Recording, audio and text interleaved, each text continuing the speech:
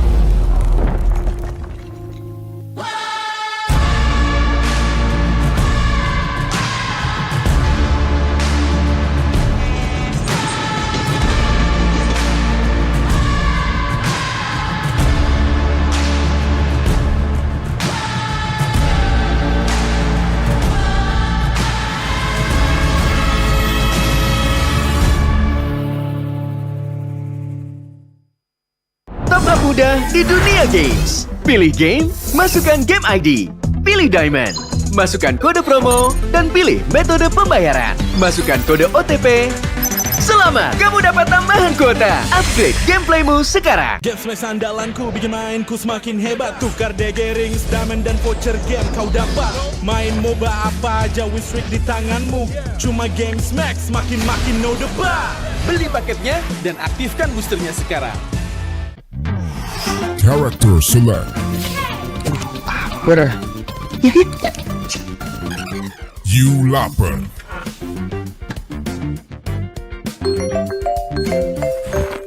Stop! Pakai klik Indomaret, belanja 1 jam santai dan gratis ongkir loh. Wah, belanja online kayak belanja di toko Indomaret. You kenyang, siap main lagi. Let's go! Belanja online seperti di toko.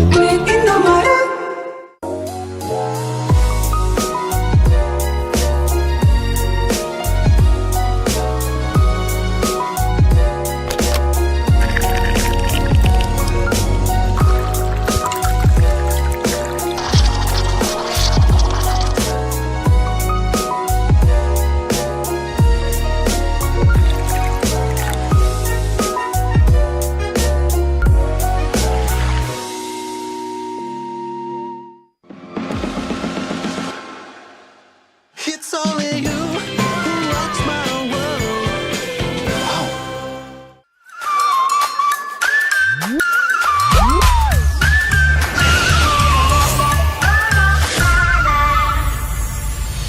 I'll be wherever I wanna be. Wherever I wanna be.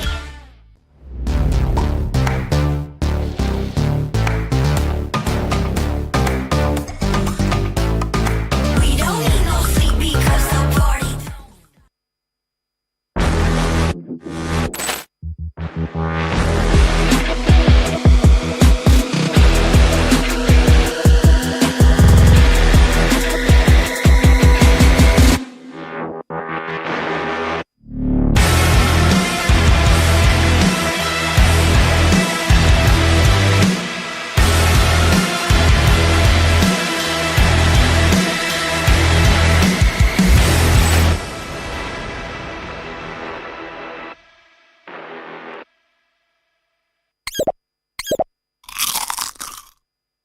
Well, I'm me, and there's no one I'd rather be.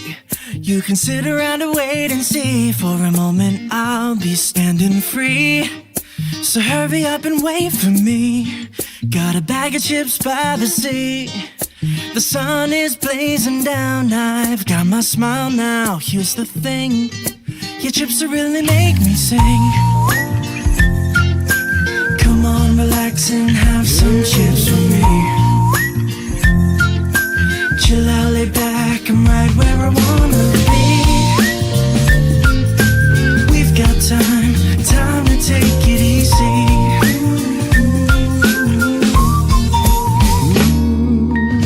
You always tell me to speed up, but slow slow down. I've been kicking my feet up and just going to town. A bag of chips in hand, I got nothing planned, yeah. Good treats by the sand, you know I wanna chow down. Oh yeah. So when you ask me if I'm gonna stay, I'm promising you I will. 'Cause there's one thing we gotta do.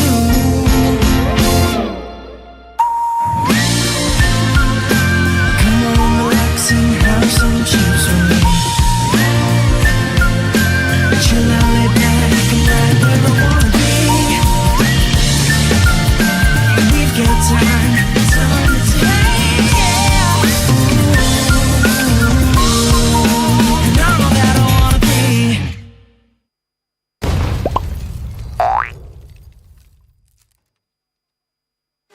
Your MVP is Chip! His portals completely set the pace of the match from start to finish. Wow, another MVP! That's my chip! Just doing my job. Can I see the highlights? I'm off the clock. Yeah! I can't wait to see your portals in action! Looks like Red Team's trying to catch Chip alone up top, but he just calmly dropped his portal and Alpha ults in to flip this fight around! A great example of skills persisting through portals! Double kill. Cyclops is taking a serious beating from Gord, but it's Chip to the rescue! Will he make it? What a clutch save! Poor Gord just got jumped JJK style! Arlot's just in time for the buy one, get one special! Man, next time look before you enter enemy portals!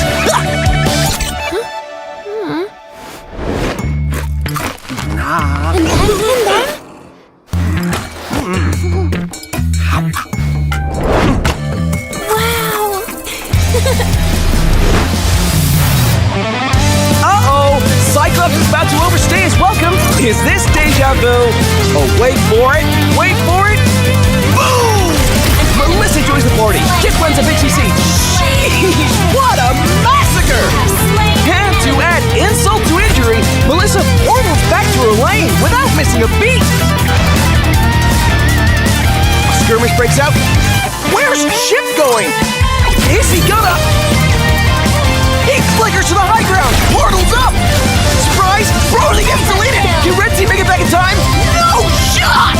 What an insane portal strat!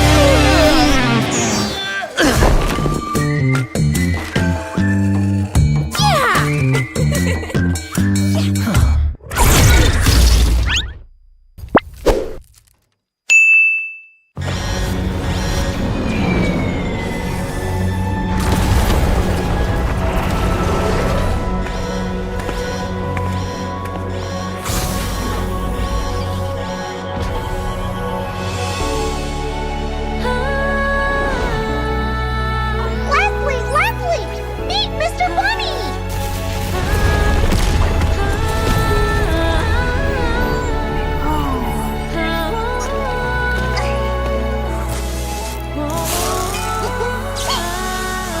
Ta-da!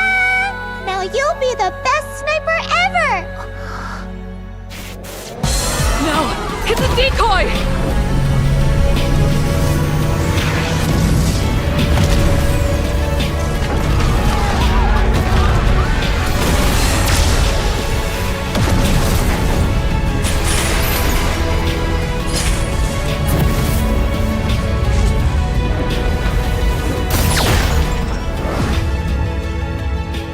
I'm sorry. Leave me alone.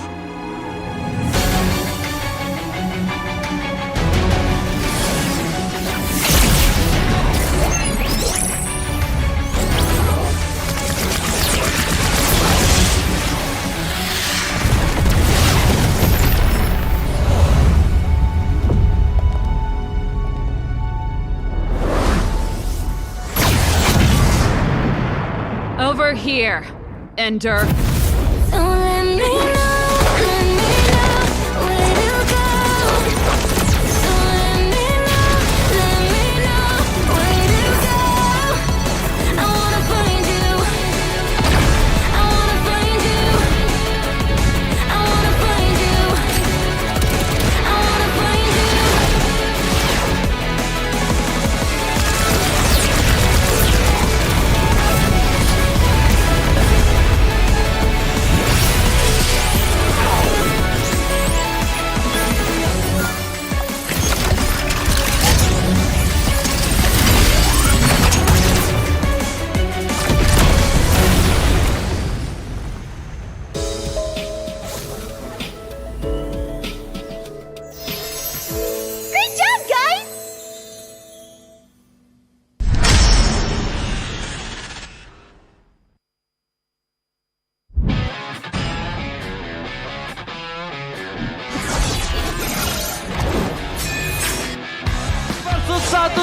can you do it? Dan Albert di sana ternyata harus hilang.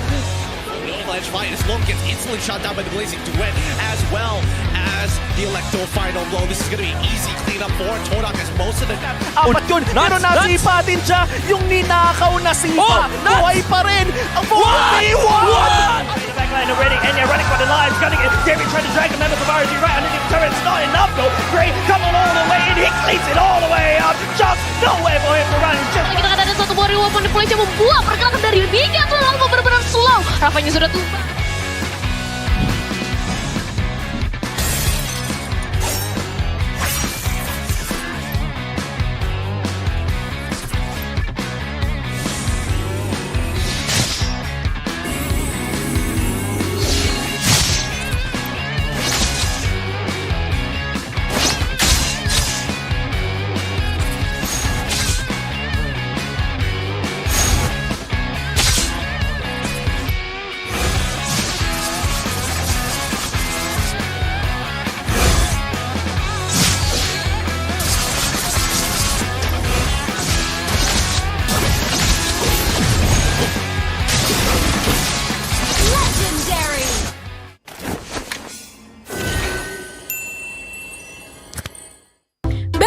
Galaxy A55, A35 5G, awesome tiap hari. Ini Galaxy A55 5G. Ngegame lancar, win streak terus-terusan, bisa tahan 2 harian. Nah, ini Galaxy A35 5G. Bisa terus berkreasi walau dalam gelap, dan tanpa batas. Makin aman dengan Roxfold. Be awesome everyday. Pakai aplikasi GoPay, dompet andalan gamers. Banyak damage-nya. Ada cashback hingga 20.000 buat upgrade skin baru. Aplikasi ringan gak makan memori. HP lemot bisa victory. Top up langsung dalam game tanpa hambatan. Ikutan selebrasi MPL di aplikasi GoPay. Menambah total hadiah ratusan juta. Bonus stage. Gratis 100 kali transfer kemana aja. Beli pulsa harga termurah. Scan QRIS dengan mudah. Download sebelum mabarkan.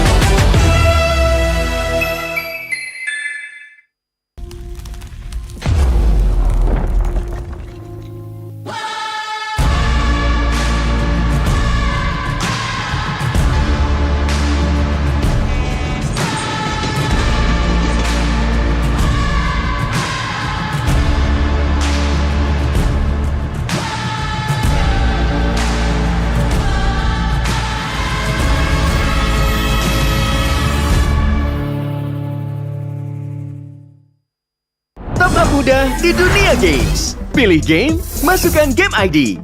Pilih Diamond.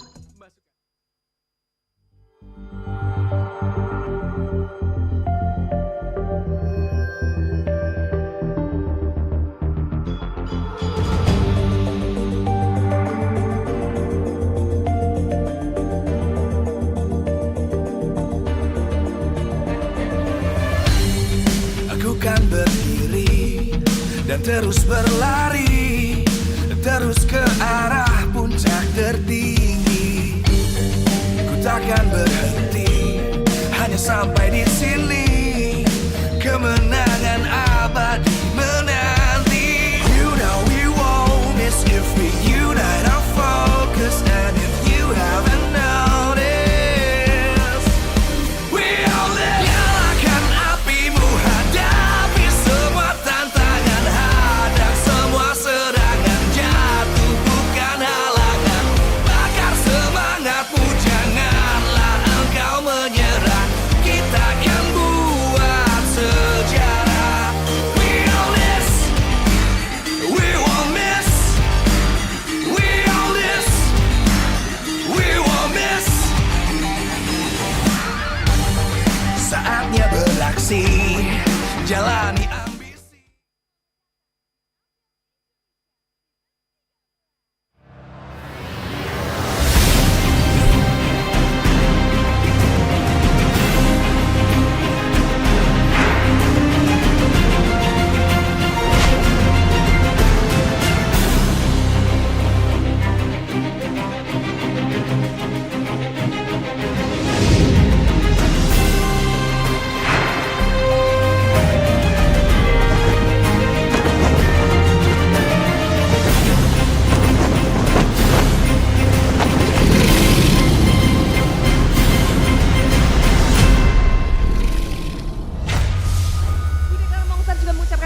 buat kalian yang udah ngumpul di sini, online dan juga para sponsor tentunya. Karena MPL begitu meriah dan begitu luar biasa karena MPL Indonesia Season 13 powered by Moonton. Presented by Official Turnamen Smartphone Samsung Galaxy. Official e-wallet GoPay, official gold partner UBS Gold. Dan juga ada partner ini sports, ada Dunia Games, Gamesmax, Ora Imo, dan juga Telkomsel. Serta supplier kita ada Indomaret, Point Coffee, dan juga Samsung Neo QLED Super Smart TV Plus, serta Saturdays. Bersama dengan government partner kita PBSI. Boleh kita tepuk tangan untuk semua yang sudah meramaikan acara hari ini. Dan tentu MPL Indonesia Season 13 begitu kompetitif. Yang bertabur para player bersinar. Akan seperti apa pesona dari para player hari ini? Karena di minggu kedua pasti sudah banyak yang mereka pelajari. Jadi sebentar lagi kita akan melihat ada seseorang yang akan bergabung bersama Bude di sini. Namun kita lihat yang satu ini.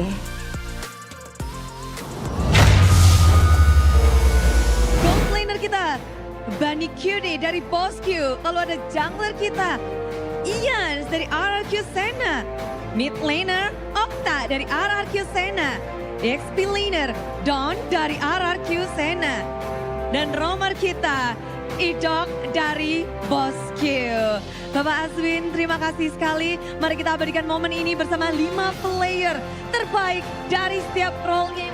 Alhamdulillah bisa menjadi first team mid laner. Terima kasih terutama untuk para keluarga dan Kingdom. Beast mid laner. Dan dia benar-benar begitu menggila di season lalu MDL. Namun kali ini dia bermain di MPL. Mari kita sambutinlah dia, Okta!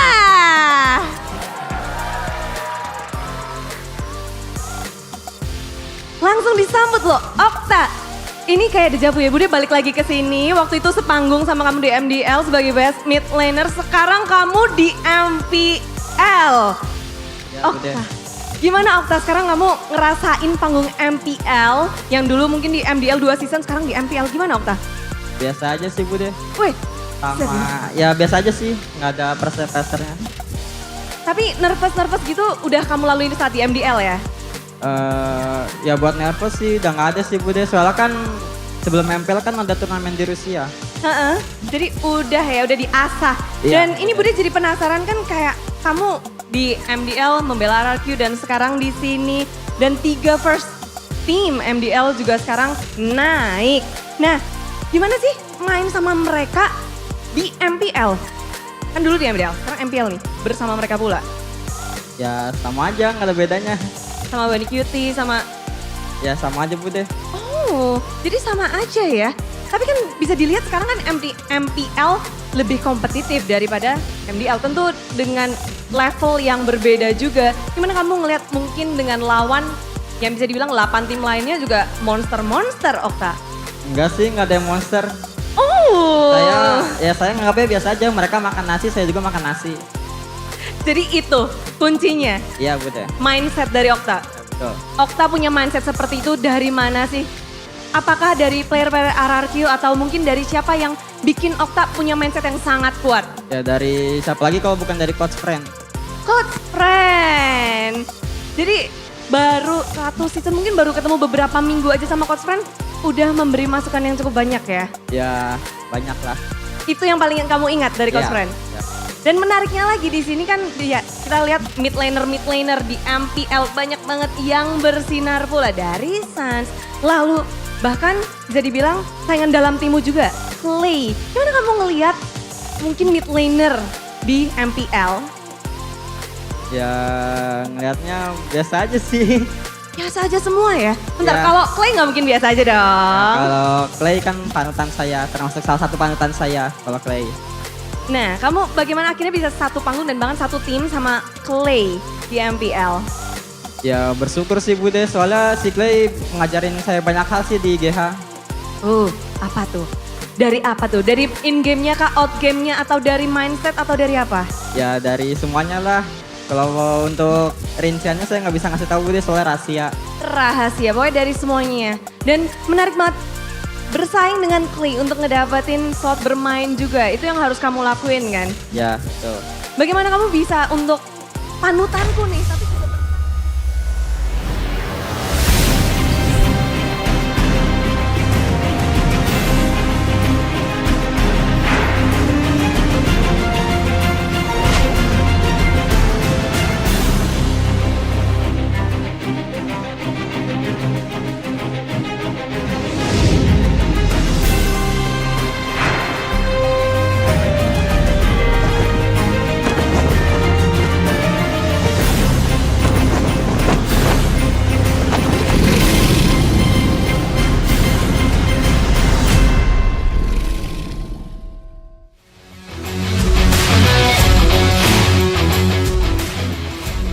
Live from MPL Arena, Jakarta.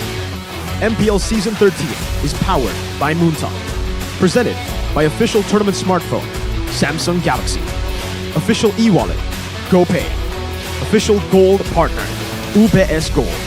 We own this.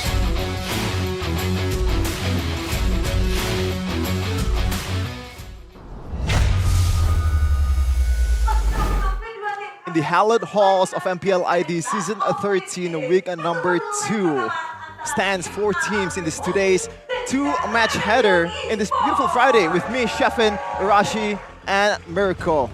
It's going to be both Aura Fire versus Evos Glory, who is still standing at 0-2. They're actually fasting earlier than a lot of people out there. They actually didn't want to eat that W in the earlier week. But at number 2 match, it's going to be RRQ versus Rebellion. Wait, I missed that out. Hang on. It's mixed up, but it's okay. RRQ Rebellion first. Rewind. Put that on rewind. First match. Yeah, it's the iftar. Because I'm fasting right now. Also, Ramadan Mubarak for all the Muslims out there. Hope we can accompany you to a better siyam, a better fasting.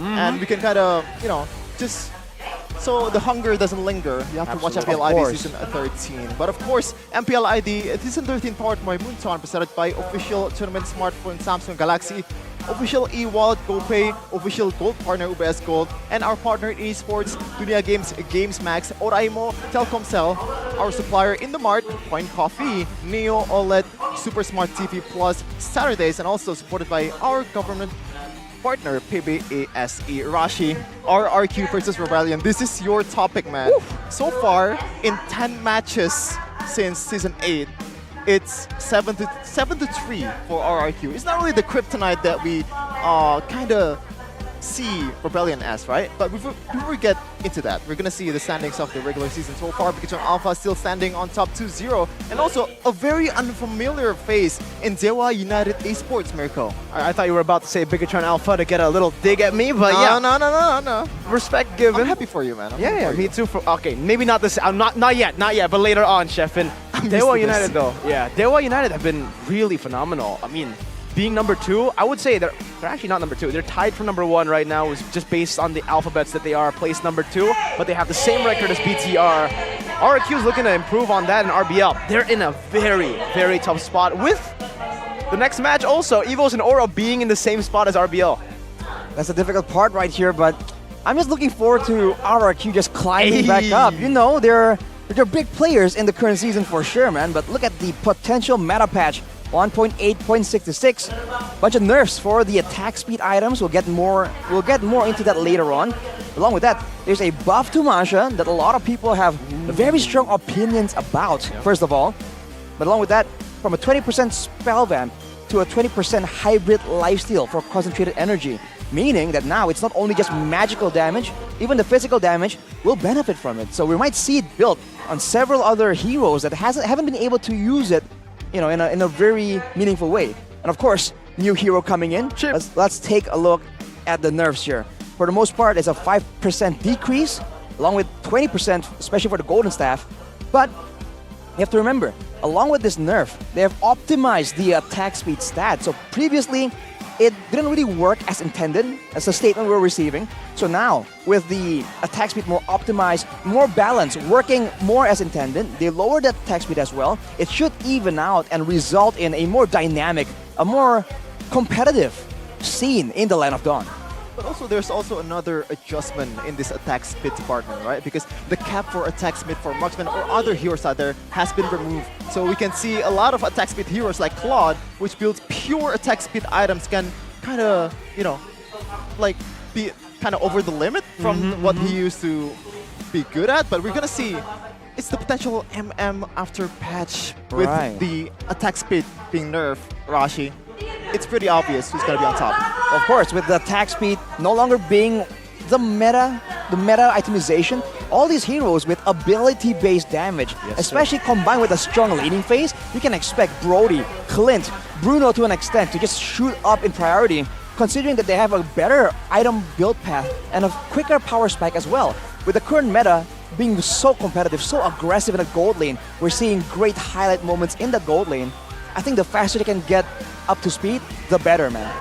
Okay, Mirko, I think you're the better person to ask for marksman and gold lane. Okay, so carry. This is a hero that has been trending so far in MPL ID Season 13 because a lot of reasons. The durability is probably the biggest part of that. But do you think it's gonna affect carry that much? I think it will affect carry for sure, especially considering, you know, a lot or most of the carries we've seen in MPL actually opted to go for the full attack speed build instead of that semi-tank build. But with the semi-tank build, I think she still remains to be one of, if not the best laners as a weak side laner. When we're talking about carry, as in carrying later in the mid game though, I'm not too sure that it will be the best option anymore because of the attack speed nerfs. Okay, Rashi, I'm not gonna risk it. Go for it. You're gonna risk what? Well, you know, I'm not the saying comparison anything. on stage right now, proving ground for MDL ID Season 8 best mid laner. This is his moment, man. There's a lot of people with very strong opinions about Octa in particular. Love him or hate him, he is one of the most unique mid laners due to his very wide hero pool, right? And a lot of people do draw some comparisons to Lemon, but obviously this man needs to prove himself. He can't really claim that kind of similarity to Lemon unless he's delivered on the highest stage, right? This is MPL, right? He was in MDL. There's a massive difference. Yeah.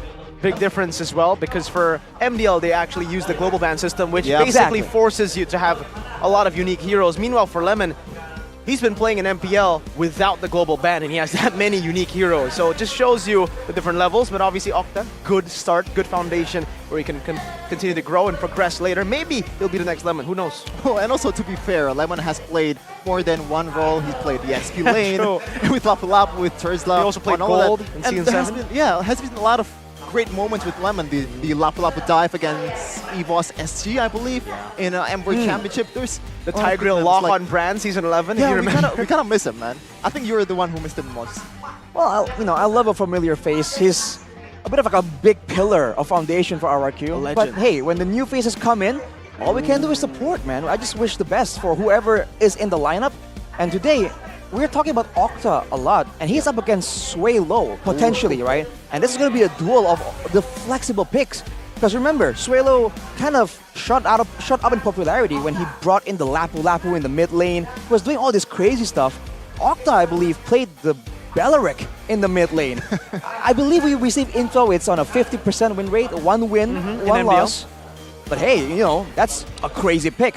Now with both mid laners being extra crazy, I wonder how wild the picks are gonna be, because again, the meta is very dynamic right now. Yeah, speaking of crazy, it's not just on the mid lane, right? Because Rebellion, they're known for experimenting a lot, both in the lineup and also in the draft. We can see early in the season, in week number 1, they actually used Hanzo, a very cheesy pick, but it didn't work out because Trian is just Trian, my favorite player, shout out to him. Child damage, yeah, it is. Child damage, lethal ignition, who would have thought? Who would have thought that's the counter for a mere Hanzo? Yeah, I think we have to give props to Drian. That was incredible. The flexibility of the last Kage, still the last Kage because he's literally the last Kage in Indo. All the others are either retired or in Malaysia right now. Udil, shout out to Udil. But I have to agree, Rebellion, in the past they have found a lot of success with those cheese picks. This season, not too much. Again, Rashi mentioned it, Lapu, the Terizla mid for Sway Low. It's not really unheard of when we're talking about Rebellion and cheese strats, but it just hasn't worked. But why hasn't it worked this time, Arashi? I think execution plays a part as well, for sure. But also the meta is just getting a bit more mage heavy. We're seeing a lot of heroes have a lot more priority in the lane control, in the mobility. So automatically, the mid lane needs to try and compensate for the lack of crowd control, the lack of wave clear as well. So we're seeing a lot of Vexanas and other mages. Okay, we're going to see the lineup for Rebellion Esports. D going into the lineup for the gold lane, replacing Moai, I believe. And also, look at who it is! Bro! Look at who it is! Then from Bogor, and a debut for RRQ, Bunny Cutie, the champion of MDL Season 8. That's a very familiar face. Clay making a return. And wow, this is a different combination. We're not seeing the rookies coming in for RRQ. What's going to happen, man? We'll see exactly what's going to happen with a new lineup, with a new face in the gold lane after seeing Skylar for so long. Now even the captain, Bunny Cutie, the new hope for Rex Regum Kaon, with Clay and Banana solid veterans to round up the draft. Ladies and gentlemen, welcome RRQ Hoshi! With the Royal Gunner absent, Bunny Cutie hopping into the lineup and trying to jump onto this hurdle that is Rebellion Esports. Looking clean with the new jersey as well. They're looking confident, man. You would expect some nerves coming into such a big situation. But for RRQ, it's just another day in the office. Let's see what they can do with this new lineup, man. It's a lot to really look at. A lot, especially Bunny Cutie. There has been a lot of hype this season, Miracle, for this guy. He's actually took down RSGBH in an international tournament with Tiger Wong. Yes. Before he is the king of the jungle right now, he's the king of kings. Well, up against the king of kings, we have a rebellion brewing in the midst of the crowd. A team that were successful at taking down the kings 2 times last season. It's Rebellion Esports. Still looking to live up to their name, the Kingslayer, the Treasonist. Vincent, this is the biggest taunt against RRQ. Wait for it. Ooh. Bow down to the new king, Vincent. That's a bold statement, living up to the name Rebellion. We'll see if he succeeds, especially in that jungle matchup. That's easier said than done. Shout out to Rebellion, man. They always bring the new flavor every time they went into the stage, and this time around, it's with too much spice, I believe. I love it. I love the spice. Keep it coming for Rebellion, though they also need to keep the wins coming as well right now. And obviously, the 4 brains of each team, still Coach Fren and also Coach Zaya. Meanwhile, for Rebellion Esports, it's Chico and Vivi. Battle of wits starting all the way from right here. Coach Zaya just giving Coach Chico some side eye, bro. He's trying to send a message. Don't play with me, bro. Don't play with me. Don't use those cheese pig again. You're gonna regret it.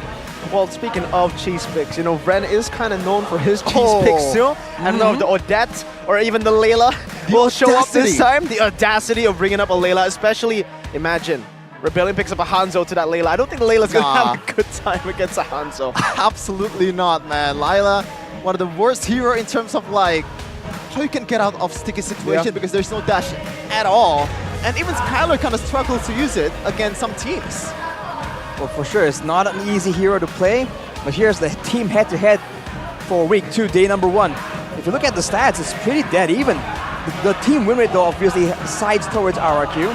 And what's noteworthy is the DPM, I guess. But again, it's very early in the week. Stats don't really say the whole story, especially when you have changes happening here and there. This is not the same kind of RRQ.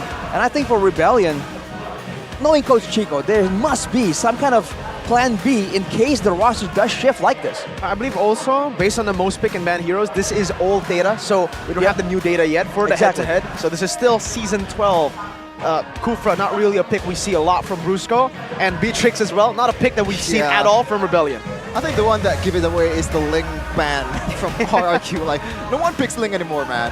No one. But we can see here, obviously, the kingdom still stands. Still very loud.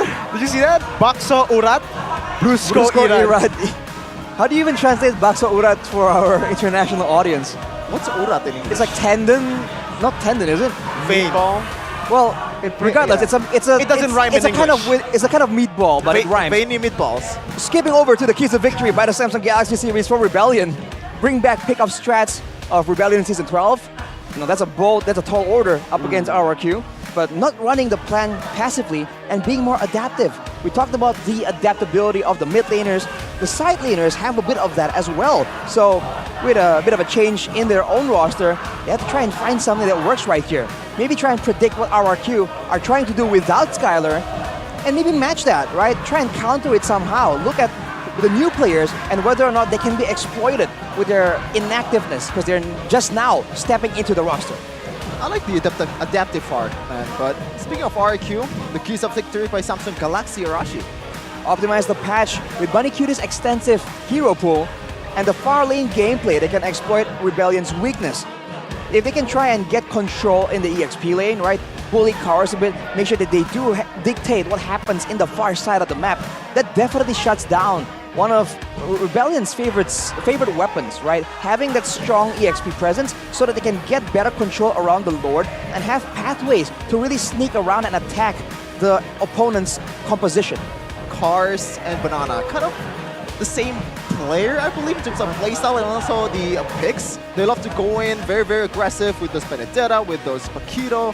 Obviously, Banana, one of the best Benedetta, not just in Indonesia, I believe in the whole entire world too. Ooh, yeah, wow. I think so. One of. I'm not saying it's the best, but we've seen over and over again how this guy can turn the tides of the game with those Petrify Electro Final Blow. Meanwhile, Cars, we know his potential, but the question is, can he live up to him in this Season 13? It has been enough time for him. It's time to shine.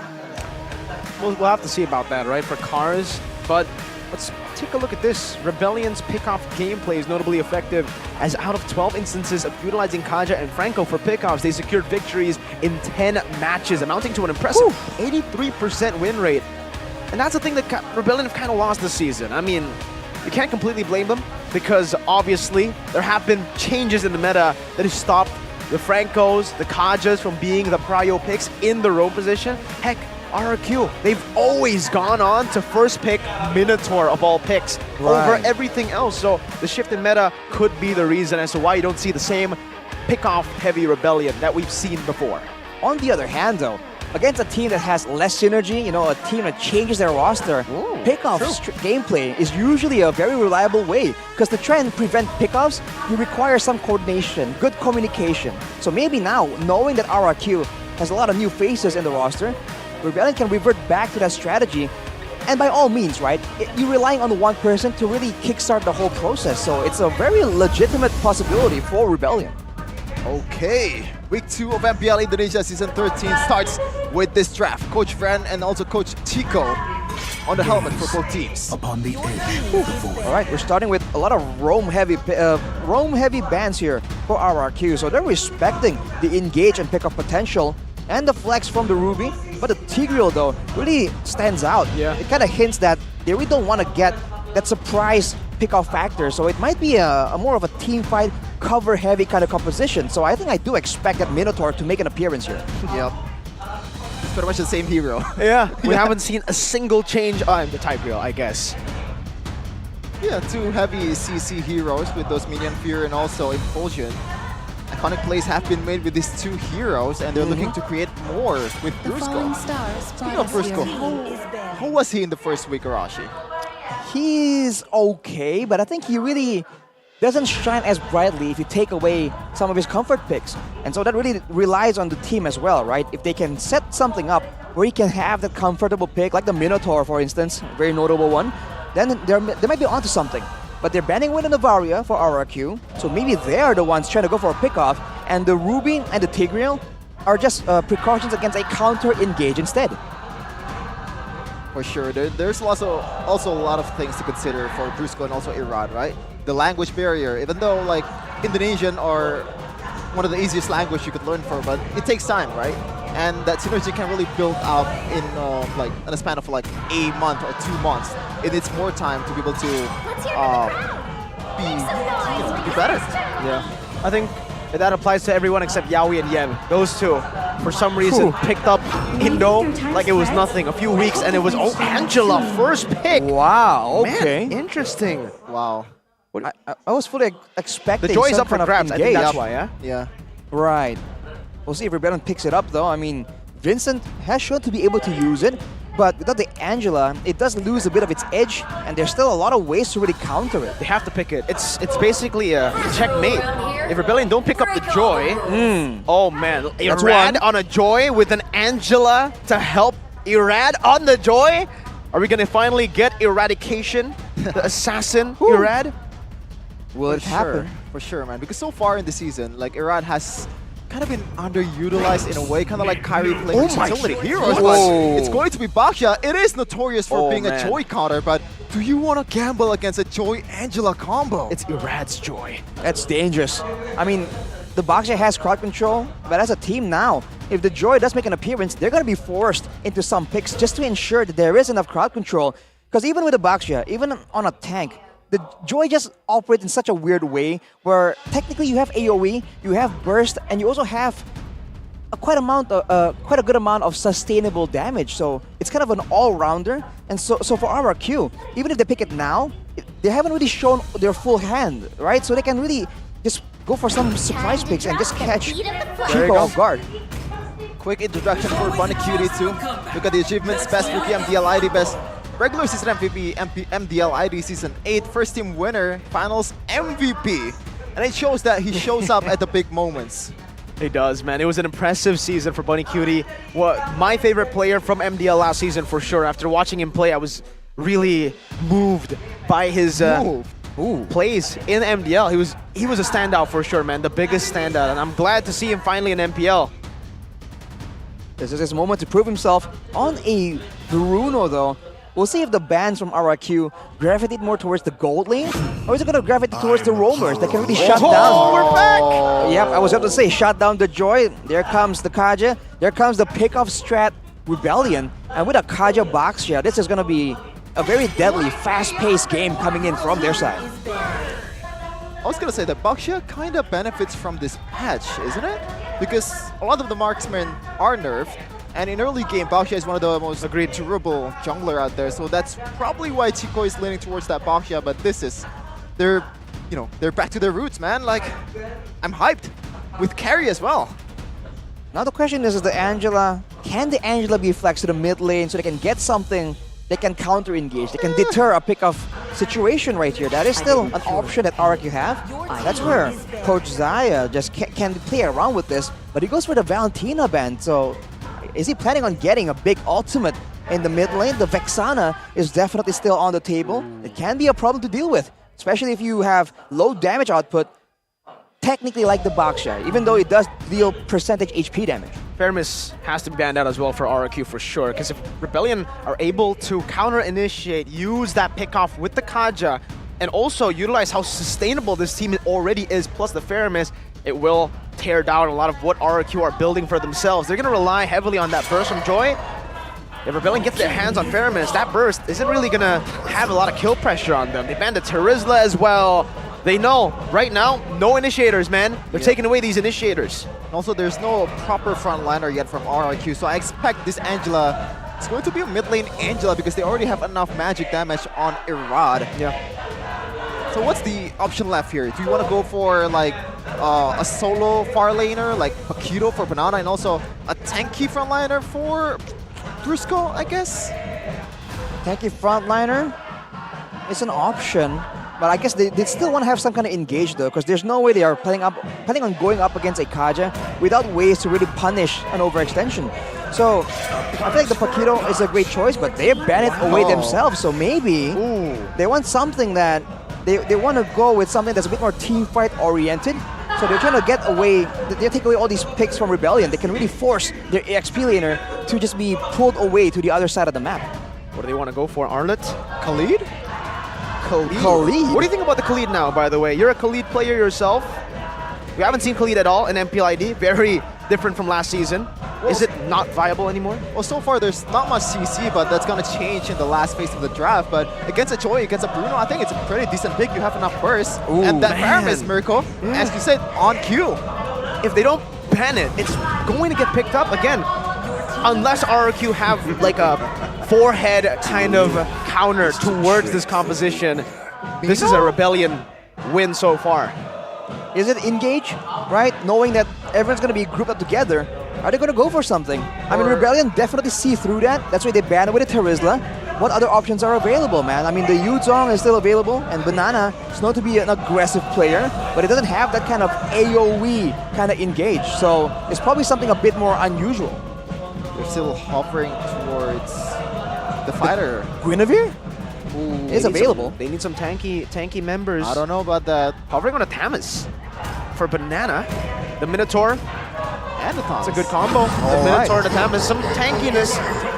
But is it enough to take down RBL's very sustainable draft? They have a whole lot of sustain. I think in team fights there has to be sacrifices to be made for RRQ, for that Kaja, whether it's Minotaur from Brusco and also Banana with that Vengeance Thomas, and that's probably why Banana picked it, because he kind of thought he could withstand all the damage coming in from carry with that Vengeance and also that Divine Judgment combo, so you can give some time for RRQ to set up for those damage to come in towards the damage dealers from Rebellion.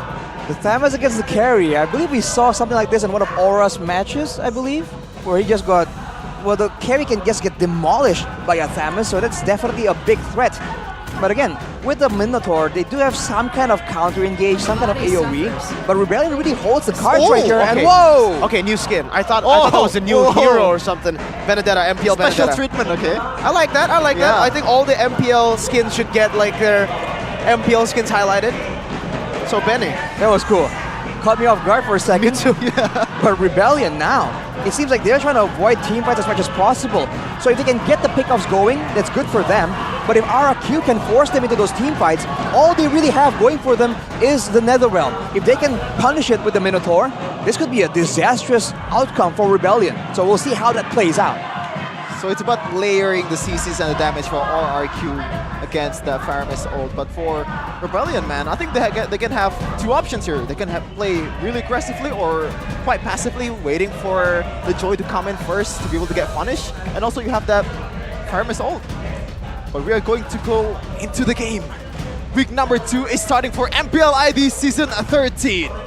Rex Regum Kion versus Rebellion Esports. Whoa! Hello there! Hello there, special treatment for the Benedetta as CITB as Sheffen's in the building.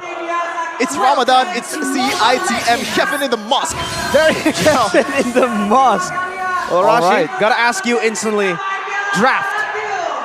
How's it looking?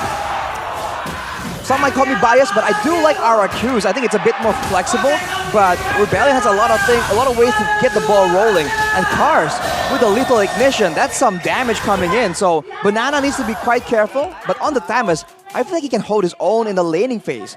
For D, he's going with the Brave Smite, so expect a lot of attention here in the gold lane, man. RRQ is definitely looking to try and shut that down, even though it's not Skylar, it's not the, the gold lane heavy focus from RRQ. Early trades going to the side of Rebellion, but the lethal was secured by Irad. Yeah, I like the attention towards the gold laner, Ashi. Especially, this is two different EXP laner. We're talking about Benedetta.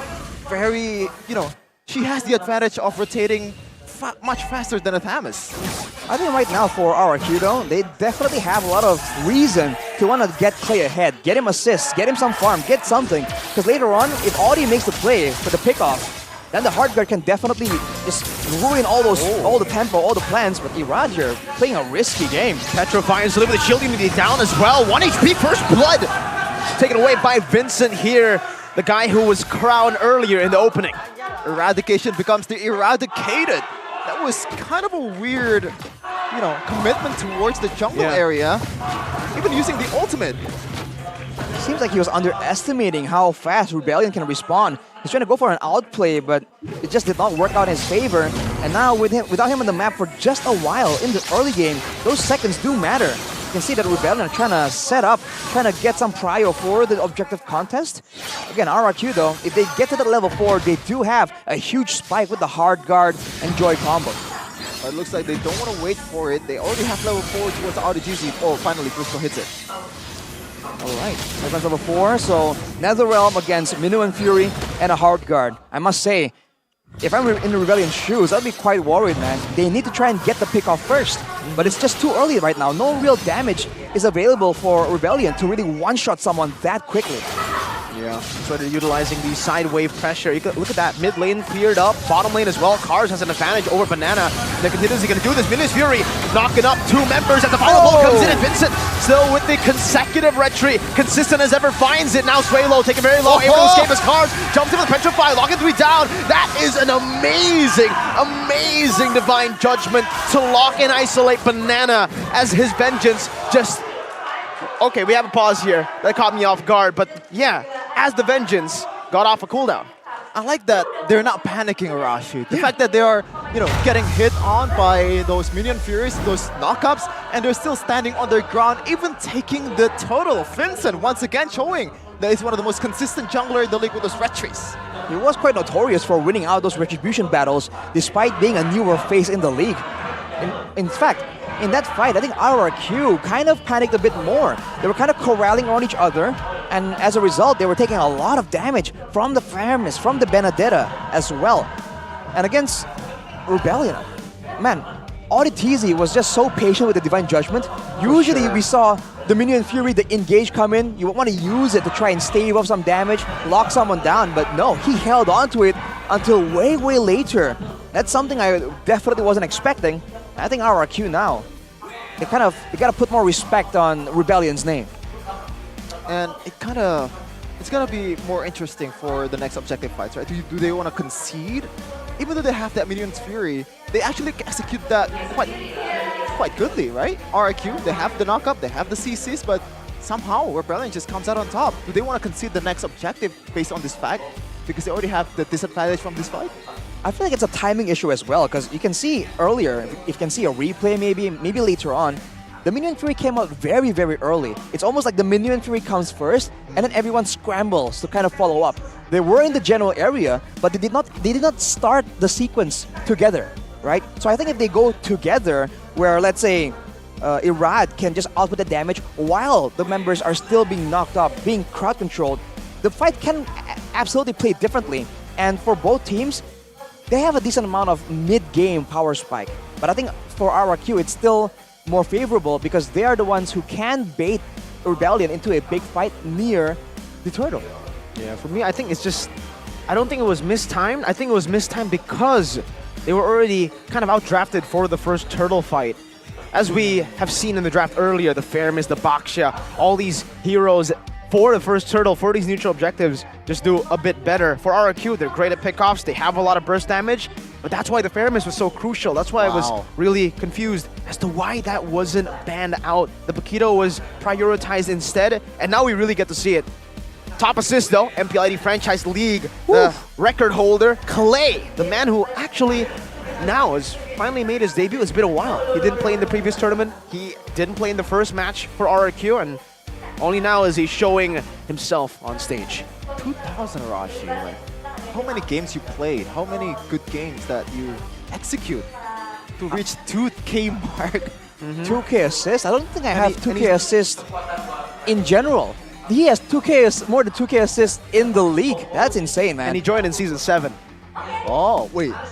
Yep. Yeah, that's you're right. Wow, okay, but we're gonna go back into the game as we already fixed the problems that we have so far. And in terms of gold department, obviously Rebellion already leading about 2K right now after that turtle fight. Looking at the talent predictions by the Samsung Galaxy series though, hey. Wait, what? Didn't expect this. You didn't expect most people to go for Rebellion? Yeah.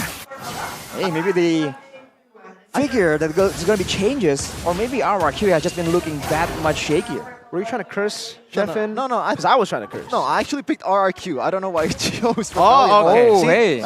That's why I was kind of dumbfounded. But so is it Indo against English desk as always? Let's take a look at some of the emblems before we get into that though by GamesMax. D for sure with the firmness, with the tenacity as well. All defense. Because he knows, as long as he survives, he can output that damage. It's only a matter of time. For Auditizi, it's a quantum charge for a bit more of a boost, a bit more damage and sustain.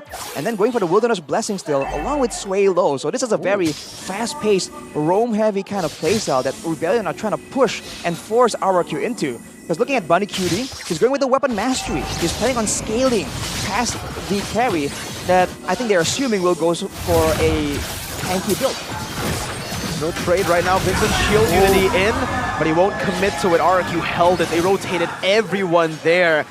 Cars cleared up the side wave, and now we'll be looking for that turret. If it's traded turret for turtle, is it going to be worth it for Rebellion?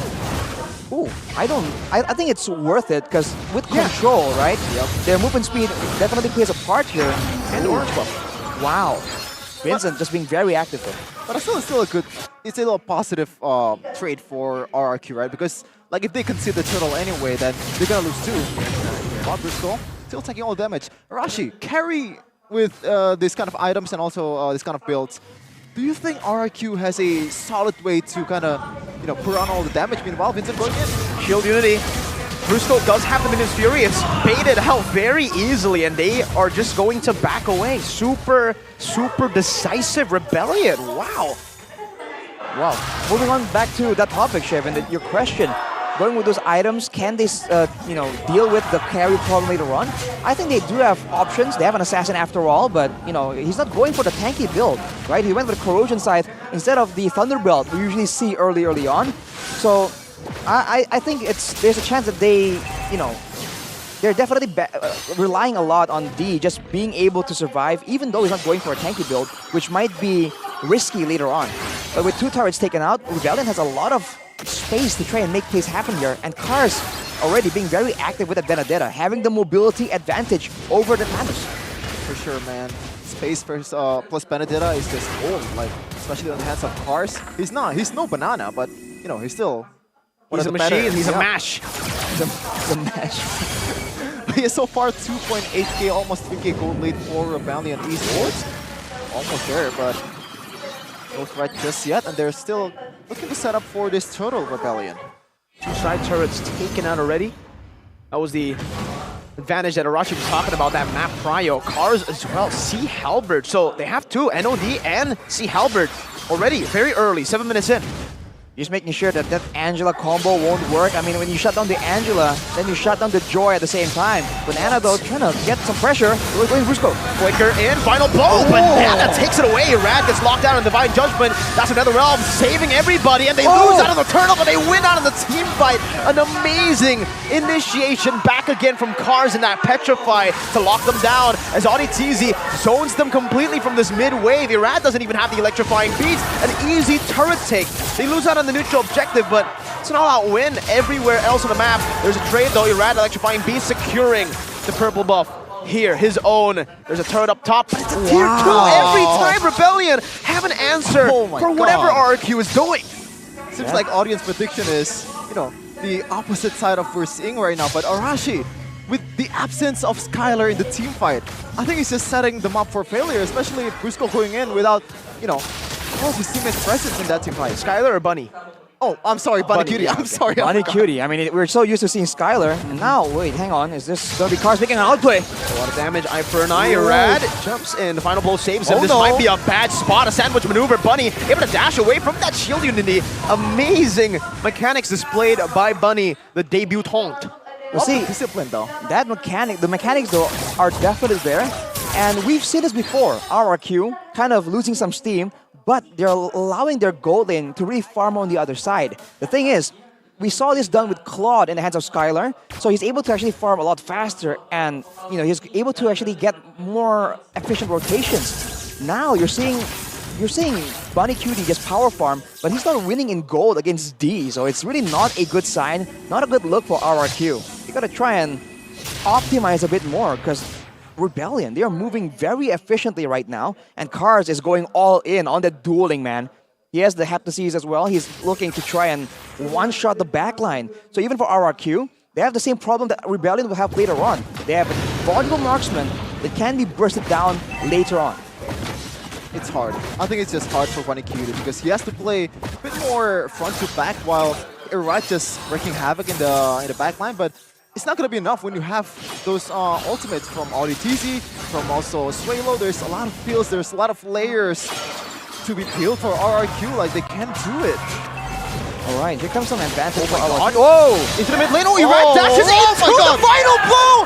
And he loses his life to the lethal ignition. Vincent finds the Lord as well. An absolute disaster for the Kings of Kings. The Rebellion is on. It's the rebel, it's the treason.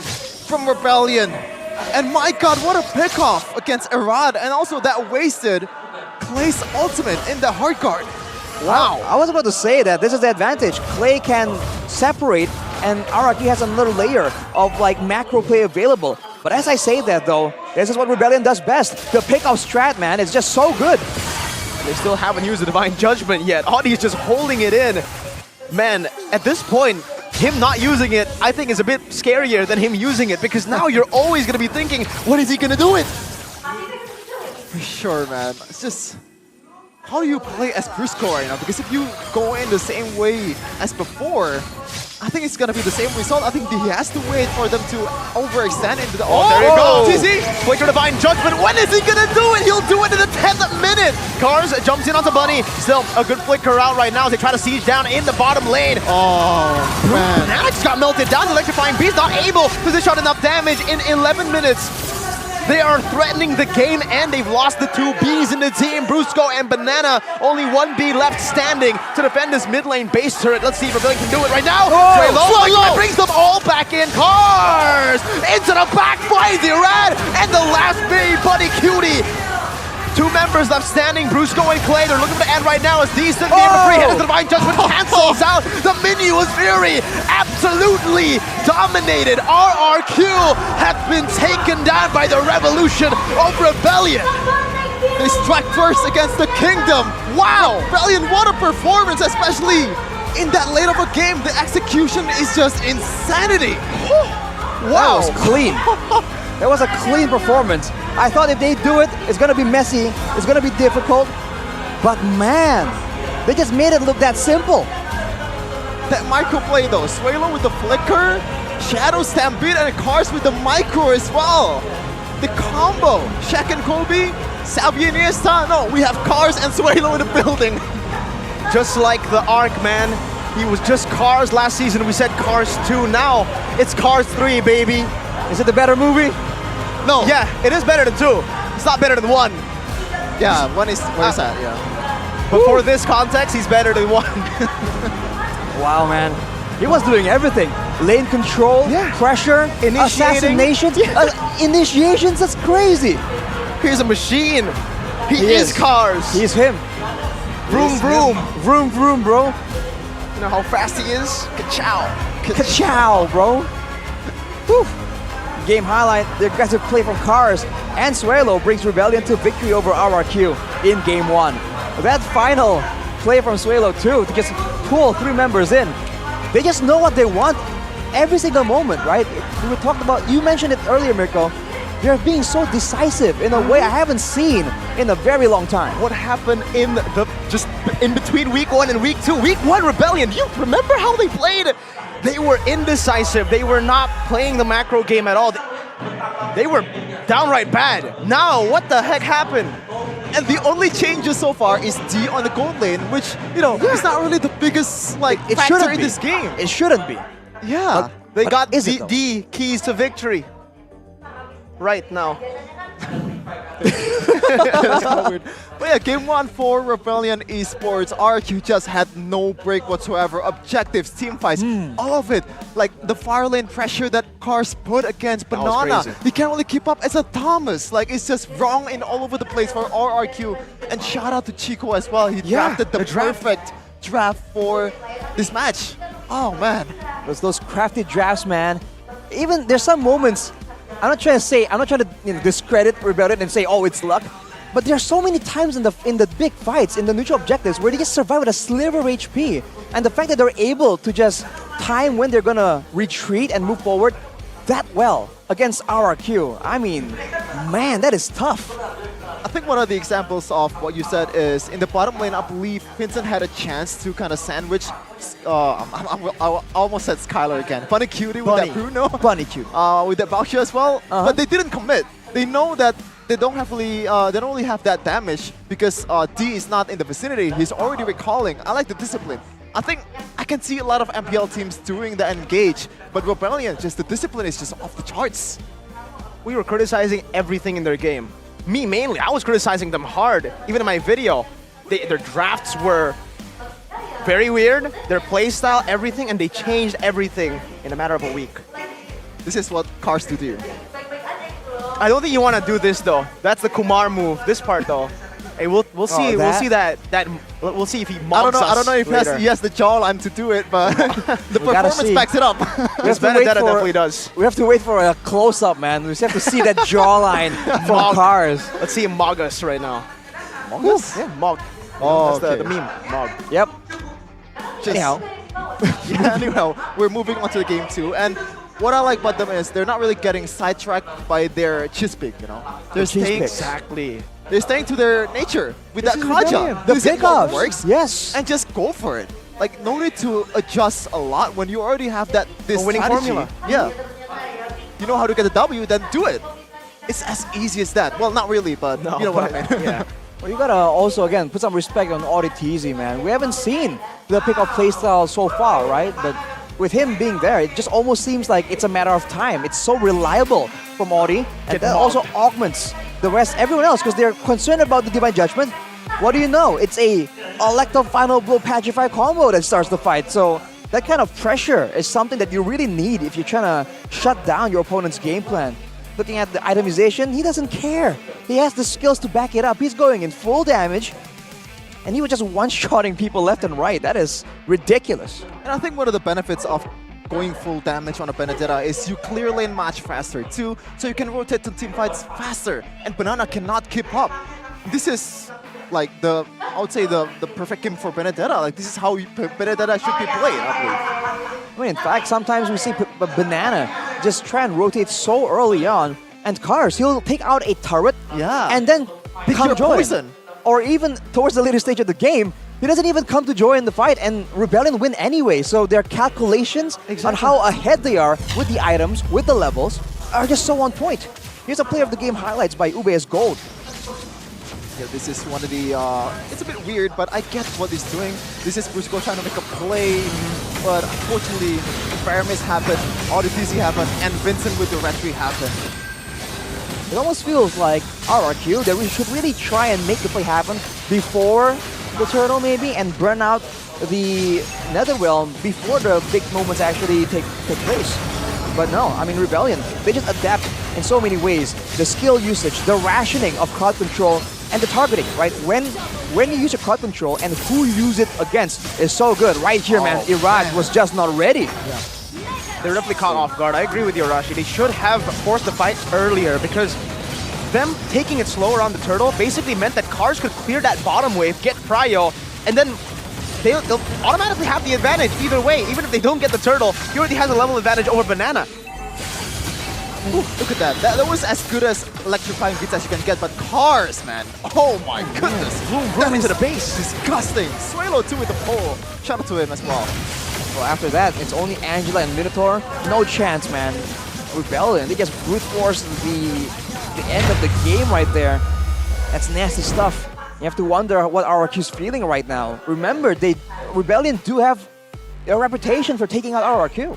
Is it safe to say that RRQ got destroyed? Ooh! The destruction has begun? Man. D. Yeah. Is he the key?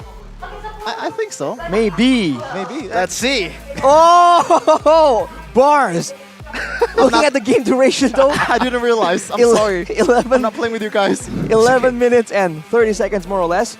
Look at the difference, man. Even in the turrets, we saw earlier that whenever we see teams get some advantages, they're able to take out one turret. They're able to take out one neutral objective. With Rebellion, whenever they do get momentum, they take out two turrets at once. The speed at which they are rotated around the map is definitely being put to an absolutely good use. And towards the end of the game, that's where Irad finally gets the Divine Glaive. But at that point, everyone has itemized against it, especially Vincent on the box here. Everyone else though, even Carry in the hands of D, he went for the Rose Gold. He's going full damage here, not going for the tanky build against a Joy, right? So that shows again the confidence that this man has, you know, in attempting to outplay one of the more notorious junglers in MPL right now. You can see the stats, the full stats, damage dealt, damage taken, turret. Rich guy, D is there, the cat, wait, is that D? Yeah, that is D, right? Yeah. He looks so different when he smiles. I know, right? But in the build earlier, I realized there's 2 flasks of the Oasis from Brusco and also Clay. Do you think Brusco should have gone for more of a defensive item for himself because he's the frontliner, Rashi? My question is, does the photo stack? So here's the thing. As far as I know, right? We can check it out later. But I believe that I'm pretty sure the cooldown is per hero, right? Per player, technically. So it doesn't come from the item itself. It comes from who receives that passive. Okay. So in that sense, it should not be stacking, the way we expect, right? Like one time from the Minotaur, one time from the Angela. No, the cooldown begins on the person receiving it. So yes, that is a bit of a problem there. But at that point, I mean, what were they gonna build anyhow? I think it's better to go for like something along the lines of immortality or something with a lot of HP, man, because you are gonna get pulled. You're gonna be quote-unquote the target before the team fight begins because D is there, he can burst Minotaur, and Brusco is the key to victory for RRQ. He's the only one who can deal that CC to be able to give some room for Irad, for again, Bunny Cutie to deal damage. Bunny Cutie. Yeah. I don't think it's gonna benefit him. I think it's a solution to get better, to execute the game plan better, but overall, I think that was just an outdraft. Rebellion knew their cards well. Yeah, we'll see though. If the story is gonna stay the same, will it be the same Kryptonite in Rebellion Esports against Rex Regum Kaon? Or will we With the see Hoshi. other changes from Rex Regum Kaon Hoshi? Yeah, maybe Scholar will replace Banakuri or other mid laners gonna come. Yeah, possible. It is a solution, right? And Rebellion, I don't think they need to do anything. They need to stay true to their ideals, but we're gonna take a break first before we go into the second game, so stay tuned and wait for us after this break. Very, very quick break. This week, I'm gonna stay until April. Dia akan stay sampai bulan April untuk mendukung Ira tentunya. But are you with your friends here supporting Ira or something else? Can you introduce yourself, girls? Hello, my name is Nicole. Are you supporting Irad as well? Yes, I'm supporting Irad and also all of the Filipino imports here in Indonesia.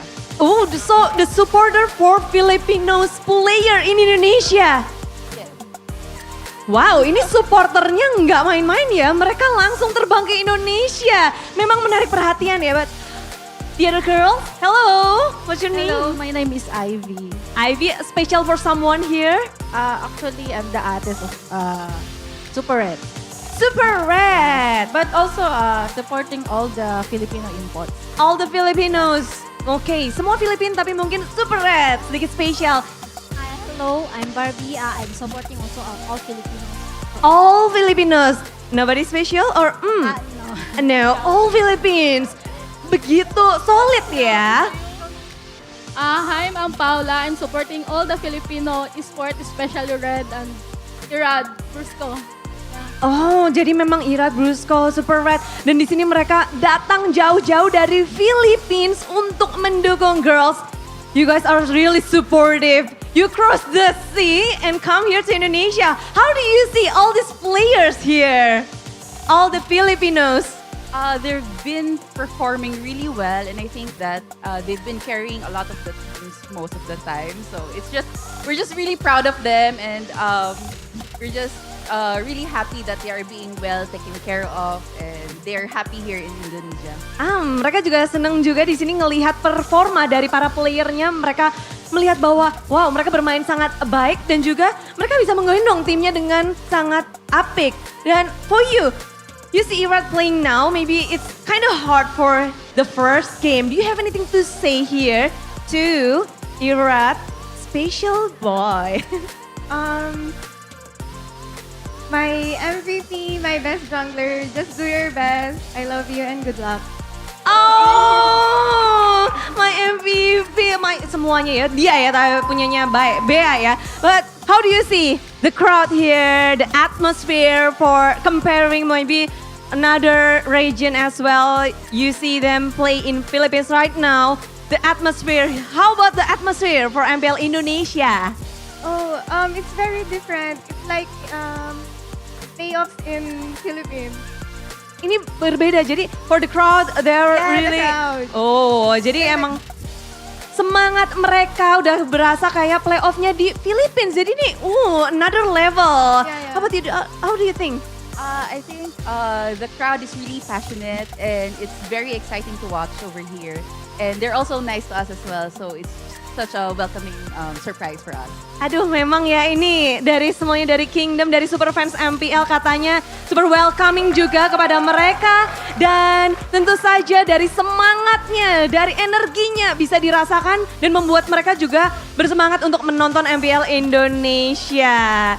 Dan menarik, do you see any difference between Irat in Philippines and Irat in Indonesia? Spill me please. Is there anything? He plays better because of martabak. Dia main lebih baik karena martabaknya. Oke, have you tried it? No, not yet. But Not if yet. I will buy me some. Later, dia bakal coba because of the martabak. Apakah kekuatan dari martabak bisa memberikan semangat untuk Irat untuk game kedua? Mari kita saksikan, inilah dia. Game Anarchy Ozzy dan juga Rebellion Esports Game 2. Let's go. Thank you girls. Thank you. Thank you.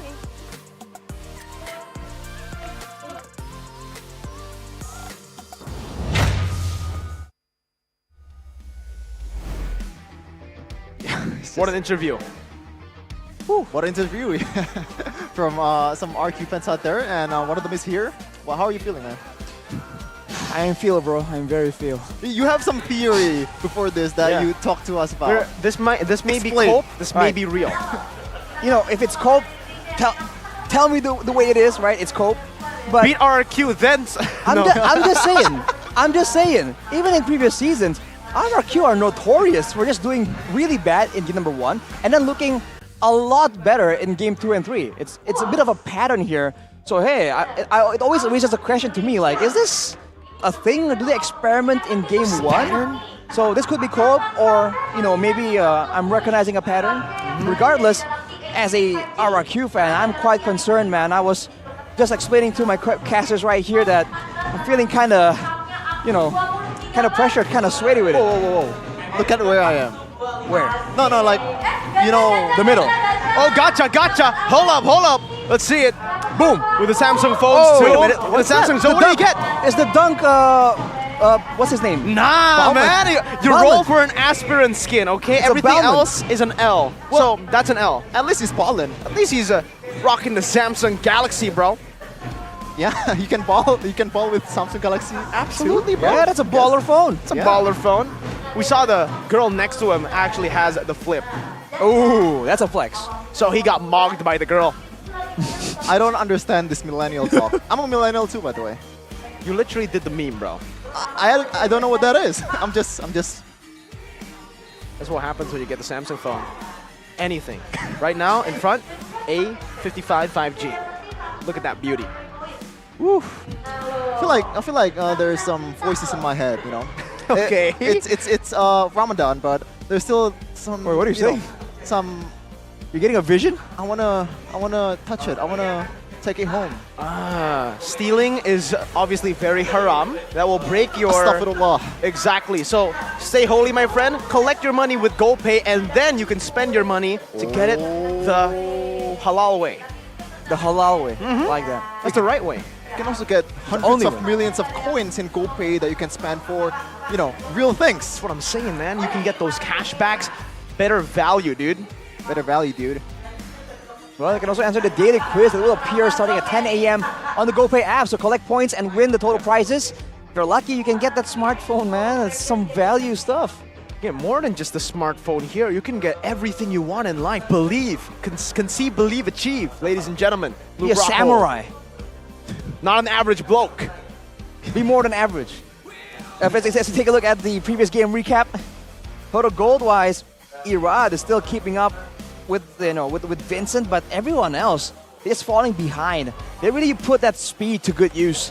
And if you're looking at the cam right now, that's Clay, so it does seem like they're gonna say his name right. Say his name. Then from Boger. There you go. Subhanallah. Whoa. Masya Allah, brother. Oh, wow. Oh, wow. All right. We will see you in Jannah. This is beautiful, right? In the month of Ramadan, right? When they are fasting as well. You gotta stay holy. Oh, on the other side. It does seem like there's a different route to this. I do not advocate for this, but you know, you do you. You do you, man. You know, we got. What a contrast. I don't even know what to say. I think I'll leave it to Sheffin. No, I'm not even gonna say anything. It's a bit risky. Okay? It's a bit risky, he says. Yeah, but yes, Well. Relo, rubbing his hands, ready to go for another draft of Coach Fran and Coach Chico. Coach Chico, I believe, had the upper hand in the first game, Rashi. Like, what are the changes for Coach Fran this time? I think be a bit more direct. It seems like they were reacting a bit. They had their eyes on the Angela Joy combo. They got it, but then they kind of faltered towards the end of the drafting phase. So I think they were trying to respect a bit too much. I mean, the Paquito, the Valentina. The Valentina can, we discussed it a bit, can steal the hard guard, but overall, I feel like, again, like compared to the Faramis, I feel like the Valentina was somewhat preferable.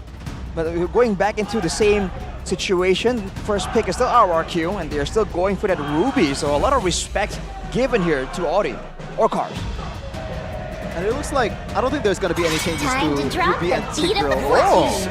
Okay. So Joy ban, already different for Coach Fran. He's still looking for some options, whether to ban the Typil or not. Like, is it bannable or is it worthy to ban? But Coach Chico, what is the response? Still with the Nolan. If they broke, don't fix it. Yeah, limiting the eradication from Arad. We'll see what they go with after though, because they saw the CC being banned there. And I believe that it's a bit of a target towards Banana. I mean, he's known to play that CC quite a bit. And they want Cars to do what he did in game number 1. So going for the CC ban again right here ain't that bad of an idea, because they went with the Tamus to try and get some strong laner to try and get the same effect, but it really wasn't the same. And it really wasn't as mobile as the CC. So Banana at this point, if RRQ goes for the same options, have to start thinking and problem solving on what really fits in that scenario. Still using their time. About 5 seconds left for the ban for RRQ. So they're really thinking about it, but it's going to be an export, so I assume they're going to go for something like a Baksha or like a Minotaur right away. Like those frontliner that has a lot of uses, I guess. But this is a bit too early, I believe. But, well, I'm no Coach Fran, but for me, for you, well, love to see. The CC does come through, but same exact bans. As you're saying, do they want to try and go for an early gold laner this time? Because we saw them playing kind of for the gold lane. It didn't really work out. They're the ones picking up the carry this time, though. Will that be enough to make a difference? Because, you know, it's not a foolproof solution. The carry isn't a silver bullet. For sure, especially when you have a pickoff player as good as Audi TZ. You already proved that Kaja works. And I believe this is the first time Kaja has been picked so far in MPL ID Season 13, right? It has been banned 3 times, but the first time Audi TZ picks it, it's gold. It was. It's Ubes gold. Oh, wow. Classy. I mean, Kaja is gold in color. The falling stars. True. That's a fact. Gold-plated armor. Novaria left open, picked up instantly. Do they want to go for the TIG as well? Is it too early for a TIG, though? The Tigreal? It was banned out, right? Yep. Oh, Dino Man! Another curveball from Rebellion, showing that flexibility we've been just hyping up. Will the TIG go in the hands of RRQ, though? They do want that kind of engage right now, knowing that in the long run, that the poke game from Novaria, man, you can't take it lightly. For sure. I think the plan for Chico right now is to wait for RRQ. Do they want to pick those heavy CC heroes, or do they want to pick other heroes? When the body suffers. Fredrin? It's going to be that Benedetta, MPL, and Fredrin. 24/7. Nice call there. Very, in this case, it's going to be a jungler, I believe, and Banana. Last time it was Cars, and this time he got a chance to show off his micro game, and macro game too. Now the foot is on the other shoe, and Shevin was hyping up Banana's Benedetta, so we'll see if the caster curse strikes again. I don't jinx Banana-detta. But the Fredrin, though, in the hands of Irad, we've seen him pull through in some really tough games off the back of this pick. It's almost like a signature Eradicator pick for Irad. So we'll see what he does with it. And for now, what will Rebellion pick in response to it, right? Usually we see some percentage HP damage, some harassment, some poke from far away, but no, it's gonna be the Paquito mechanical battle in that EXP lane. It's a good matchup for the Paquito, man. The Benedetta doesn't do too well in this matchup against the Paquito. Whenever she tries to clear as well, Paquito can match that. And remember, Paquito just got buffed as well, so he's quite loaded right now, his kit. So the details of the buff is, I believe, his second skill and third skill is adjusted. The range, not the range, the hitbox, the width. Hitbox, yeah, the width. The width of the skill is wider now, so you can hit more targets, and you can hit targets more reliably. That's also what's important right here. And we've seen Cars perform on the Paquito. It was already kind of good before the buff. Yeah, it's kind of big already, yeah. It's even more massive now in the hands of the machine. The mash. Yeah, we're gonna see the most used heroes. That's 30, man. He's only played one game. Come on. I think we have to include last season's stats. I know that the meta changes, but this is I don't know. Weird, but look at Sway Low though. 33.33% win rate and 3.33 KDA. Coincidence? I think not. I think so, actually. Yeah. Going into the second phase, Coach Fran just banned the Minotaur, and if you want to go for it, banning two heavy CC heroes integral might not be a bad idea. But on the other side though, they actually banned the Kaja, a hero that ODTC uses a lot. But Rashi, man, wait, I cannot hear you right now. Exactly. You know what? I have a crazy theory right now. They ban out the Kaja, they ban out the Vexana, they pick up a very tanky jungler. Could it possibly be the first time ever that we see the Novaria go back to Rome? Because it was also one of the signature picks for Audi last season. If you remember, if he doesn't get the Franco, doesn't get the Kaja, he plays with the screening type of playstyle with the Novaria. You might be cooking, Mirko. I might be cooking. I'm not gonna eat it though. I mean, with a Paquito, it does give them the tools necessary, the wave clear, the flank, the movement speed potential.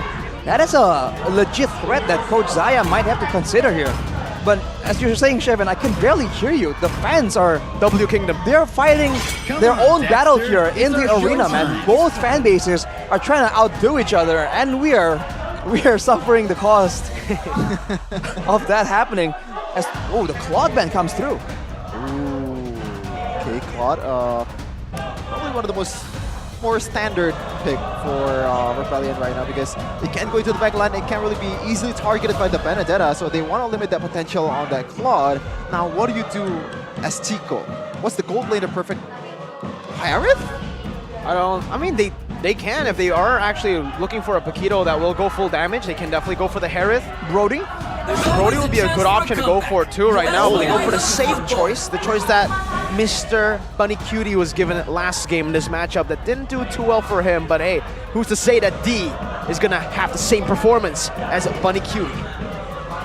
We'll have to say it now. It's quite the reversal. Even in the bans and in the picks, things are looking quite different and quite flipped.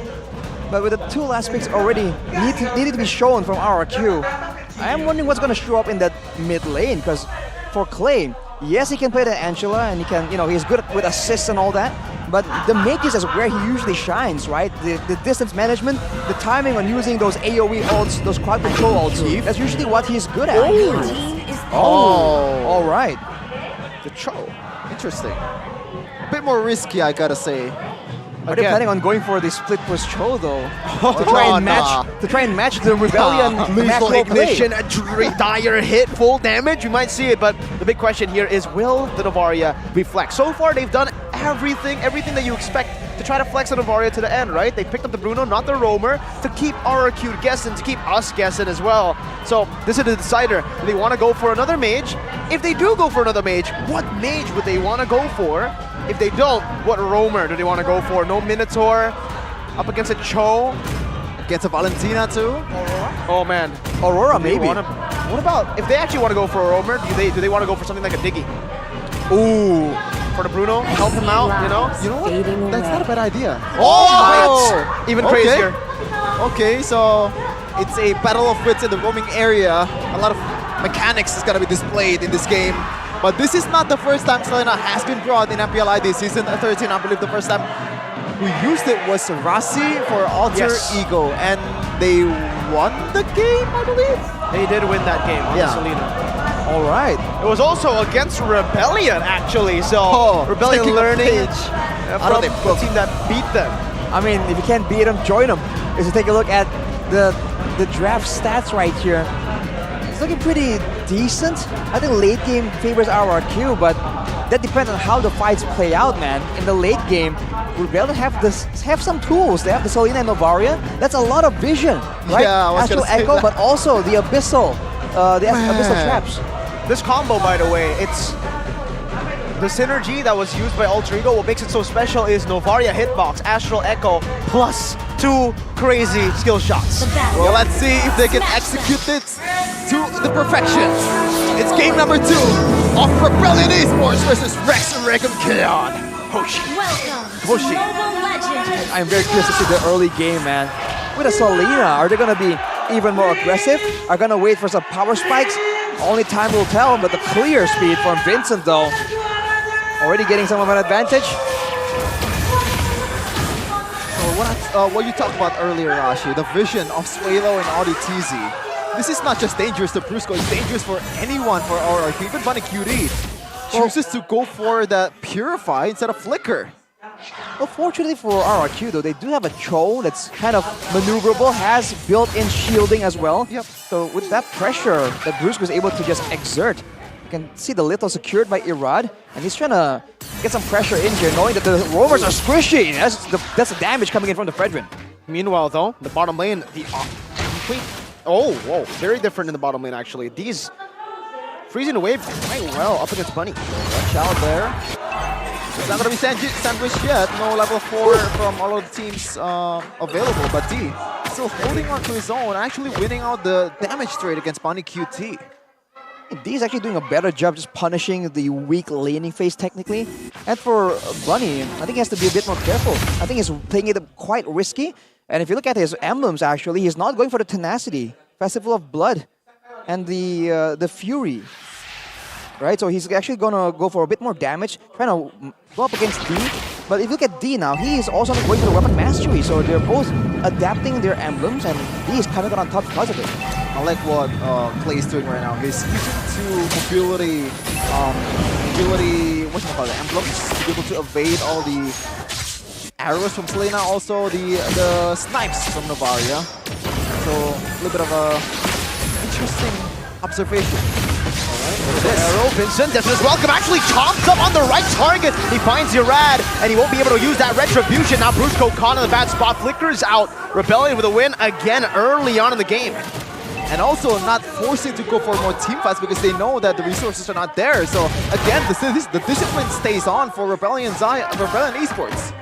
Oof. I mean, they're doing a great job just waiting for the right moment, the right time. And for RRQ, they seem to be a bit more reactive. And against a team that's being as decisive as Rebellion right now, that's just not the way to go, man. They're just one step behind at all times. They have to try and make a play that really surprises Rebellion at this time. Don't forget, Benedetta Quantum Edge. That looks juicy, man. I don't play Benedetta, but, you know, I might buy it just for the skin. Juicy Chefin indeed. is the Benedetta? What? Chefin in the building, man. With the Benedetta skin being that juicy, as you said earlier. But Rebellion, at this point, they kind of aren't really pressured to snowball, right? They can actually scale to mid-game quite well. I think later on, though, for Rebellion, they'll have the scouting advantage, the poke advantage, but they will kind of suffer in the frontline department. Vincent's going to be kind of soloing in the front line. Paquito doesn't really hold that well. And he was just trying to exert pressure, but it's not being allowed to right now. So I think later on, RRQ has a chance to try and out-sustain, out-muscle, you know, the front line of Rebellion. That's a long time to go. If Rebellion does get ahead right now, that it's going to be so difficult for them to try and match up. This pressure. Oh, watch out. Onto Buddy. Oh! Abyssal Arrow connecting into the back. Pulled back as well. D finds a shot. Brusco, a good way the dragon, but it's only onto Vincent. Interesting targeting there. He still has Death is Welcome. Clay actually eats him up before. Now Death is Welcome back to Irad. 1 HP. No Brazer's Grab, but finally finds it. Back on cooldown. Oh! Petrified from Banana. Oh, it's easy. Phantom slashed and taken down. Out of nowhere, the Benedetta man himself comes from... Cars? No, comes from the mid lane. Jeez, what a play though, Benedetta. Oh, still waiting. Bunny's low. Cars. Oh, good shot over. Oh. Knockout strike on the two. Brusco. Oh. The peel. Great cover from Brusco to take that death away. It'll be D actually who's on the turtle though. So despite the oh my goodness gracious, that was a bit scary, man. Happy feet from Bunny QT in the situation. He hopped like a bunny. Around. Yeah. On the same page right there. But man, being able to delay the recalls that long due to the skill shot threat, that is something that Rebellion is using so efficiently. Getting a free uncontested turtle, man, we're getting a more competitive match right now. Definitely 500 gold lead for Rebellion despite being down 2 kills from that turtle though. You mentioned something along the lines of like being proactive for RRQ, Rashi, but against Velo and all DTZ, I think it's gonna be a major task, a really hard task. Well, it's always a hard task when you're trying to focus on other things and you're getting shot at with all these long-distance skill shots. So, RRQ, they can make the engage happen though.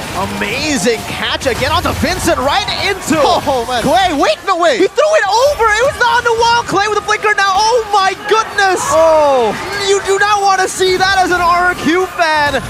A missed mechanic and Irad's gonna pay for it. Brusco now gonna be sniped down, brought back 1 HP, a big punch, and Vincent finds the kill. Oh no, RRQ! It looked like the perfect engage for the Royal card Surashi, but Vincent, another happy feet incident here. It was not happy feet. Clay just spat him out wrong, man. Oh yeah, he actually spat him out to the right. Didn't Yeah, get the you're right. wall. I just remembered that. well, Banana though trying his best to save what was a difficult situation. He might pay the price for it though, no mana. He good. Oh! Cha real smooth. This game is full of sidestep, bro. Yeah. You gotta keep sliding, bro. For sure, so Do far. the cha-cha slide. Yeah, 3 out of 3, 3 to 3 the kills. And again, Rebellion Esports just, so far, kind of dominated the game in the 7th minute, but game fact by GoPay for the first time in MPL Indonesia history. Bunny Cutie is the player who managed to receive 7 awards at once. This is the dominance. Oh my God! Vincent, what was that? That was ridiculous. Clay's next. Knockout strike and the snipe from Sway Low. 3.4k Audi now jumping on Irad. He's going to get balled down by D. But a missile arrow not connecting. Audi's looking for it. Irad's not able to recall. He's zoned completely out of his own jungle. Banana finally is able to find a turn up top. Bunny is backing away. Rebellion have found a tier 2, a turtle steal, and everything in the 7th minutes. I don't know, Rashi. What do you do at this point? What do you do? You try and get the best you can. And like right now, there's just not a lot of options. Once they're in defend mode on their base, you know, RRQ is good at doing that. But against a Novaria Selena, it's just a tall order. Not to mention that... Oh! Solo kill from Cars! Even the EXP lane pressure isn't winning out. Cars is just too good right now. Oh man, the slipperyest banana on the planet just getting one shot by Cars. Like, this is really not looking good for RRQ. Rebellion Esports just steamrolling them all over the place. Whew, man, the audience prediction is still for RRQ, but it's looking bleaker by the second. You can see that even Bunny... Oh my God, wow. Prediction by Vincent. Zetanus welcome onto the wall this time, not missing Irad. Taking very low, melted down by D. The kill going to the footballer. Now Abyssal Arrow up top. Buddy QT still able to get out of the sticky situation there, and Rebellion are just playing with RRQ. Reading everything like a book is what Rebellion Esports are doing to RRQ right now. Oof. Clear gold though by UBS Gold. D is definitely just topping it up. Cars following soon. Bunny Cutie all the way down there.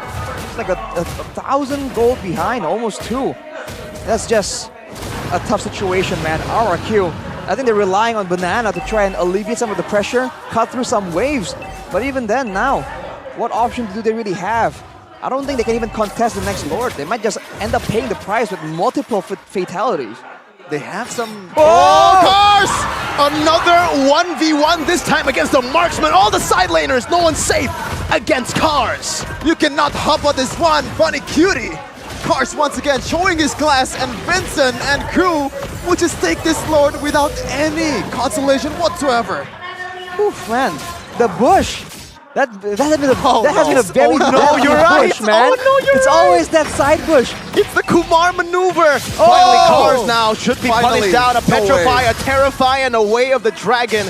Oh, no. And a missile arrow from AudiTZ. No way the dragon right now as AudiTZ jumps in forward. Clay able to dash out. A missile arrow once again in the back.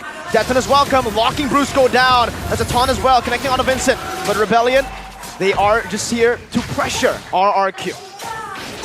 Baby steps, man. They gotta get something. And that was a shutdown. So RRQ, a long way to go to if they want to mount a comeback, but they're giving it their all with the Lord coming through. I think Rebellion can get maybe one base turret if they play this right. For sure, look at that. 4-man Astral Echo, Banana still up top. D walking up right now. Oh, Worldy. Oh, Buddy's 1 HP the ball. Oh my god, wait, it's still moving there. Oh my god. Almost took Buddy down. It's a lot of bounces. Alright, you gotta be careful right here. The Lord comes in. Can they defend and clear it? Good siege right now so far. Able to get a few hits, but Banana. Wow, that damage. Did you see that, D? One hit. It took Banana to almost half HP. Another Astral Echo this time from Clay, stealing it away, jumping forward, dashing forward actually. Very risky maneuver right now as he gets... Oh no! Oh no! Clay 1 HP, just barely gets away. An Astral Echo now to reveal him again as he is able to dash out, but Rebellion pick up the base turret with the first Lord. Just chasing everything down, Rebellion. But there is some, weakness that can't be exploited though. It is a hard task. I mean, the solution is just to evade all the damage incoming, the long-range arrows, the long-range knives from Suelo, but how do you do that when you have that ultimate from Navaria? The Astral Echo, man, easier said than done. Oh, and now they're trying to defend still. But for Rebellion, it's a matter of time. They're very happy to just clear, go for the poke, and go for the guaranteed Lord the next time out. If RRQ step out, that's more distance that Rebellion can chase them down. And slowly but surely just get, stack those bodies up and go for a decisive end. You're looking at the items right here. That's full damage once again coming in from Cars. But he gets a brute force breastplate, so even more mobility. Banana matching Cars' build in the last game, but not having as much success. The death push is set up once again, Mirko. Do they want to fall for it? Oh, they know. They know. Finally. No Kumar today. I mean, it happened once, okay? That's it. And even Bunny QD, he's going for not a tank build, so a lot of players right now are going straight for that damage. No. Hold up. Oh, flicker. All right, wow. Small victory for RRQ right there. Conceal is still available though. Bruce Goat with a way of the dragon to lock Cars down. Lightning quick. Ka-chow. Just out of nowhere, Cars is gone, and Cars is not really, he is a bit tanky with those brute force breastplate. Vincent right now, just tracking the Lord. 4v5. Do they want to go for it? RRQ, do they want to gamble? At this point, they kind of have to, no, Arashi? They have to utilize this. Against a level 15 Vincent, though, you gotta be very careful how they do this. You gotta wait for the right crowd control, wait for the right moment, but Rebellion just moving up aggressively. Banana, Abyssal Arrow, Death is welcome, only onto Brusco right now. Trian who wins it now. Suelo getting boosted down, final blow by Banana. Detta on the back. A ticket back to the game, and RRQ took it instantly, no hesitation. A mistake by Cars, and now RRQ. It looks to be a bit of a comeback. A breath of fresh air for the Kingdom. They find something, finally, something that's not just a one-time thing, not just a one-time pickoff. They actually managed to convert it to the Lord. And it looks like those 3 turrets outside of the base might be gone. Brusco was the MVP that fight, man. He took the death in his welcome. Yep. I mean, his utilization of skills was just on point right there. That was critical. Now there's some pressure alleviated. Now RRQ can go for some of these turrets, and with more turret control, maybe those skill shots can be less annoying for RRQ. It's the Banana, man, making the plays happen too in that fight. The Kingdom's Banana making Rebellion slip. Oh man, it's harder to eat the banana right now.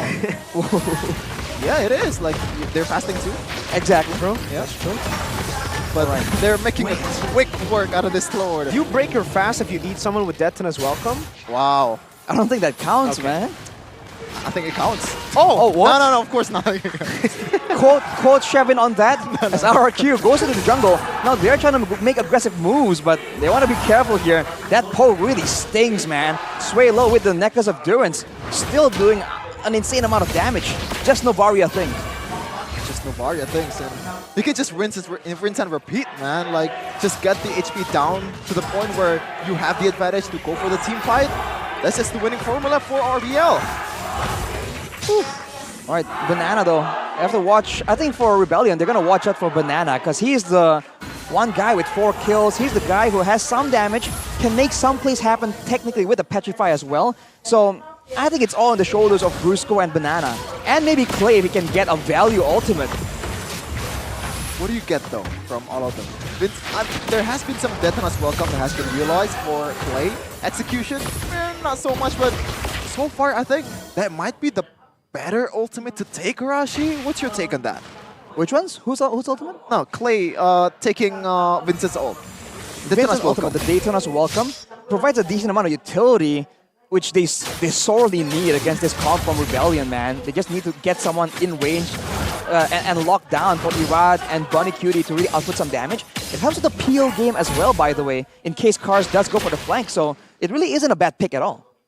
From what 6k gold lead for Rebellion, now shredded to 400, 500, and looks like Banana will have the final item here in the endless battle, going for that glass cannon build of Benedetta. Let's see if it pays off in the next Lord battle. It's gonna be great. Looking at the wave control, it's still pushing towards Rebellion here, so RRQ do have a window of opportunity here. They can go for a pickoff or force a play. Irad level 15, I think he's confident going up against Vincent head-to-head, but Vincent has pulled off miraculous retributions before, so RRQ... Oh no. Cars is still up top. Yeah. Oh, Brusco. Tetris welcome baited out. Now onto Brusco. Good Tetris welcome onto the wall. Vincent looking for an angle. Good way the Dragon locks him down with a taunt as well. Let's see if he's still Vincent! Finds the retry! Irad instantly a desperate move to find a win here. But Rebellion walked out. How? Vincent is a god! Fortuna smiles upon Rebellion Esports. That was a bit of luck combined with multiple skills from Vincent, once again showing his consistency on that retry. Arashi, what a play! They actually saved Rebellion. That could have been south for Rebellion. Even the Lord participating, getting the knockout on 2 junglers, both junglers, and yet Vincent just comes through, man. I don't know how this man does it. When the going gets tough, he delivers again and again. That's a tough pill to swallow for RRQ. Can they hold now? They do have the item, the gold lead is no longer as as decisive. Can they try and get something here? We got the orange buff. Suelo reveals 4 members who get shot back into the back line right now. Another Astral Echo. And then the Praisers grab from Irad. Brusco caught on the Abyssal Arrow, gets shot down by D. Very low, Irad 1 HP! Holy! Gets out. Too close for comfort, man. For sure. Earlier it was Clay, now it's Irad on the bridge. Watch out, watch out! Brusco only with the Jikundo there, a retribution from Vincent. To get a bit of movement speed as they look to try to siege these turrets down. Rebellion having a bad time at doing so. So far RRQ doing a better job at clearing the waves and micromanaging it. These Abyssal Arrows are getting very frustrating though. Banana got caught in it, and then Abyssal Trap as well onto Brusco 2 times now. And another arrow to stun Irad. As the mid waves come down again into the mid lane, a Rose Gold Meteor bought by D. Audi playing the back still, D hitting that turret freely. Petrifying to the back, D still with the nature. Oh, down! Oh my god, they punish! Clay, he dashed forward, he gets shot by a ball, and also the Astral Meteor that Suelo has placed there. That was disastrous, man. He was trying to burst through the Wind of Nature there, trying to make sure that D gets taken out, but that was fatal. Now without the mid lane, without that extra bit of magic damage, Rebellion can make a move. They certainly can. D doesn't have Purify though. He sold the Wind of Nature, bought the Immortality. Brusco needs to look for a moment. But they just cleared out. Very well played by RRQ. 1 man down, but still able to defend the siege. Yeah, it is a really good defense, I would say, for RRQ. They only lost like 1 member. And, it kind of shows the weakness of Rebellion's Komarashi. They have to wait for the arrows to hit to the perfect target. If it hits on Brusco or Irad, like, there's gonna be some, pressure, but at the end, not gonna matter much. Or oh no! At least you get this. Pulled back. into Vincent. Cars in the back right now. Oh, no! D gets kicked. Oh, Brusco finds the kick. D gonna be melted down, but it is gonna be the immortality by the D. He dashes forward. Buddy Cutie shreds him to pieces. Swalo running away. Clay with a walk-up. Swalo 1 HP. Sliced by Banana. Rebellion down 3 members. Only Cars and AudiTZ. One straight push, a moment, a chance, an opportunity created by Brusco. How do they defend? They only have Selena and Paquito. It's not gonna offer much, but what can you do, Rebellion, at this point? 20 seconds on the board for Vincent. Bunny QT, they're actually looking for the end, but one member, Irad, has actually been sent over to the Evolve Lord. An Abyssal Arrow connecting to the back. Final blow and a Petrify onto Cars, but it's not going to be enough right now as Cars is still able to sustain back up. Bunny QT hitting on the base, but they don't have any minions. They have to go back to the Evolve Lord. Meanwhile, in the bottom lane, these minions are crashing down into their base. Vincent is now up. The Lord is half HP. They're looking for an opening to get to the Lord, but I don't think they'll make it in time, and they will have to concede. RRQ are still in it. Take a breath, ladies and gentlemen. You're watching some really good games here on MPL ID Season 13. What a fight. What an engage from Brusco. There has been some criticism onto his Chao, but this time around he shows up. The perfect target on towards D. Even the follow-up coming in from Banana, from Bunny Cutie. Everyone's on the same page with the Lord right now, with a limited clear, technically, from Rebellion. Can they force the issue? Can they go for something? The waves are managed quite well. Brusco might make the moment happen again. Brusco! This time, D has Purified though. It's going to be a bit tougher to make this kind of moment. Immortality. Oh no, they get caught. That's the Irad. That's welcome into the wall. Irad, no immortality here. Abyssal Arrow connected on Buddy Cutie. He has to pop in the Purifies. Banana jumps in deep. A good burst of damage from Buddy Cutie. Clay gets caught in the Abyssal Arrow. AudiTZ jumps forward. Immortality from Clay. Just barely. Buddy Cutie finding the base turret in the bottom lane. And Rebellion defend an Evolved Lord. One more wave up top. Cleared out by Rebellion. 21 minutes in, and it's 10-10.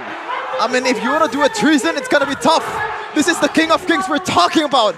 But wow, that was almost really bad for Clay. That was the targeting from AudiTZ. I believe he kind of misclick or like missed target towards the frontliner there, and he didn't get a kill towards Clay. So a quick break for Clay, man. Take a look at some of the replays presented by the official tournament phone, Samsung Galaxy. Man, Irad was just ping-ponged around right here. Definitely not how they wanted to start the fight. Banana tries to salvage the situation, does a lot of damage. Unfortunately, no one falls, but the base turret getting taken out, that is huge value for RRQ. But the vision game, the scouting, is in favor of Rebellion. So now it's back to the waiting game, and that huge momentum that RRQ had is slowed down now. 70 seconds where Rebellion can make a play, where RRQ can make a play, and he has the Wind of Nature and Purify ready to go, ready to fire off in the next fight. We're actually like, let's do a reanalysis for the draft. At this point, 22 minutes, gold doesn't matter. What do you think? Ooh, I feel like when it comes down to a long, prolonged fight, it has to favor RRQ. Novaria and Selena, they do a lot of damage, but not continuously. That is one of the main issues of the Novaria pick. So if RRQ can force Rebellion to stay with an objective or with a cutoff, especially the members like Vincent, for example, are not going to be able to escape at all from the crowd control, the slows, not even the Way of the Dragon on top of that. So RRQ has potential here if they just don't get poked down before any big moments, right? They got to surprise Rebellion before Rebellion have time to really set up and get their defenses up. Yeah, but so far AudiTZ and Swalo has been very thorough. Every bushes in the map has to be secure to be able to, you know, to be checked, man. Like, because there's no, like, there is a frontliner, but on the other side, they have enough damage to burst down Vincent easily, especially at this point of the game. But Brusco, I think this might be his game. This is the biggest burden on the team, on this rover. On cue. He's already looking for it. That conceal canceled away. Big one. Abyssal Arrow is well into the back, connecting onto Irad. A slow push built up top for RBL. Wow. 3-man Astral Echo. Brusco, Bunny Cutie, and Clay. Bunny also getting shot down. Abyssal Arrow again into that choke point. You have to be very careful. Irad's looking for the reset onto the Lord. He's poke. The poke coming down from Rebellion isn't stopping. Benedetta already revealed right now. Bunny Cutie waiting in the midst as well. Abyssal Arrow! Oh, he connects on the Bunny. Purify, Way the Dragon. but he doesn't connect it all the way. Death is welcome now by Vincent, as that's gonna be Brusco, who loses immortality. Banana in the back line right now. He finds a slide tackle there. Vincent with a red team battle, with a bit of truncheon. It's a Rad versus Vincent. Low, who finds it? D with a dash forward again this time. He shuts Banana down. Irad looking to escape. The Winner Nature popped in, but Clay will be the one who gets destroyed. There's another damage coming in, and it's gonna be Brusco who loses his life. D against the world. This time Bunny running away into the base with a worldie as well. Miniwaves coming down with the Lord that Swaylo secured. Will RBL be able to find the end?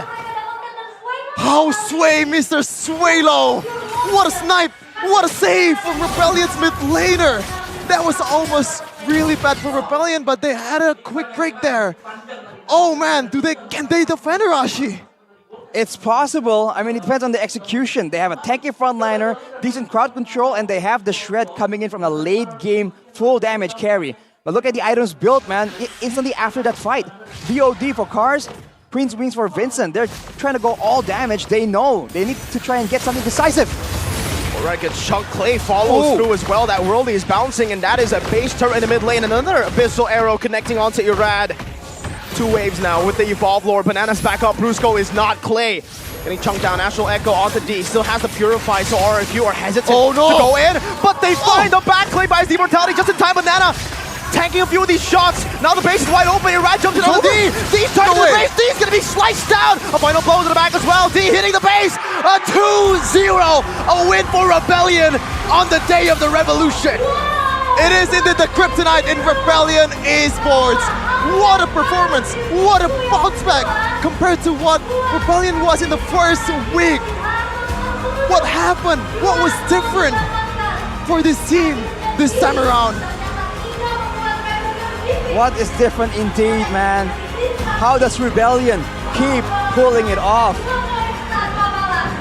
Everyone, man. Swaylo, Vincent, Audi. How did this team that was so lackluster in week 1 evolve so quickly? Maybe we'll hear more interview, but what a sad day for the Kingdom. It is from what 7-3 now 7-4 for the 11 times these two teams met. I am just in awe. The execution, the drama that these two teams bring to the table. The mechanics, the macro plays, the back and forths. Everything in this game. And you can see the relief as well on the faces of the Rebellion players. They could have gone 0-3 this week. They are finally able to find their first win in MPL Indonesia Season 13 after all the doubts sent their way. After that week 1 abysmal week for them, they come out with their guns blazing in week 2. What a statement. And it looks like we're gonna have some words with the winner of this match, the players of Rebellion Esports, in a second. But obviously, to the Kingdom, thank you once again for coming here and still supporting your team throughout the losses. And also the sportsmanship, man. Terima kasih RQ, that means thank you RQ. Well, I'm glad you didn't read the rest of that message, Kevin, but yeah, the fan base has definitely played a huge part in how intense this match was. The arena was on fire, but hey. Good day, Clara. What's going on? Buka minggu ini dengan sangat baik.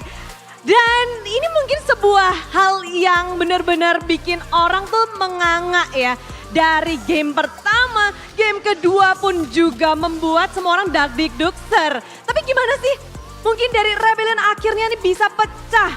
Memenangkan 1 match pertamanya di minggu kedua kali ini. Siapa nih yang jawab nih? Kaptennya siapa nih untuk season ini? Kapten Swaylo. Kaptennya siapa nih? Sekarang, dia udah berdua ya. Oke, Swaylo dulu. Swaylo gimana akhirnya nih minggu pertama mungkin berat ya buat kalian ya. Tapi minggu kedua ini kalian kayak beda gitu ya. Yang jelas kita senang banget sih. Kita bersyukur ya, maksudnya di minggu pertama kan kita cukup struggle. Dan dari 2 match awal itu kita cukup improve dan senang banget karena kerja keras kita selama ini ada hasilnya gitu. Hasilnya bagus. Bagus, ya bagus banget 2-0 bahkan. Tapi Swaylo, apa yang kamu lakuin dan teman-temanmu biar sampai improve seperti seperti ini membuka match kalian di minggu kedua dengan dar-der-dor. Bahkan tadi kalian nggak kasih kill sama sekali di game pertama. Yang kita lakuin ya setelah 2 match pertama kita banyak evaluasi diri dan yang jelas kita saling mengingatkan kalau Liga MPL ini cukup panjang dan masih ada minggu selanjutnya. Iya, masih dan ada match selanjutnya dan kita harus percaya diri, itu aja sih. Percaya diri, 9 minggu. Tentu saja juga perjalanan yang cukup panjang untuk semua tim yang beradu. Tenang, ini adalah maraton untuk semua tim. Dan apakah evaluasi itu termaksud dengan satu player baru di minggu kedua ini? Halo Di. Halo. Main di MPL, debutmu udah sangat manis untuk Rebellion. Alhamdulillah. Alhamdulillah. Emang kamu disiapin di patch baru di minggu kedua ini atau ada hal lain nih? Kamu akhirnya turun di minggu ini. Kita mencari roster yang terbaik juga kan. Dan ya maraton juga di week MPL, jadi ya itulah. Tapi menarik pastinya, ini ada kejutan dari sisi marksman dari tim Rebellion Esports dan juga pemain dari tim RQC. Mereka mengganti playernya pula. Apakah kamu expect untuk melawan player yang berbeda untuk minggu kali ini? Siapa sih yang kamu expect untuk kamu lawan di match kali ini? Skylar, tapi dia tidak bermain. Namun ada pergantian. Gimana kamu mempersiapkan diri untuk melawan player yang berbeda? Kita satu tim siap lawan siapapun itu. Jadi kita udah mempersiapin semua evaluasi itu. Jadi ya kita main aja, pede. Pede aja. Tapi misalnya nih, kamu kan udah mempersiapkan diri untuk ngelawan Skylar ya bilangnya. Apa sih yang kamu siapin untuk ngelawan Skylar? Nonton match dia. Nonton match dia? Kamu bisa ngelawan Cloud-nya Skylar? Pede. Pede, wow menarik juga ini ya dari kepercayaan diri. Dan bagaimana panggung MPL untuk di sini? Lumayan rame lah ya penontonnya ya. Ya itu aja sih. Kalau misalnya soal pede-pedenya ya pede aja. Intinya kan pede. Intinya pede aja ya. Tapi di game pertama kita ngelihat bahwa kalian tidak memberikan poin sama sekali ke RRQ. Bagaimana hal itu bisa terjadi? Poin kill bahkan satu pun tidak bisa didapatkan oleh tim RRQ. Kars, coba Karsnya, nah udah pegang mic kan? Keluarin dong Kars. Nah, sulap tiba-tiba dia punya mic. Kars, bagaimana? Di game pertama, kamu bermain dengan sangat apik. Kamu ngedapetin juga MVP di game pertama. Apa yang terjadi di game pertama untuk Kars? Main yang terbaik aja sih. Kalau masalah MVP nggak terlalu peduli, nggak penting juga lah. Nggak penting juga, terbaik. Apa yang Kars berikan di game pertama tadi? Apa yang mungkin kamu udah baca kah tentang RRQ? Dengan player-player yang mungkin line up baru mereka? Adalah kita nonton match RRQ, kita lihat juga cara main mereka. Seperti itu? Ya. Dan menarik pula, itu game pertama nggak kasih poin, tapi ini di game kedua kita ngeliat alot banget pertempurannya dari RRQ dan juga tim Rebellion. Ada retri yang cakep atau retri ganteng dari Vincent. Vincent, banyak yang bilang bahkan dari streamer Budin denger ya, para streamer ini bilangnya gini, ini bukan Iratnya yang under, tapi Vincentnya yang lagi ganteng. Vincent, ini minggu kedua, mungkin adalah minggu yang orang-orang ekspektasi Vincent retrinya tuh begini. Apa yang terjadi di minggu pertama dan minggu ini kamu bawa untuk minggu kedua nih? Improve sama evaluasi aja udah. Improve dan evaluasi. Ada apa di minggu yang pertama? Apa yang kamu evaluasi? Apakah masih demam panggung? Tes dulu Bude. Oh tes dulu ya. Ngetes dulu. Kamu udah melawan berarti 3 jungler. Apa yang kamu lihat dari season 13 ini Vincent untuk para jungler-jungler di MPL? Jago-jago, tapi saya juga jago. Jago semua. Vincent juga jago. Setuju gak sih para Rebels? Setuju. Ini jago semua tapi benar-benar outstanding dari retribution milik Vincent tadi. Apa yang mungkin bisa kamu bagi ini untuk para jungler-jungler yang lagi nonton sekarang di patch baru ini? Banyakin jam terbang aja udah, kan patch soalnya ada terus kan, jadi harus cepet adaptasi aja lah. Harus terus adaptasi, tapi bagaimana ngelawan Irat untuk di MPL? Jago. Jago? Irat jago, iya. Apa yang paling menonjol dari Irat untuk mungkin match ini saat kamu melawan dia? Mungkin kamu dulu sebelum melawan dia mikirnya begini, ternyata pas bertemu berbeda. Apakah sesuai ekspektasi dari Vincent? Bingung juga. Bingung?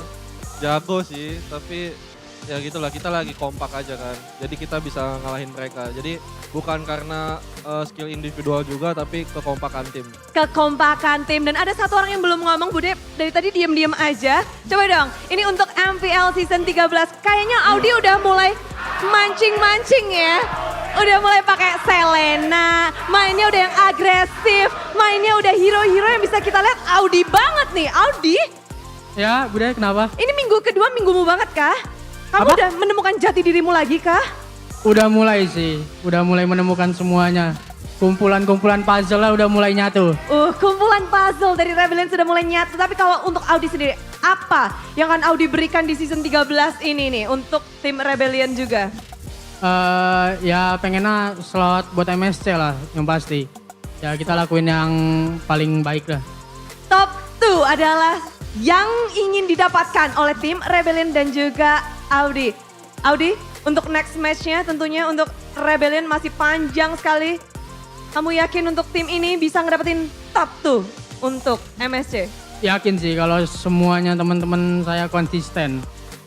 Yakin dengan kekonsistenannya. Mari kita kasih tepuk tangan dan juga semangat untuk tim Rebellion Esports. Inilah dia kemenangan 2-0 yang begitu memukau dari mereka setelah sempat lose streak 2 kali. Namun minggu ini mereka bangkit. Dan mari kita bedah bersama-sama seperti apa game epic yang diberikan oleh tim Rebellion Esports bersama dengan para caster. Let's go.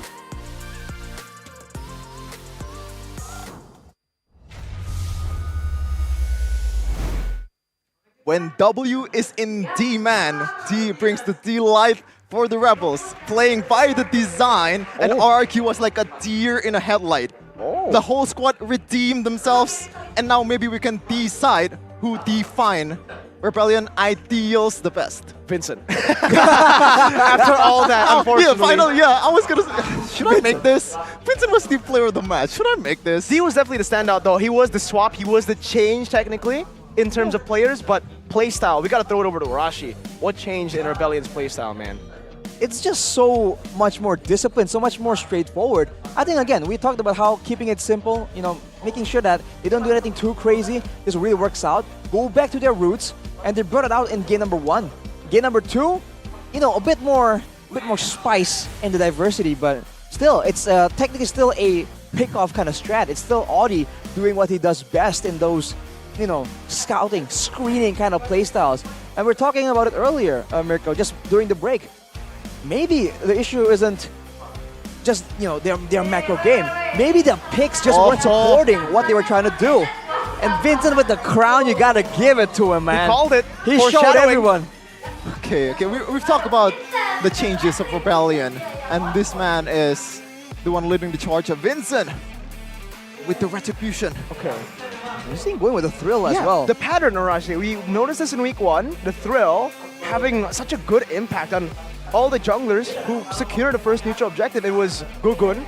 Now it's on Mr. Vincent here. Seems like it. We're seeing it, I think, particularly a lot, especially on the Barats, though, to be fair. But, man, he's clearing a lot faster. We saw that in the earlier stages of the game. Here's some clear match highlights by Ube's Gold. No. There's just so many moments. I'm not even sure which moments made it to the player highlights, because it was just so chaotic all over the place. This was unfortunate, though. I think everyone can agree. Yeah, not what you want to see at in the top level, right? But Rebellion, they take advantage, as they should, and they just pull through so far ahead with that one moment. Shout out to Brusco, though. Yeah. This is a much better Chell match that I've ever expected, because this is against... Oh, man. 30. Novafia and also Selena, but he found some ridiculous engage. But this one, this one is just... Oh no, the Kumar push, man! It's still haunting RRQ. It was Irad First Kumar. last time. This is a crazy retry, by the way. Yep. Kick, knocked up, taunted. The Lord comes in and Vincent's like... again! Novaria! Is it... Is Novaria. the ultimate again? Maybe. Yeah. Novaria setting up the knockups? The hitbox. The hitbox, yeah, so that Vincent can retry from a bit further. I don't think it hits on the Lord, though. Like, the Lord has more hitbox to do the knockup towards our we've seen that. But it knocked everyone up, though, in that one moment. But, oh, man, sway low. just Vincent playing didn't even it, retry there. He's playing it on the down low, just stealing it with the Astral Sphere too. Yeah, and this is the the destruction moment. The defeat for RRQ. Oh man. All the D puns coming out. I mean, D said it best, man. Hold on to D's words. We're ready to didn't face die. anyone. He didn't die in D. In D. All right, we gotta stop. Crown him, the new king on the block. The Uh, revolution was a success. The coup was a success. I hope some They've people, installed Vincent up there. I hope people will take it positively. Positively? Yeah, for sure. Like, there was a ton, and you know, it's good to be to taken yeah. in a bad light, you know. But it's a It's fun fun little games. joke. It's fun games. Fun little jokes, man. Come on, don't be so sensitive. It was a very fun game, though. I mean, the Oh, back and forth, game number 2. highlights from both teams, right? If RRQ won, there's a chance that they would have won, and in Game 3 as well with the momentum. Maybe that's cope. But then, like, the highlights are just available for both teams. They had their own moments. It was just down to the wire. Even looking at the goal, the stats, for the most part, it's pretty similar, man. I think in the late game, though, the fact that Rebellion were playing kind of intelligently, and they do have a lot more tools to play around with, RRQ really only has the advantage of, more crowd control, more engaged tools. Rebellion Esports, they're struggling a bit to try and end out the game because they don't have any engages to really start a fight in the base of RRQ. They were just trying to poke down as much as possible, and it really wasn't working out. But then later on, when the moving around the map was what's going on, then all those tools really just came in handy for them to really get the jump on RRQ Hoshi. Getting the jump on them, they indeed do. And Selena pick, man, I think that was like the biggest curveball of the draft because they already picked the Valentina, so RQ presented the question like, what do you want to pick? We're gonna copy your ultimate from the Roamer, but they picked the worst hero possible against a Valentina in this Selena. Like, you're not gonna copy a Selena ultimate. Yeah. What are you gonna turn into the demon form? Technically, you can still can you still shot the arrows with Valentina? Valentina players? It's a form change, right? Right. It's a very uncommon I don't think so. interaction. I don't So think we, so. quite personally, aren't very well versed with it. But Is it really gonna be worth it still, though? I think exactly. Yeah. I'm Even just then, technicality. Yeah. but looking at if you look at the itemization, man, even if you're trying to break it down earlier, everyone was just swapping out cars. Though I think Rebellion in particular, they had a lot more utility in their item builds. Towards the end there, they know time is of the essence. They know they need to burst down the members of RRQ Hoshi before they can get in place for defense. So they just went with the BODs, the Queen's Wings. Here's a golden moment though by UBS Go. Lihat gak Nova ya, Nova. Oh guys. Gas. Gua ada dikit. Purify dia ya. Gua dikit. Dia mau Coba dulu. Sambo. Dari belakang. Aman gua udah main. Ayo lihat tuh. Dekat guys. Bennett pukul dong. Bennett guys. Habis gua. Lagi guys. Bennett mati. Nice. Lagi atas mid ya. Lagi. Bisa lagi. Depan terus. Lagi. Nice. Oh, that was more, underwhelming than I thought. That was very gonna be like, chill. Despite the game being like Yeah. that crazy, we were going crazy. The players were chill.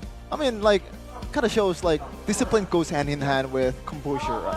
Calmness, yeah. The calmness, the calm and collected thoughts and execution that Rebellion brings towards RRQ is just insanity. Like, we didn't see it coming. Seriously.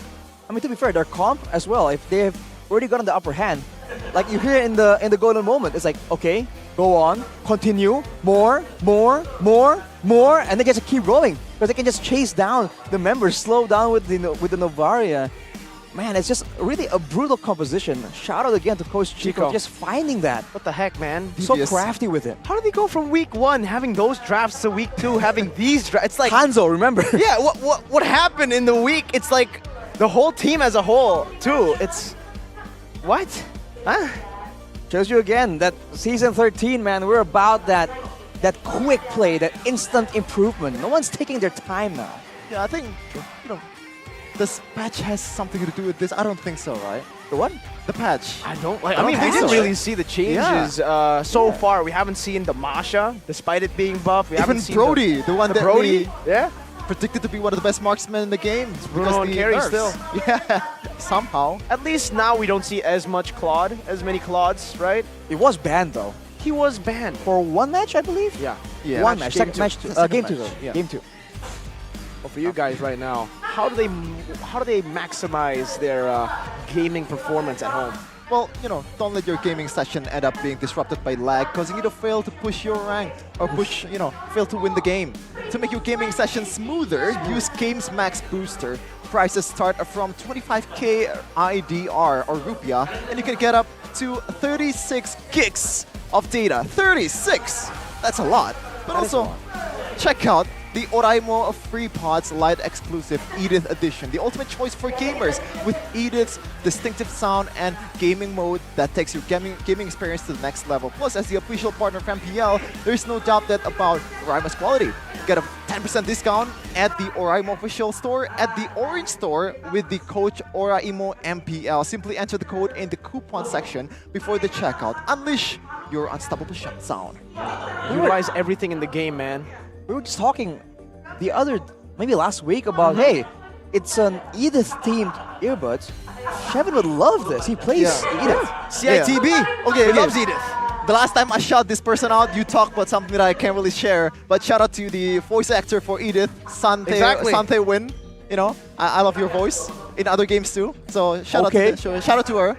I like your voice. Shevin is definitely in the building, ladies and gentlemen. Oraimo, Edith, they knew what Shevin liked. They went for Shevin's preference. CITM, Shevin in the mosque. You're right. So everybody who is fasting right now, good luck on the fast, and may you have a great Ramadan. You know what? I don't feel the hunger at all.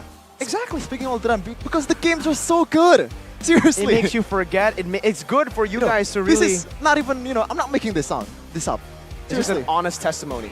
But yeah, after this, we're gonna have some break, and I'll break my fast. I'll eat a lot to be able to recharge and cast a better game. Hope so. It's still at 6 p.m. though, alright? So, still have to calm down. Oh yeah, you're right. Don't think about eating too much, think about the games again. Oh yeah, for sure. But it's gonna be Evos versus Aura Fire. Evos Glory.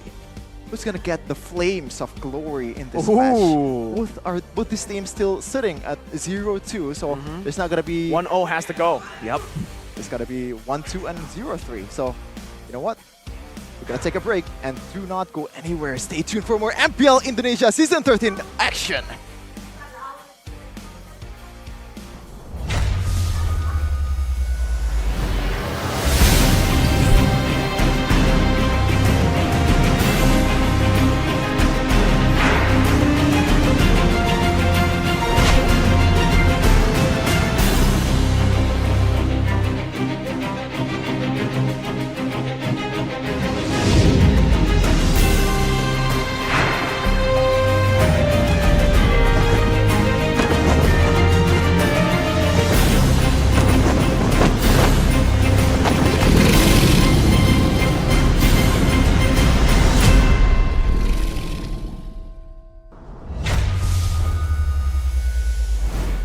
Rebellion. Udah pakai kompak juga, pakai jersey barunya Rebellion. Bude penasaran, ini apa nih? Apa yang paling membuat unik dari jersey kali ini nih?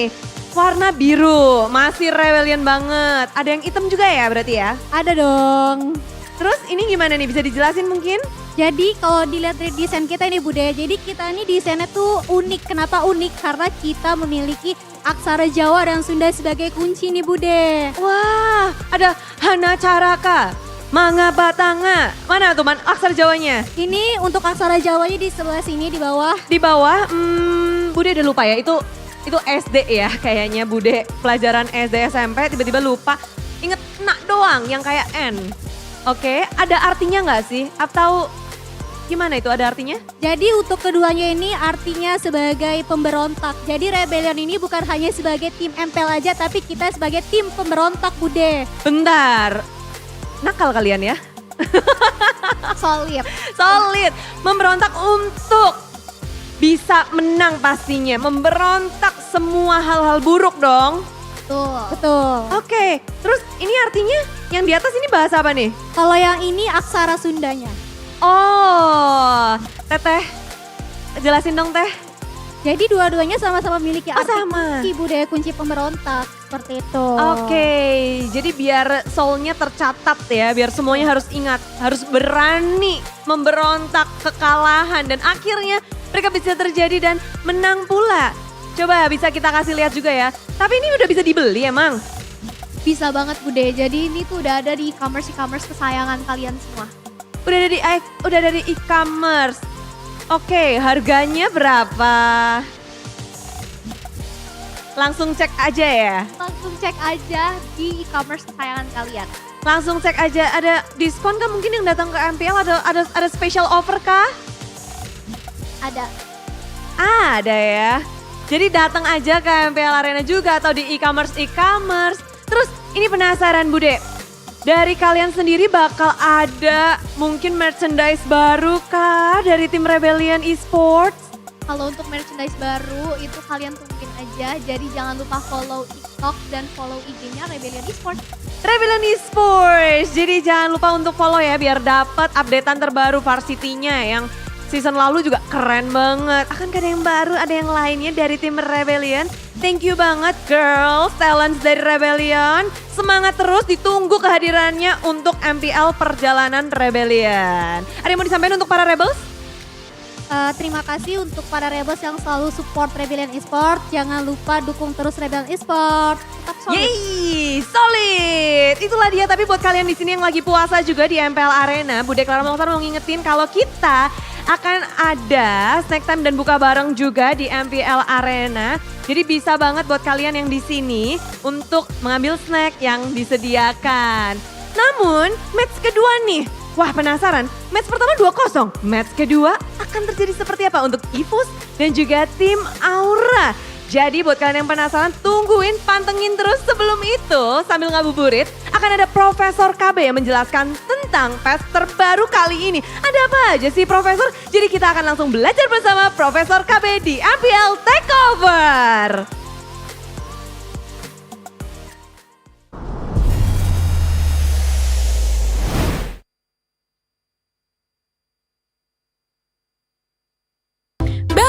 Galaxy A55 A35 5G, awesome tiap hari. Ini Galaxy A55 5G.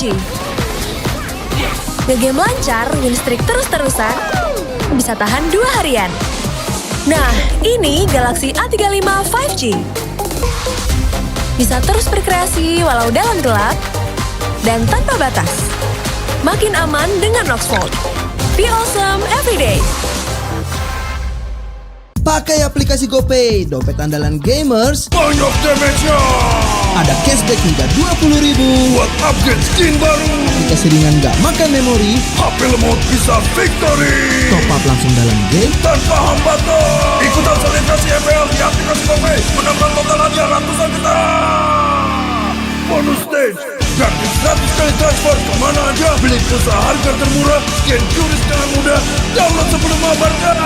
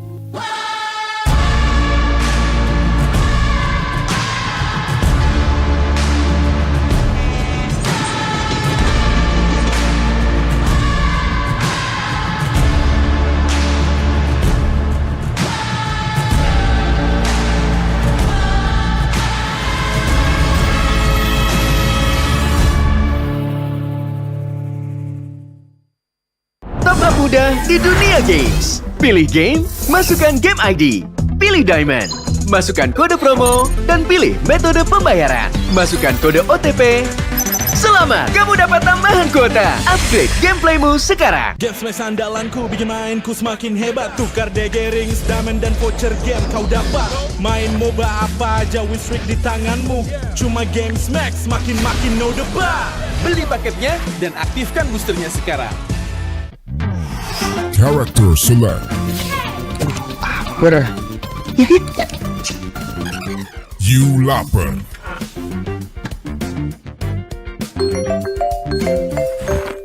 Stop! Pakai klik Indomaret, belanja 1 jam santai dan gratis ongkir loh. Wah, belanja online kayak belanja di toko Indomaret. You kenyang, siap main lagi. Let's go! Belanja online seperti di toko.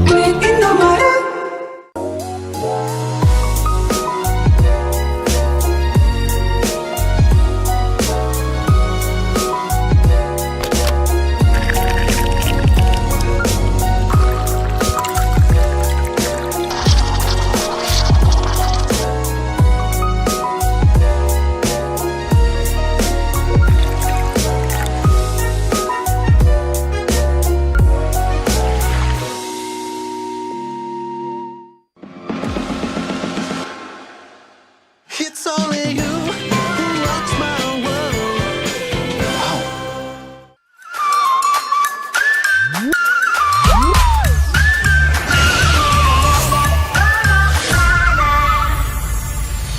I'll be, yeah, I'll be wherever I wanna be. Wherever I wanna be.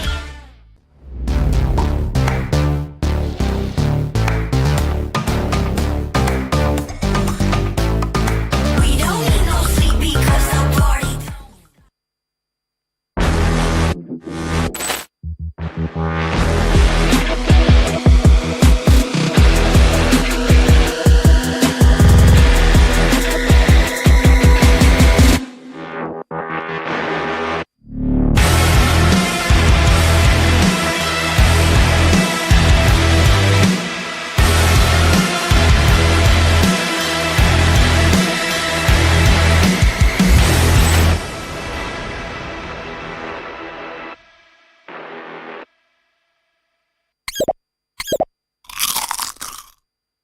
Well, I'm me, and there's no one I'd rather be. You can sit around and wait and see. For a moment, I'll be standing free. So hurry up and wait for me. Got a bag of chips by the sea. The sun is blazing down. I've got my smile now. Here's the thing, your chips will really make me sing. Come on, relax and have some chips with me. Chill out, lay back, I'm right where I wanna be. We've got time to take it easy.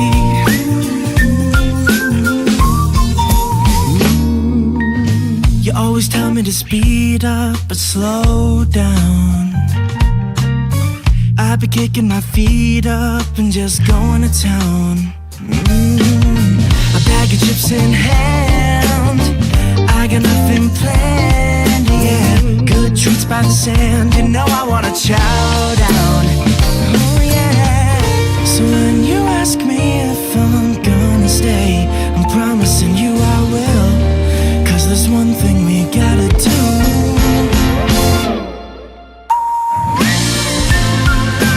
Come on, relax and have some chips with me.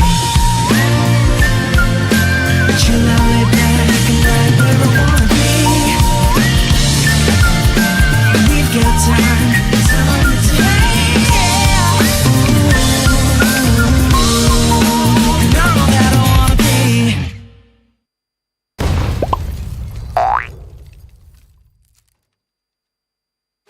Your MVP is Chip! His portals completely set the pace of the match from start to finish. Wow, another MVP? That's my chip. Just doing my job. Can I see the highlights? I'm off the clock.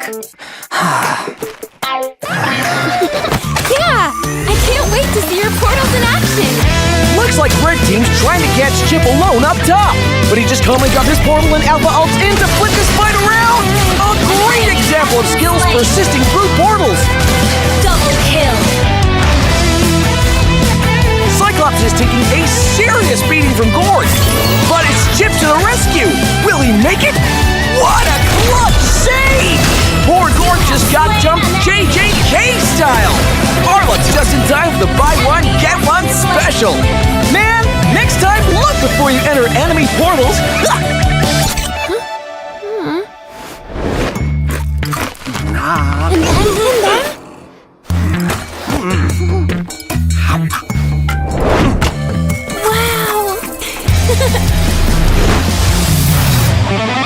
Uh-oh! Cyclops is about to overstay his welcome. Is this deja vu? Oh, wait for it. Wait for it. Boom! Melissa joins the party. Just runs a BTC. Jeez, what a massacre! And to add insult to injury, Melissa portals back to her lane without missing a beat. A skirmish breaks out. Where's Chip going? Is he gonna... He flickers to the high ground! Portal's up! Surprise! Broly gets deleted! Can Red Team make it back in time? No shot! What an insane portal strat!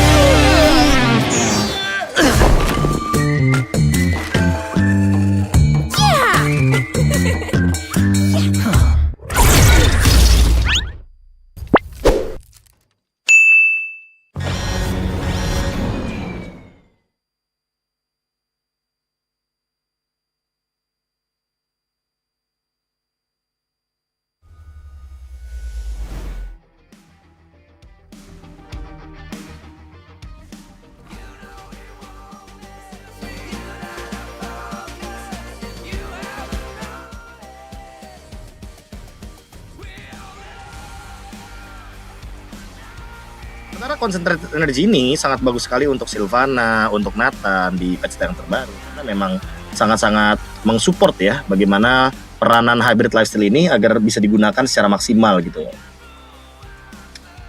Lagi nih, absen, boleh Afrizal, boleh di absen ya. Tuh loh, maksud gua absen-absen sore-sore seperti ini teman-teman yang dibutuhkan. Nah, siapa sekarang yang mungkin udah mulai tertarik dengan concentrated energy selain saya? Silahkan Anda bisa gunakan ya di rank games karena hal ini menjadi poin yang cukup oke kalau misalkan emang kalian suka menggunakan hero-hero yang mainin basic attack sama mainin skill. Contohnya siapa bang? Contohnya Harley. Harley kayaknya bagus banget untuk menggunakan concentrated energy karena dia bisa pakai basic attack, dia juga bisa pakai sword skill. Jadi sangat-sangat mumpuni untuk penggunaan dari concentrated energy di Harley ya. Contohnya Harley, Harit gue sangat-sangat setuju. Tapi balik lagi untuk berbicara Sylvana, gue sangat menjadi pembeda tuh karena Sylvana sekarang kan pakainya basic attack ya hitungannya ya. Dia itu basic attack jadi dia sangat-sangat masuk dengan lifesteal teman-teman. Ya teman-teman mungkin bisa menggunakan concentrated energy di sini ya kan untuk Sylvana. Jadi sangat-sangat make sense untuk sekarang. Kenapa absen nih? Bocil absen banyak juga nih aku baca-baca bocil absen bang.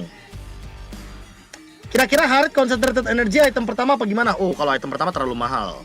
Kayaknya Harit tetap butuh Feather of Heaven karena Harit di Feather of Heaven lebih membantu untuk dia dengan attack speed dan juga stacknya akan sangat mudah untuk didapatkan, ya kan? Jika nanti dia memberikan magic damage akan ada bonus damage-nya, terus juga dia punya pasif dari Swift Crossbow dan ditambahkan lagi ada cooldown reduction yang sangat-sangat mumpuni. Magic powernya juga lumayan tinggi. Kalau dibandingkan dengan concentrated energy, kayaknya ya concentrated energy ini bisa dialihfungsikan mungkin ke item yang ketiga atau keempat lah buat Harit. Kayak gitu.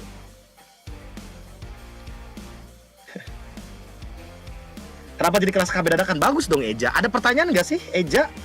Kalau Selena, Selena ya. Tapi ini menarik teman-teman. Selena ini kan yang kena buff soal apa ya, perubahan sedikit lah soal dia yang di lingkarannya ya. Mana sih Selena? Aduh, ini dia nih. Karena kebanyakan skin guys, maaf ya. Aku jadi lupa di mana Selena. Selena, ini Vexana, Eudora, di Assassin. Di Assassin Selena, di Virus. Oke. Dia tuh gara-gara trapnya lebih besar aja sekarang. Jadi lebih bisa digunakan dan mau nggak mau secara vision dia tuh lebih bagus buat open map. Sebenarnya Selena ini bisa digunakan dengan syarat ya kalian harus main tank jungle guys. Jadi kalau misalkan kalian main tank jungle itu sangat-sangat oke untuk digunakan. Kalau misalkan kalian di patch yang sekarang juga kebantu banget loh. Kayak sekarang nih, patch baru sekarang kan Oracle itu kan membantu banget untuk para tank jungle dengan harga yang sangat murah. Kalian bisa membeli item defense, physical dan magical dalam kurun waktu sekitar 4 menit atau sampai 5 menit lah paling maksimal. Oracle di tank jungle itu bagus banget. Makanya ketika tank jungle digunakan, possibility atau kemungkinan Selena muncul itu bisa ada juga teman-teman. Kayak gitu. Nathan bagus. Nathan sekarang mungkin butuh golden staff ya, karena Nathan kan untuk maksimum attack speed-nya dikurangi teman-teman. Jadi mau nggak mau harus ada penyesuaian sedikit lah untuk hero seperti Nathan dan sejenisnya. Sylvana kayaknya udah cukup untuk kita bahas. Nah, mungkin selanjutnya adalah marksman guys. Karena kalau teman-teman lihat nih, semua marksman hampir terkena adjustment ya. Hampir semuanya terkena perubahan status. Perubahan status tersebut tuh ada di status HP, ada di status physical attack, ada di penambahan dari atau peningkatan base damage-nya. Tapi kalau teman-teman sadar, ada beberapa marksman yang sebenarnya cukup diunggulkan walaupun mengalami sedikit adjustment. Contohnya kayak ini nih, Bruno, Clean, Iritel. Kenapa gua mention 3 hero ini dan mungkin hero-hero lain yang bisa digunakan dengan menggunakan Berserker's Fury?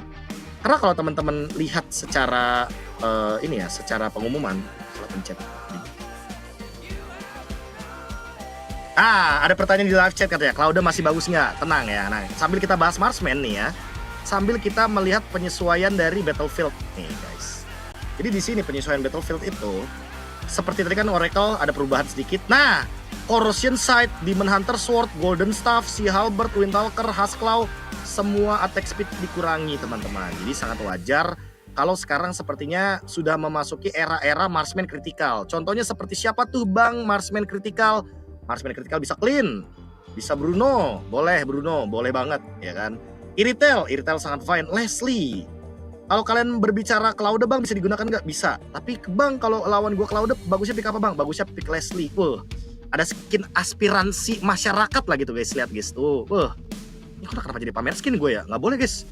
Di bulan puasa kita nggak boleh pamer ya guys ya. Kita kayaknya fokus ke pasifnya guys, karena pasifnya ini lethal shot akan menimbulkan true damage dan Cloud itu kalah jarak yang pertama sama Leslie, dan dia kalau misalkan Cloud ini bikin Wind of Nature, ketemu Leslie ini jadi nggak berfungsi gitu loh Wind of Nature-nya, karena Wind of Nature ini hanya akan menutupi physical attack, bukan true damage gitu loh teman-teman. Itu yang mungkin perlu diperhatikan ya untuk Leslie dan juga mungkin untuk hero-hero yang berfungsinya sebagai salah satu peranan yang critical damage atau bahkan mungkin yang bisa ngelawan hero-hero kayak Cloud gitu loh. Gue sangat-sangat mendukung kalau Leslie muncul lagi di Land of Dawn, dan gue bakal tunggu ya siapa tim pertama yang akan menggunakan Leslie untuk melawan Cloud. Nah, kalau Cloud teman-teman, kalau Cloud ini yang penting teman-teman jangan lupa menggunakan Golden Staff, Windtalker. Udah itu aja tuh. Golden Staff, Windtalker itu oke banget untuk digunakan di patch yang sekarang. Karena apa? Karena kita tahu sendiri lah Golden Staff ini kan kemarin maksimum powernya di 100%, tapi sekarang cuma di 80%. Nah, gimana cara nutupin 80% ke 20%-nya ya? Itu adalah dengan Windtalker. Karena Windtalker Golden Staff tetap bakal menjadi salah satu combo yang mematikan teman-teman. Mungkin kalau Cloud ya tinggal alih fungsikan untuk early itemnya aja sih. Kayak early itemnya kalian mungkin membutuhkan Stalagmite, ya kan? Pecahan item dari Dominance Ice.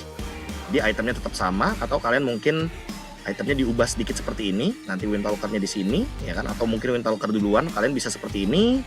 Atau mungkin kalian kalau misalkan pakai basic common emblem, kalian pakai item seperti ini juga menurut gua masih oke-oke aja. Winter dan juga Rose Gold-nya dijadikan item opsi terakhir gitu kan. Jadi ya mungkin Cloud masih sama, masih seperti ini. Seperti tadi sih guys yang gue bilang guys, Clean sih. Gue suka Clean sih di patch ini. Clean kayaknya akan jadi salah satu hero yang lumayan naik daun pelan-pelan ya semenjak critical damage ditingkatkan, atau bahkan mungkin endless battle yang sekarang nggak dikurangin apa-apa, karena kan kebetulan yang dikurangin kan statusnya sih Huskclaw ya. Huskclaw sekarang cuma 15% attack speed, di sangat-sangat bisa dialih fungsikan. Item seperti ini sangat-sangat oke. Mungkin kalian bisa ganti dengan item seperti ini teman-teman. Di winternya kalian taruh di sini bareng sama Rose Gold Meteor, karena Rose Gold Meteor ini sangat bagus sekali untuk menjadi menjadi item penutup untuk di momen-momen late game gitu. Seperti itu, gue baca komennya. Kalau Beatrix gimana? Waduh, kalau Beatrixnya masih oke deh. Beatrix masih sekarang oke-oke juga. Harit lah guys, Harit guys. Kalian nggak ada yang tertarik Harit guys? Harit loh guys. Harit nggak diapa-apain, ya kan, itemnya juga tidak terkena nerf apa-apa. Kalian mungkin first itemnya bisa ke arah Starlium Sight, lalu kalian mungkin nggak perlu mikir panjang, bikin Feather of Heaven, Holy Crystal. Kalian mungkin bisa bikin Divine Glaive, atau mungkin kalian bisa concentrated energy di sini. Gue sangat-sangat suka item Harit seperti ini. Emblemnya juga emblem yang seperti di MPL, kalian bisa menggunakan Inspire, lalu kalian mungkin bisa menggunakan item seperti Festival of Blood. Itu oke sih, menurut gue oke sih harusnya. Leslie, pertanyaan bagus. Tadi kan Bang, Cloud-nya kan udah dimunculin, sekarang Leslie dong Bang. Mobile Legends Bang. Boleh ya, Leslie. Kalau Leslie sebenarnya gue sangat suka dengan sepatu Magic Shoes ini guys, cooldown reduction. Karena apa? Karena Leslie tuh powernya kalau misalkan dia main ke cooldown, biar nanti mungkin camouflage-nya bisa lebih dimaksimalkan. Sementara kalau Berserker's Fury, first item, oke sih harusnya. Blade of Despair di sini, ya kan. Nah, kalian mungkin bisa menggunakan Great Dragon Spear untuk escape, atau mungkin kalian 3 Blade of Despair seperti ini. Gue suka sih item seperti ini guys. Oh, ada pertanyaan nih, kata bapak produser ada yang komen, One bisa digunakan nggak sih Bang di MPL? Bisa, cuma syaratnya banyak. Yang pertama, kalau kalian pick One yang sekarang, One sekarang itu udah pasti bakal kesulitan di in game karena udah pasti bakal jadi target utama oleh beberapa roamer gitu loh. Dan kalau menggunakan Golden Staff di nerf, si Halberd di nerf, Corrosion Sight di nerf, Windtalker di nerf. Semua yang ada di tubuh One ini rata-rata di nerf teman-teman, sehingga jatuhnya secara nggak langsung One juga kena nerf karena perubahan status marksman, item attack speed juga rata-rata di nerf. Cuma mungkin kalian pernah kepikiran gak sih guys menggunakan One tapi pakai itemnya cewek? Wah, ada nggak di sini itemnya cewek? Brands cewek. Nah, ini yang gue maksud teman-teman ya, menggunakan item Onyx cewek yang dimana dia membawakan Berserker's Fury di salah satu opsional itemnya. Jadi teman-teman mungkin bisa mengubah sedikit dari segi itemnya. Harusnya oke sih kalau dari segi itemnya. Apalagi kalau kita lihat kayak cewek kan dia sempat main Berserker's Fury terus Rose Gold dia tukar jadi Winter Truncheon lah, tiba-tiba dia tukar jadi Immortality, sehingga pemilihan opsinya juga lebih bervariatif. Sama dia bawa Tenacity dibandingkan dengan Brands. Kalau di sini kita lihat dia bawa Pull Yourself Together. Pull Yourself Together kan tujuannya biar nanti Battle Spell Inspire-nya ini bisa di spam ya kan, bisa lebih sering digunakan. Sementara Tenacity ini ya jauh lebih efisien, lebih power. Cuma so far kayaknya kalau One coba pertimbangkan item kritikal teman-teman, sehingga nanti mungkin pemilihan item kritikalnya bisa diubah di sini untuk Immortality ya, sehingga koneksi antara Huskclaw dan Berserker's Fury serta Windtalker dengan penggunaan item-item kritikal bisa digunakan. Oh, tapi gue kepikiran malah gini guys, coba ya, mungkin teman-teman silahkan coba di rumah. Kalau nggak efisien ya sorry ya kan, karena ya lagi dan lagi ini hanya sebatas angan-angan saya saja. Mungkin kalian bisa bermain dengan item-item seperti ini teman-teman, karena pengganti item untuk yang attack speed, kenapa tidak gitu loh. Great Dragon Spear, ketika kita menggunakan ultimate, kita akan meningkatkan 15% movement speed selama 7,5 detik. Ultimate One terbang di udara 2-3 detik. Teman-teman tentunya bisa memanfaatkan itu untuk escape dengan movement speed yang ada. Walaupun ya pada dasarnya yang dibutuhkan oleh One adalah attack speed gitu. Wah, bapak produser ternyata sangat-sangat jeli ya terhadap One. Tadi One udah teman-teman. Sekarang kita ke Melissa, boleh deh. Melissa ini terkena shadow buff dan tenang. Walaupun ini channelnya MPL, bukan berarti saya tidak menghentikan kritik saya ya terhadap teman-teman Mobile Legends Bang ya. Tapi apa-apa teman-teman. Sedikit yang mungkin bisa gua sampaikan di sini adalah shadow buff dari Melissa teman-teman. Jadi ketika semua marksman terkena sentuhan oleh Moonton, ya, saat semua marksman itu tersentuh oleh Moonton, penyesuaian atributnya, diam-diam Melissa ini ternyata penyesuaian mananya dikurangi. Jadi mungkin sekarang untuk pengguna Melissa, teman-teman bisa lebih sering nge-spam skill satunya. Melissa sekarang My Eyes on You-nya lumayan untuk para summoners, jadi bisa untuk counter Vexana, counter Popol Kupa. Apalagi penggunaan mananya jadi lebih hemat gitu loh. Teman-teman jadi lebih bisa nge-spam untuk dash dari skill satunya Melissa. Anyway, ngomongin Melissa kayaknya masih sama sih. Dari segi movement speed dan juga dari segi basic attack, seharusnya bakal ke Corrosion Sight, lalu Demon Hunter Sword, selanjutnya Golden Staff. Mungkin teman-teman kalau suka Malefic Roar silahkan, atau kalian kalau misalkan lebih suka ke Arsi Halberd, fine. Pokoknya opsi item untuk Melissa akan seperti ini, jauh dan dekatnya. Dan gue tidak melupakan bagaimana kehadiran Wind of Nature, karena Wind of Nature ini item yang lumayan penting teman-teman di late game. Apalagi kalau mungkin teman-teman lawannya hero-hero assassin, hero-hero marksman yang physical damage. Bukan true damage ya, kalau Leslie kan true damage tuh. Gitu. Irritail, wah ini kalau Irritail kayaknya kembali ke item kritikal sih. Aku suka untuk Irritail teman-teman. Irritail ini sebenarnya secara tidak langsung tuh mendapatkan sedikit perhatian seharusnya di patch yang sekarang, karena dia kan marksman dengan power critical damage, bukan dengan power yang attack speed atau fokusnya kepada late game moment atau ketika dia mendapatkan free hit. Tidak, di retail ini malah menurut gua harusnya mendapatkan sorotan lebih ketika dia memang menjadi marksman yang bisa sambil lari basic attack-nya. Critical tinggi juga dengan item-item seperti ini. 4 item kayak gini aja udah mendapatkan critical damage yang sangat-sangat tinggi. Tentang Husklow nambahin critical damage, Windtalker, ya. Karena kan kalau Husklow ini kan yang dikurangin adalah attack speed-nya teman-teman, bukan critical chance-nya. Critical chance-nya tetap sama seperti yang di patch yang sebelumnya. Critical chance-nya tuh 20, 25, 45. 45 ditambah 20 lagi 65 critical chance. Ditambah lagi dengan ini 75 critical chance. Belum lagi kalau teman-teman mungkin menggunakan emblem marksman, ya kan? Emblem marksman-nya mungkin teman-teman bisa membawakan ke fatal. Karena fatal akan menambahkan lagi 5% critical chance, 80% teman-teman. Kayak jadi sales in retail nih. Aku lihat-lihat di sini, teman-teman. Sylvana tadi udah, teman-teman. Sylvana mungkin itemnya kali ya, teman-teman. Mungkin lebih penasaran sama itemnya kali ya. Item Sylvana gue lebih suka yang kayak gini sih, teman-teman. Oh. Mungkin di sini bisa ke Tough Boots, ya kan. Setelah itu mungkin langsung menuju ke item seperti Feather of Heaven, Concentrated Energy. Setelah Concentrated Energy, teman-teman bisa ada 2 opsi, bisa ke Genius One. Atau kalau misalkan teman-teman gak suka Genius One karena udah merasa penetration-nya cukup, karena Sylvana kan pasifnya penetration teman-teman, physical penetration atau physical defense reduction dan juga magic defense reduction. Sementara itu kalau teman-teman maunya full damage, mungkin teman-teman kan match-nya nggak cuma satu nih, mungkin di tim kalian ada lagi di Novaria bikin Genius One, let's say seperti itu. Item seperti ini menurut gua sangat-sangat oke sebagai jungler. Kalau kalian main jungler mungkin kalian bisa main assassin, ya kan, emblemnya seperti ini boleh. Atau ini mungkin. Oh, kata bapak produser ada pertanyaan dari siapa pak namanya pak? Kali aja bisa di absen gitu kan.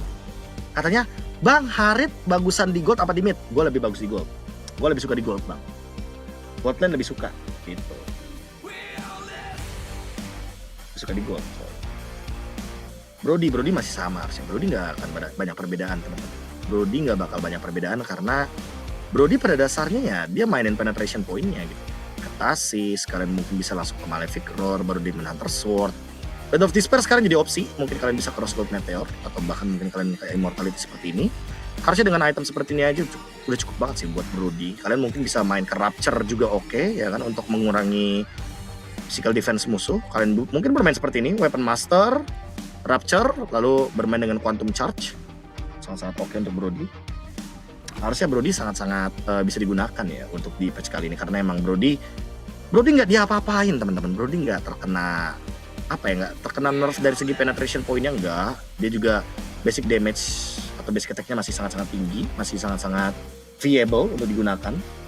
Tidak menutup kemungkinan, bahkan kalau kita lihat dari segi segi penetration point-nya mungkin dia yang paling tinggi, ya kan? Dia mungkin kalau kita berbicara Brody, harusnya Brody tidak mengalami perubahan yang signifikan seperti itu teman-teman. Kenapa Yin? Yin nggak kena apa-apa guys. Yin nggak kena apa-apa sama patch terbaru kali ini. Yin nggak kena apa-apa soalnya. Oh, ada dari Hayo nih pertanyaan bagus. Bang KB, kenapa si Halberd sekarang ngelaku banget? Gue akan menjawab ini dengan sangat detail karena pertanyaan yang cukup bisa terjawab dengan mudah teman-teman. Yaitu adalah karena pasif unik.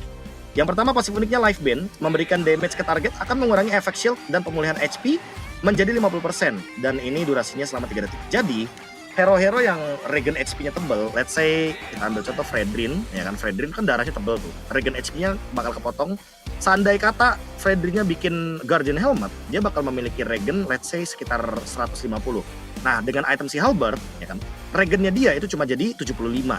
Itu udah bagus banget efek yang pertama. Dan efek yang kedua adalah Punish, meningkatkan 8% damage terhadap hero lawan dengan HP tambahan yang lebih tinggi. Bang, kenapa sih si Halberd jadi lebih laris? Wis. Kalau gitu, karena walaupun bapak produser tadi tidak briefing dengan saya untuk masuk in-game, itu bakal kita contohin langsung teman-teman di in-game. Kita ambil contoh, kita menggunakan marksman basic attack lah ya, marksman basic attack lah ya. Let's say seperti Mia sih, gue suka Mia. Contoh. Mia akan gue jadikan contoh di sini, ya kan? Langsung masuk kita contohin di in-game ya.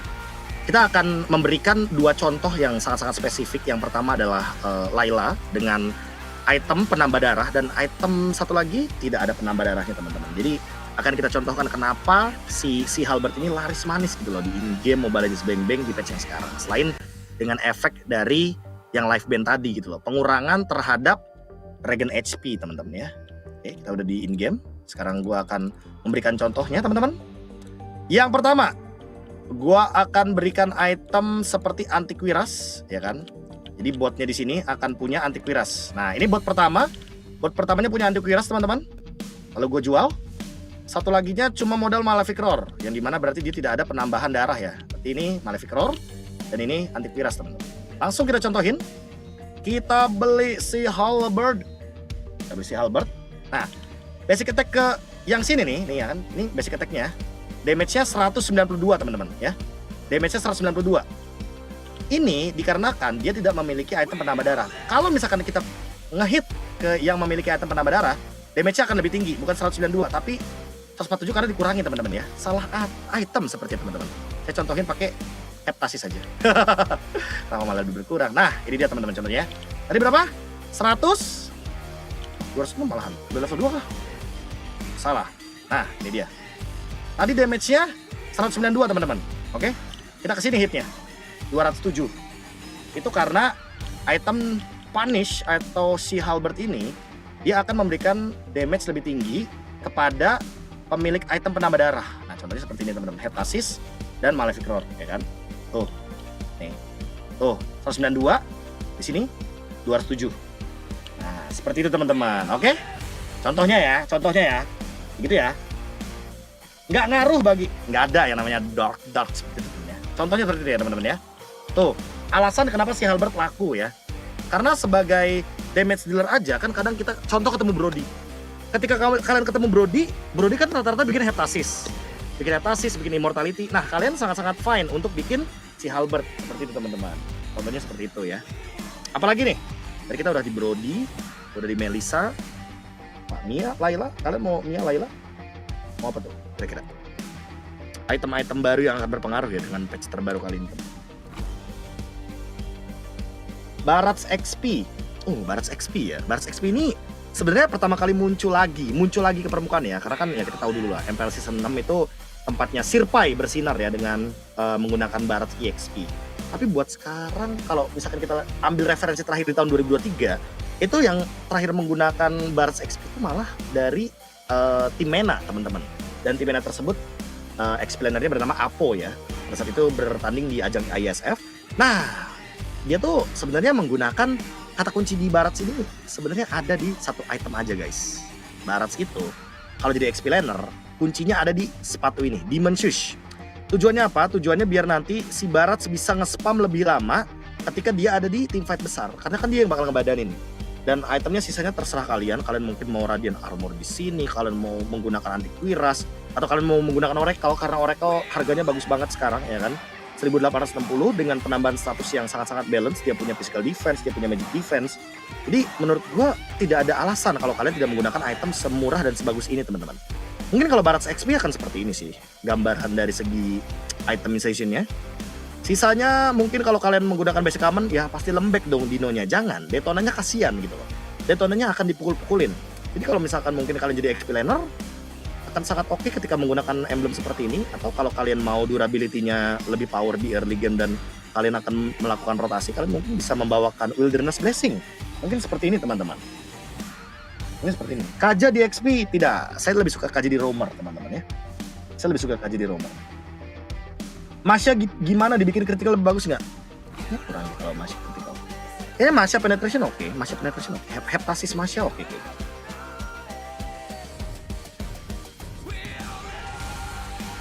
Si Halberd itu aktif untuk hero lifesteal yang lebih banyak dari darah hero saat team fight. No. Enggak. Lifesteal-nya emang bisa dikurangi gara-gara life ban. Tapi yang paling penting itu ini nih. Meningkatkan 8% damage terhadap hero lawan dengan HP tambahan yang lebih tinggi. Jadi contohnya hero-hero tank jungle dikasih si Halberd, damage marksman kita, damage assassin jungler kita itu jauh lebih tinggi daripada yang sebelumnya. Seperti itu. Oh, Gwyn gak diubah apa-apa. Ini gue malah tertarik sama komennya Mian Ales, Julian. Oh, kalau Julian, kalian kepikiran gak guys dengan menggunakan item seperti concentrated energy? Karena kayaknya gue akan sangat tertarik sekali dengan item seperti concentrated energy ini. mungkin seperti ini. Atau kalian mungkin bisa bermain dengan Feather of Heaven kalau kalian mau main yang attack speed. Cuma karena Julian ini kan attack speednya sebenarnya udah apa ya? Udah lebih berfokus sama skill damage, ya kan? Dimana mungkin Julian sangat oke untuk menggunakan concentrated energy. Dia mungkin itemnya seperti ini, Genius, Concentrated, Holy Crystal, Divine Glaive. Kalian mungkin bisa mengganti si item atau emblem ini dengan Bargain Hunter. Gue suka banget Bargain Hunter sih di patch yang sekarang. Jadi lebih gampang untuk dapetin early temponya buat Julian ya. Ini nggak kalah-kalah banget juga buat penggunaan si Julian di in-game gitu. Clean enakan penat atau kritikal? Kritikal. Tapi ya tidak melupakan heptasi sama malefic. Karena kalau misalkan ditanya ya, Bang KB itemnya apa kalau clean? Ah ini item gua kalau clean bang. Seperti itu teman-teman. Kalau clean seperti itu kira-kira. Gwyn kena nerf tapi nggak begitu fatal. Karena nerfnya itu cuma di skill cast. Dia cuma jarak penggunaan skillnya doang. Lingkarannya masih lumayan besar kok untuk menangkap 2-3 pemain. Jadi masih sangat-sangat fine untuk digunakan.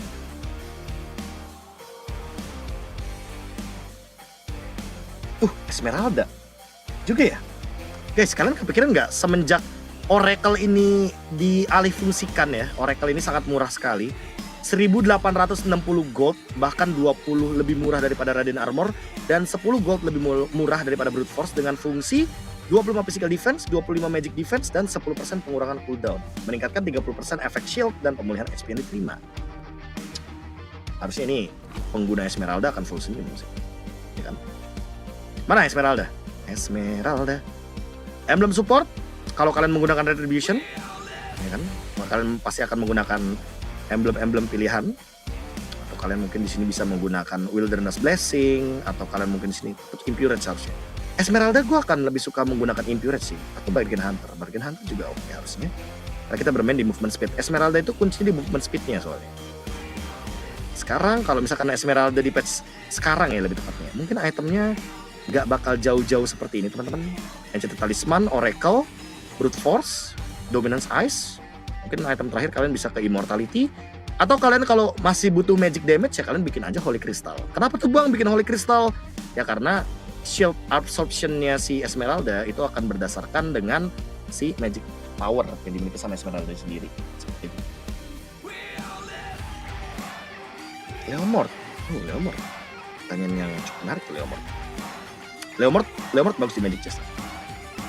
Aduh, ada bapak produser yang mempertanyakan juga dari kolom komentar ya. Kari Semiteng masih bagus nggak buat di rank games? Aduh bang, jujur ya bang ya, walaupun sekarang mungkin kalian emblemnya seperti ini kan. Rata-rata kan kalau yang aku lihat ketika kita berbicara penggunaan Kari Tank kan rata-rata kan seperti ini kan. Emblem Fighter, main di Firmness, kalau nggak Firmness Festival of Blood, kalian pakai Tenacity gitu kan. Biar lebih kuat di early game-mu. Tapi nanti kalian itemnya tuh bakal ya nggak beda jauh sama item-item yang mungkin bisa digunakan di rank games di season kemarin gitu. Yaitu adalah mungkin kalian bermodalkan Golden Staff aja ya kan. Golden Staff-nya nanti kalian padukan dengan Thunder Belt seperti ini. Terus nanti kalian bikin Athena Shield. Kalian bikin apa tuh biasanya? Immortal ya langsung ya. Brute Force terusnya. Kayak gini lah kira-kira teman-teman. Cuma sayangnya semenjak 2 patch lalu Kari seperti ini sudah sangat-sangat usang gue bilangnya guys. Kenapa gue bilang usang? Karena tidak ada damage jadinya Karinya. Sementara kari-kari di MPL yang aku lihat sekarang itu lebih mengoptimalkan item lama, Corrosion Sight, Golden Staff, Demon Hunter Sword, yang walaupun mungkin terkena nerf, tapi item seperti ini yang masih efisien gitu dan masih bisa digunakan. Tapi tidak melupakan kalau sekarang Kari jadinya bisa pakai 2 item defense. Kalian boleh menggunakan item seperti ini. Mungkin Athena Shield sama Immortality-nya kalian tinggal tuker-tukeran aja, ya kan? Sisanya kayak gini teman-teman. Ini masih oke sih kalau buat yang hybrid. Atau kalau kalian masih mau damage ya udah kalian gantinya ke Rose Gold Meteor gitu loh. Rose Gold Meteor bagus banget buat sekarang karena ada penambahan dari movement speed kan ketika HP-nya di bawah 30%. Kayak gitu. Wah ini tapi pertanyaan bagus sih. Kalau Sylvana Rom item semi damage-nya apa yang enak? Wow. Kok kalian bagus-bagus guys komennya guys? Itu loh di MPL loh.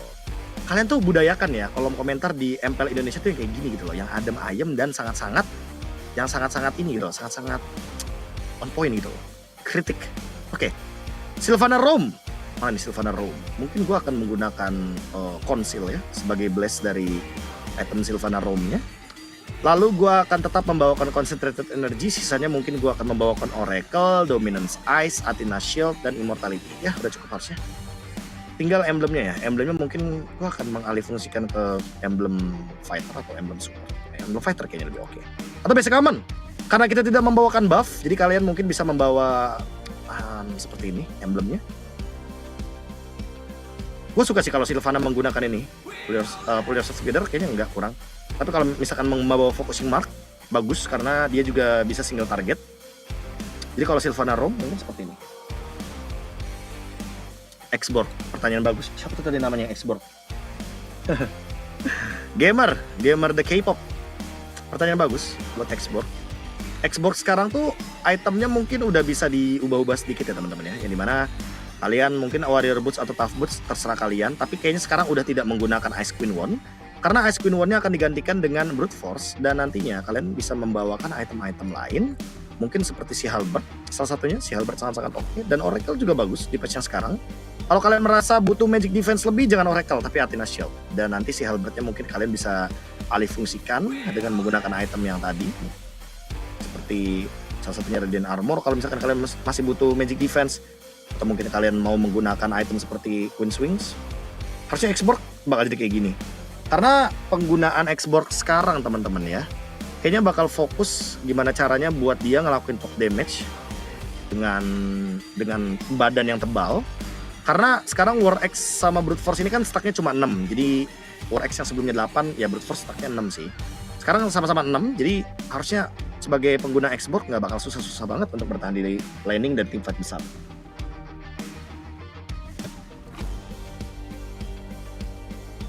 Kenapa tuh?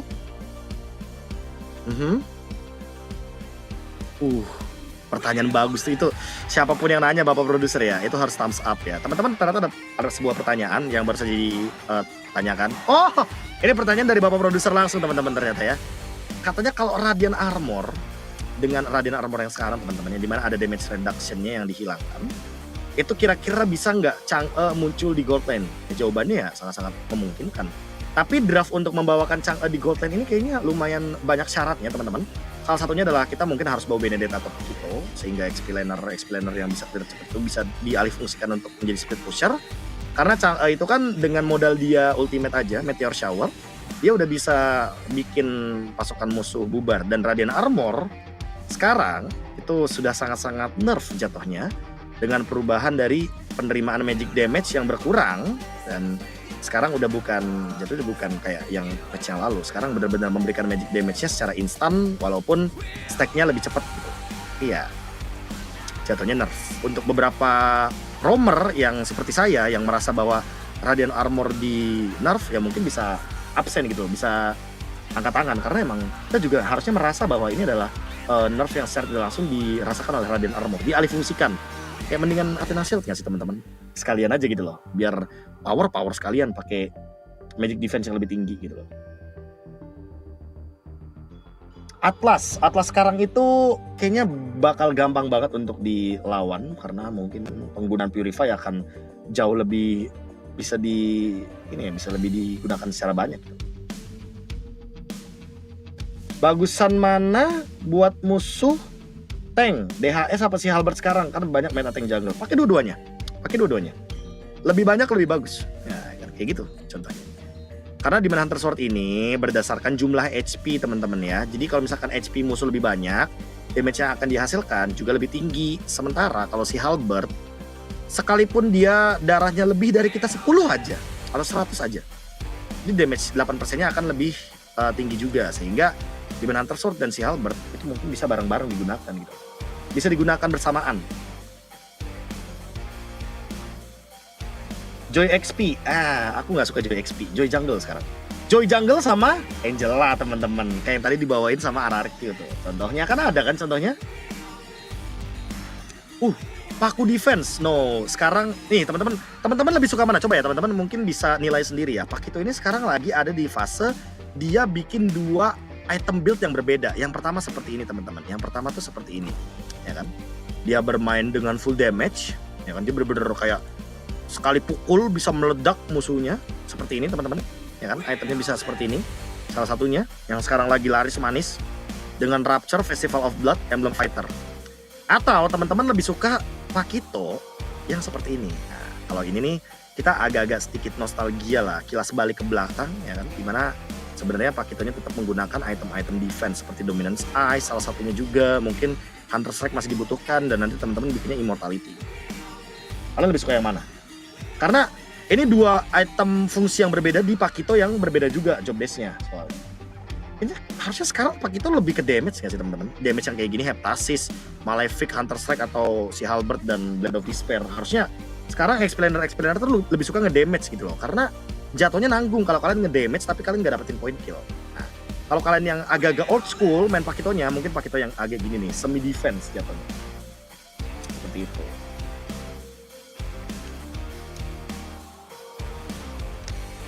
Bennett enakan jungle apa XP? Sekarang lebih box XP.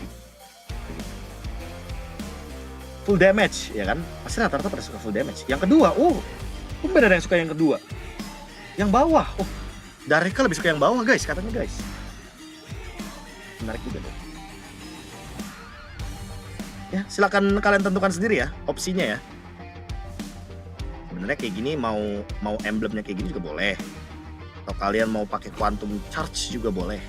Ini fine, gunakan. Kayak gini guys, emblemnya, itemnya, battle spell kita anggap semuanya sama-sama flicker ya. Silakan kalian bedakan sendiri lah. Untuk Pakito yang full damage akan seperti ini. Kalau kalian yang semi damager dan ada sustainability-nya, kalian bisa menggunakan yang bawah. Sisa berapa menit? Aku masih punya banyak waktu guys, 39 menit. Nanti ketika countdown sudah menuju 20 menit baru kita membahas draft pick ya teman-teman. Baru kita membahas draft pick. Nah, masih panjang gitu.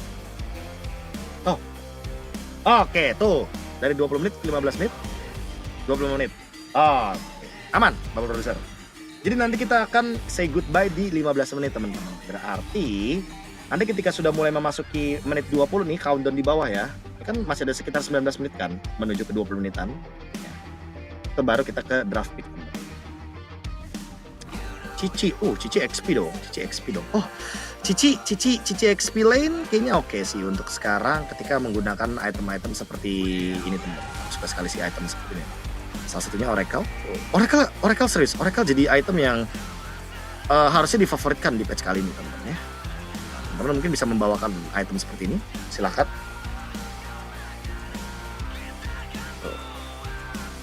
Kalau emblem harusnya ya movement speed sih, atau mungkin kalau teman-teman mau bertahan lebih banyak dengan menggunakan spell fame ya menggunakan Festival of Blood sangat-sangat oke. Ini item cici, battle spellnya kalian tinggal pilih-pilih sendiri. Kalau kalian merasa kayak ada Mino, Tigreal, mungkin kalian bisa bawa Purify. Kalau misalkan lawannya banyakkan basic attack, damage dealer, mungkin kalian bisa menggunakan item seperti ini atau battle spell seperti ini, Vengeance gitu. Hari tadi udah teman-teman, hari tadi udah. Bisa mundurin lagi, cielah mundurin lagi. Silvana udah. Siapa lagi yang belum? Kimi? Kimi. Nggak tahu sih kalau Kimi sekarang. Kalau Kimi sekarang guys, coba. Kalian mungkin kalau gue ya jujur ya. Kalau gue jujur masih membutuhkan Ice Queen One guys. Kimi kayaknya tetap bakal seperti ini sih emblem dan item. Mungkin di sini kali ya. Di Killing Spree-nya bisa diganti mungkin. Killing Spree-nya sangat-sangat bisa diganti dengan Weakness Finder. Jadi kalian bisa bermain dengan basic attack. Atau kalian bisa bermain dengan gue nggak tahu ini bakal works atau enggak. Tapi kalian kepikiran nggak guys, kalau misalkan ini Genius One dan ini Concentrated Energy, setelah itu kalian bermain dengan Glowing Wands dan kalian main dengan Divine Glaive. Setelah itu mungkin kalian bermain dengan Holy Crystal atau kalian bermain dengan Box. Nah, kalian lebih suka item yang mana guys? Coba guys. Mungkin Bargain Hunter, Weakness Finder. Coba kalian lebih suka yang mana guys? Kimi. Gue lebih suka yang bawah ya. Tapi sebenarnya atas bagus sih, atas bagus guys. Atas bagus so. Next gue bakal bahas Arlott. Ini Arlott pembahasannya bagus teman-teman. Arlott pembahasannya yang bagus. Next ya abis ini ya. Kalian tinggal pilih lah. Pokoknya bagus yang atas itu yang bawah buat Kimi. Karena perubahan di sininya aja sih sebenarnya. Perubahan di sini aja. Nah, sedikit banyaknya sekarang kita ke Hero Fighter yang mungkin terima kasih dikasih gift loh. Waduh. Lagi mengisi MPL saya. Kasih. Tuh guys, kalau kalian baik ya guys, kalian akan di-gift oleh orang random guys. Cya, gitu ya. Arlot di mana Arlot? Arlot di bawah ya seharusnya. Kan patch baru kan. Arlot. Nah, semenjak di 2 patch lalu teman-teman ya, di tanggal 31 Januari 2024. Arlot mengalami sedikit perubahan. Sedikit banyaknya itu adalah ketika memberikan damage dengan skill keduanya atau Vengeance. Nah, ketika ada mark, maka damage yang dilipat gandakan ini dan HP regen yang akan didapatkan itu berdasarkan total physical attack, udah bukan total HP lagi. Jadi memungkinkan sekali buat teman-teman ketika nanti teman-teman akan gue siapkan ya itemization Arlot. Arlot ini karena ada banyak tipe teman-teman. Kalau teman-teman mau yang bang aku Arlot tank, Arlot itu harus tank bang, boleh. Kalian mungkin bisa menggunakan item seperti ini teman-teman, Athena Shield. Ini kalian ganti dengan Antiquiras atau Immortality, fine. Yang penting kalian lebih durable di early game. Kalian emblemnya mungkin bisa pakai basic common, karena gue sangat suka emblem basic common ini di Arlot. Jadi dia nggak perlu capek-capek untuk mikirin soal regen HP dan segala macamnya. Jadi kalian bisa membawakan flicker juga. Kalau kalian mau, bang aku Arlot damage, aku mau memaksimalkan potensi draft, mungkin dia bawa tank jungle ya, atau mungkin kalian mau pakai dire hit, boleh. Dire hit di sini akan gue gunakan. Nah, kalian bisa menggunakan item seperti Hunter Strike, Malefic Roar. Lalu mungkin kalian membawakan Oracle untuk lebih durable, atau kan mau menggunakan physical defense, fine-fine aja pokoknya. Pokoknya jangan lupakan Immortal guys. Nah, ini dia. Ini untuk yang nanti dia akan menjadi roamer, tapi roamernya tipe damage gitu. Roamer tipe damage mungkin seperti ini. Roamer tipe damage seperti ini harusnya. Tapi dia cuma jatuhnya untuk in dan berharap bisa out ya. Karena sebagai roamer dia harus dapetin trade. Nah, kenapa bang bikin Hunter Strike dan juga Malefic Roar? Karena skill keduanya Arlot, regen HP-nya akan lebih tinggi bang kalau misalkan menggunakan item-item damage seperti ini. Terus bang, kenapa kok lu Antiquiras dulu? Gitu kan. Kenapa lu tidak Athena Shield dulu? Karena di sini kalau teman-teman lihat, kan gue sudah memiliki Tough Boots. Tough Boots ini kan akan memberikan Magic Defense. Sementara karena gue punya Magic Defense langsung ke item-item physical, barulah di sini gue membutuhkan yang namanya Physical Defense gitu.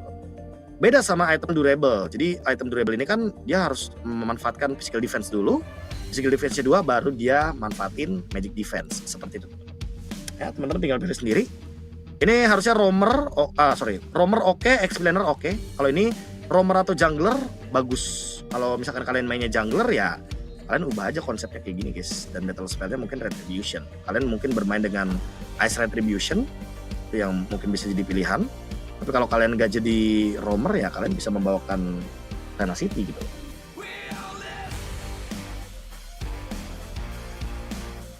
Mino. Tumben nih, kamu roamer ya? Kamu roamer ya, minta Mino ya? Kamu roamer ya? Ya roamer pada dasarnya sama sih, favor ya kan? Lalu kalian mungkin menggunakan Tough Boots. Item pertamanya mungkin kalian langsung ke Antiquiras, Dominance Ice atau Oracle Fine. Sini ada item dua-duanya. Ya kan? 3 mungkin kalian bikin Flask of Dionysus. Item terbaru mobilelegendsbangbang yang paling terakhir ya.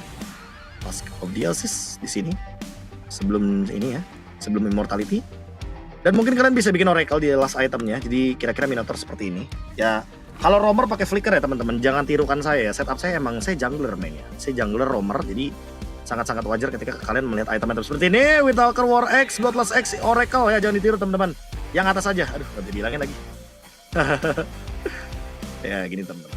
Fairness. Kalau kalian mau main rotasi Fairness. Dan ini bisa ya kan. Kalau kalian mau main satu lane, mungkin kalian main di XP lane atau Turtle, kalian mungkin bisa bermain dengan Tenacity. Mungkin kalian bisa bermain seperti ini. Kan? Banyak lah opsinya buat Minotaur. Apalagi?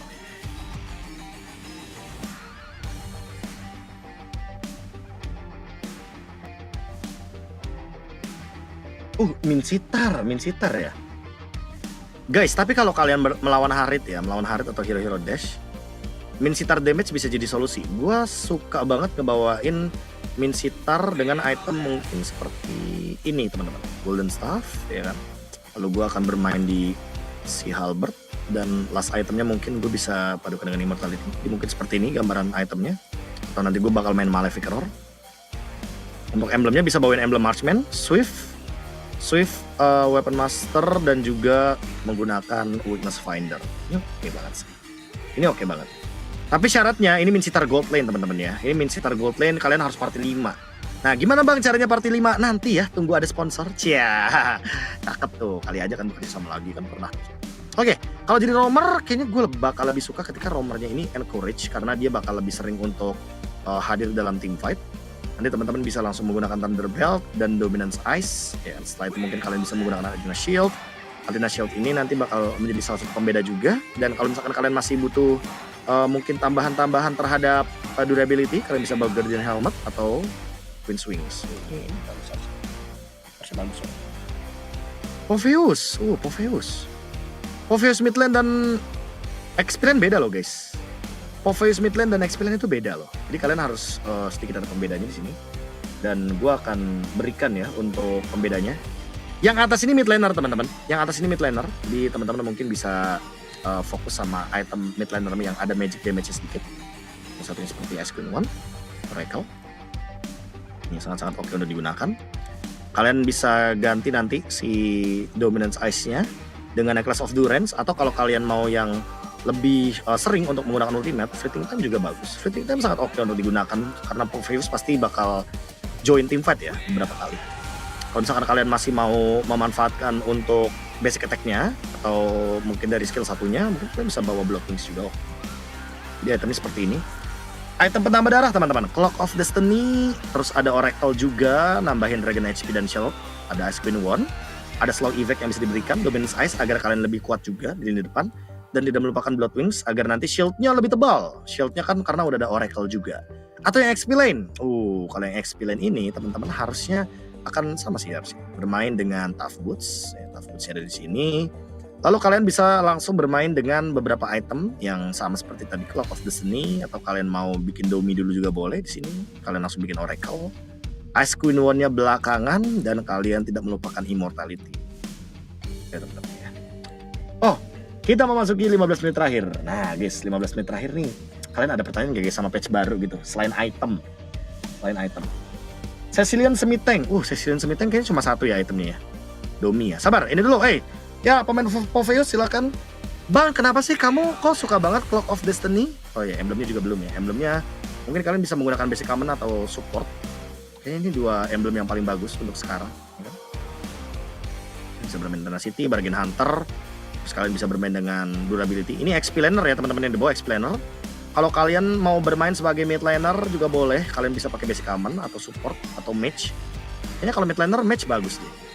Karena dia akan menggunakan Impurage. Impurage ini bakal nambahin mana kalian dan kalian akan lebih sustain dengan mana yang kalian miliki. Ini Popheus ya. Ini Popheus mid lane. Ini Popheus XP lane. Seperti itu teman-teman. Kali. Ini harusnya ya. Live stream ini kan akan muncul di bench atau di tempat-tempat para pemain ya teman-teman. Jadi mungkin teman-teman yang ada di bench akan mengira kayaknya itemnya nggak seperti ini. Wah, gitu. Tapi ya mungkin lagi dan lagi referensi item kan banyak banget yang bisa digunakan teman-teman. Jadi mungkin teman-teman kalau misalkan nanti tiba-tiba di MPL ada yang menggunakan item yang berbeda, teman-teman mungkin bisa menggunakan item tersebut ditirukan di beberapa situasi yang mungkin bisa kalian mainkan juga. Kari udah, Nolan ya. Nolan patch baru ya. Nolan patch baru kayaknya nggak ada banyak perubahan teman-teman. Nolan patch baru kayaknya nggak banyak perubahan sih. Masih sama, tetap item attack. Oh Joy. Guys, kalian tim Joy yang menggunakan Flame Retribution lalu kalian bermain seperti ini itemnya, ya kan? Divine Glaive, kalian full damage seperti ini. Atau kalian Joy dengan seperti ini guys. Jangan-jangan kalian Joy yang seperti ini. Nah, kalian mungkin menggunakan ini, terus kalian langsung bikin Genius One, Concentrated Energy, Divine Glaive, dan setelah itu kalian tutup dengan Blood Wings. Kalian tim mana guys? Kalian tim yang ngebawa Holy Crystal dan nggak ngebawa Concentrated Energy, atau kalian tim yang membawa seperti ini itemnya, Holy Crystal dan Concentrated Energy? Dan tadi juga yang gue lihat Irat kan pakainya kayak gini ya. Irat sekarang udah main seperti ini teman-teman. Membawakan bukan Rapture lagi tapi membawakan Inspire. Semuanya sama-sama burst. Karena membawa Lethal Ignition paling bagus. Silahkan kalian tinggal pilih ya. Kalian mau pakai yang cooldownnya lebih banyak, ya kalian tinggal ganti aja berarti sepatunya guys. Sepatunya tinggal kalian ganti jadi Magic Shoes contohnya seperti ini. Nah, tuh. Ini cooldownnya lebih banyak nih kalau pakai Magic Shoes. Mungkin itu pembedanya kali ya. Next, Cecilian tadi sebenarnya nanya Cecilian ya. Cecilian semi-tank ini sebenarnya yang bawah sih guys, nih itemnya. Udah langsung terjawab mungkin ya. Ya mungkin kalian akan sedikit ada pembedanya di sini di Divine Glaive. Nah, mungkin nanti item terakhirnya item penutupnya bisa kalian tutup dengan Immortality. Yang penting Dominance Ice. Dominance Ice ini agar apa? Agar nantinya si Cecilian punya mana pool yang lebih banyak gitu. Jadi dia lebih nge-spam untuk penggunaan back impact atau skill satunya. Kenapa lebih suka kalau seandainya Divine Glaive duluan sih guys daripada Dominance Ice. Dan gue lebih suka item yang atas sebenarnya. Gue lebih suka item yang atas soalnya. Benedetta guys, Benedetta. Kalian ada yang tertarik dengan Benedetta nggak guys? Benedetta sekarang itu guys, kayaknya nggak perlu bawa retri. Ya kan? Yang penting kalian bisa main di side lane. Dan kalian mainnya yang instant kill gitu loh guys. Heptasis, si Halberd, Malefic Roar. Lalu mungkin kalian bermain dengan item yang lebih durable. Contohnya di sini ada Brute Force, ya kan, atau Immortality. Ini juga item yang sangat-sangat fine untuk digunakan. Kalau kalian nggak suka Brute Force, kalian bisa membawakan Oracle. Lagi dan lagi saya marketing Oracle untuk patch kali ini.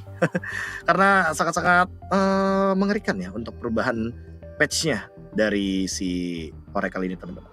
Ya teman-teman mungkin bisa bermain dengan Master Assassin atau menggunakan Weapon Master. Atau kalian mungkin mau membawakan Festival of Blood, fine. Tapi yang penting ini guys, Lethal Ignition. Karena Lethal Ignition akan memberikan damage lebih besar ketika 7% max HP hero itu tertrigger atau tergerus ya HP-nya. Untuk battle spell kalian Petrify. Nah ini kayaknya valid no debat. Pasti rata-rata sekarang bakal bermain dengan item seperti ini guys. Kalau kalian juga ngeliat Nino kan ini gold tanner ya. Kalau ini Benedetta gold tanner beda guys itemnya. Tapi kalau misalkan kalian lihat di item global juga harusnya rata-rata kan seperti ini tuh item. Atau kalian ya kalau mau movement yang lebih pasti, kalian gak usah main kayak gini lah guys, langsung aja full damage kan guys. Ya gak sih? Tuh. Mau guys kalian main Benedetta full damage kayak gini guys. Ya resikonya kalian kalau di ganyang sama roamer sama XP laner musuh sama gold laner musuh ya kalian bonyok guys. Itu aja Pak. Aman. Clean udah tadi clean. Ruby. Pertanyaan bagus teman-teman, pertanyaan bagus banget.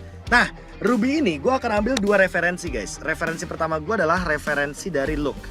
Jadi Geek Look, kalian tahu kan ya, explainer dari Geek Farm, dia membawakan War X, si Halberd, terus dia bikin Hunter Strike guys. Baru dia sisanya bikin Oracle sama Brute Force kalau nggak tahu. Brute Force di sini atau Immortal di sini. Dan dia mungkin bisa olah itemnya lebih banyak lagi. Tapi Emblem Fighter akan gue jadikan opsi utama di sini. Dan kalian bisa menggunakan Flicker. Ini versi look teman-teman ya. Look itu kemarin ngebawain War X, terus si Halberd. Habis itu dia padukan lagi dengan Hunter Strike. Dia bikin Brute Force dan dia bikin Immortality. Atau kalian pakai opsi yang kedua nih teman-teman ya. Opsi yang kedua, ini opsi dari gue pribadi. Ya kalian bisa menggunakan item masih tough boots tentunya. Kalian bisa membawakan War X juga. Terus kalian langsung aja ke item seperti Brute Force. Brute Force ini nanti akan dilanjutkan dengan Oracle. Setelah itu mungkin kalian bisa membawakan item-item yang lebih tanky. Atau kalau kalian mungkin mau memanfaatkan Brute Force-nya, kalian bawa Bloodlust Axe teman-teman. Bloodlust Axe ini sangat oke sekali untuk digunakan oleh Ruby.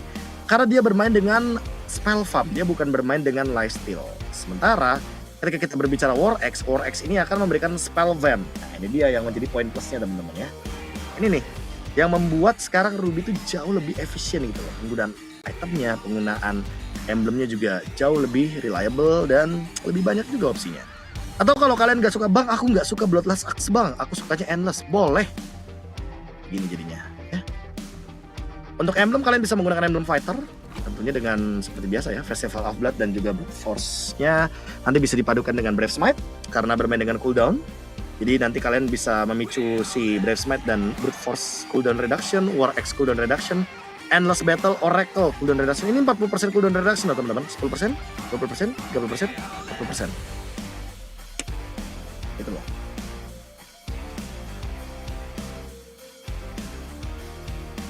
Digi, Digi kena nerf sih. Digi harusnya masih sama sih.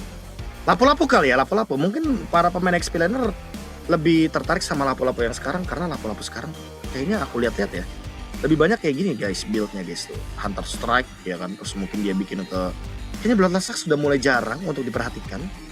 Atau kalian masih tim lapu-lapu Bloodlust Axe guys? Karena temen gue juga ada yang masih main lapu-lapu dengan Bloodlust Axe.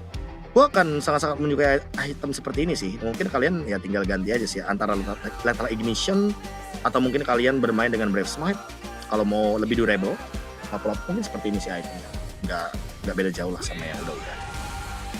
Nggak beda jauh sama yang udah-udah. Buka puasa, selamat berbuka puasa. Iya teman-teman ya. Buat teman-teman bentar lagi silahkan berbuka puasa karena MPL kan ini gue bakal hilang ya.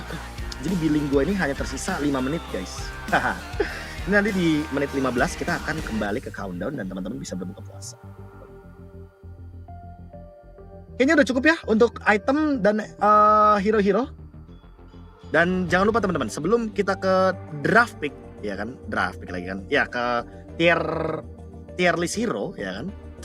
Izinkan aku untuk jualan Oracle. Asik.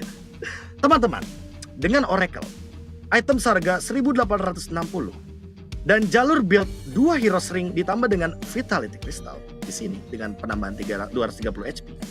Teman-teman bisa mendapatkan 850 darah, 25 physical defense, 25 magic defense dan juga 10% pengurangan cooldown. Apalagi dengan pasif uniknya teman-teman yang akan meningkatkan 30% efek shield dan pemulihan HP.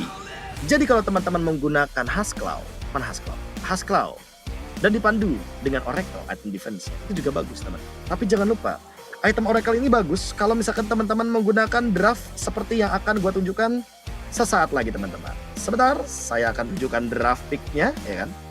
Kita akan langsung memunculkan tier list untuk sekarang. Kenapa gue bilang tadi Oracle bagus? Karena Oracle ketika digunakan dengan combo Barats dan juga Matilda teman-teman, ini akan menjadi combo yang sangat-sangat mematikan.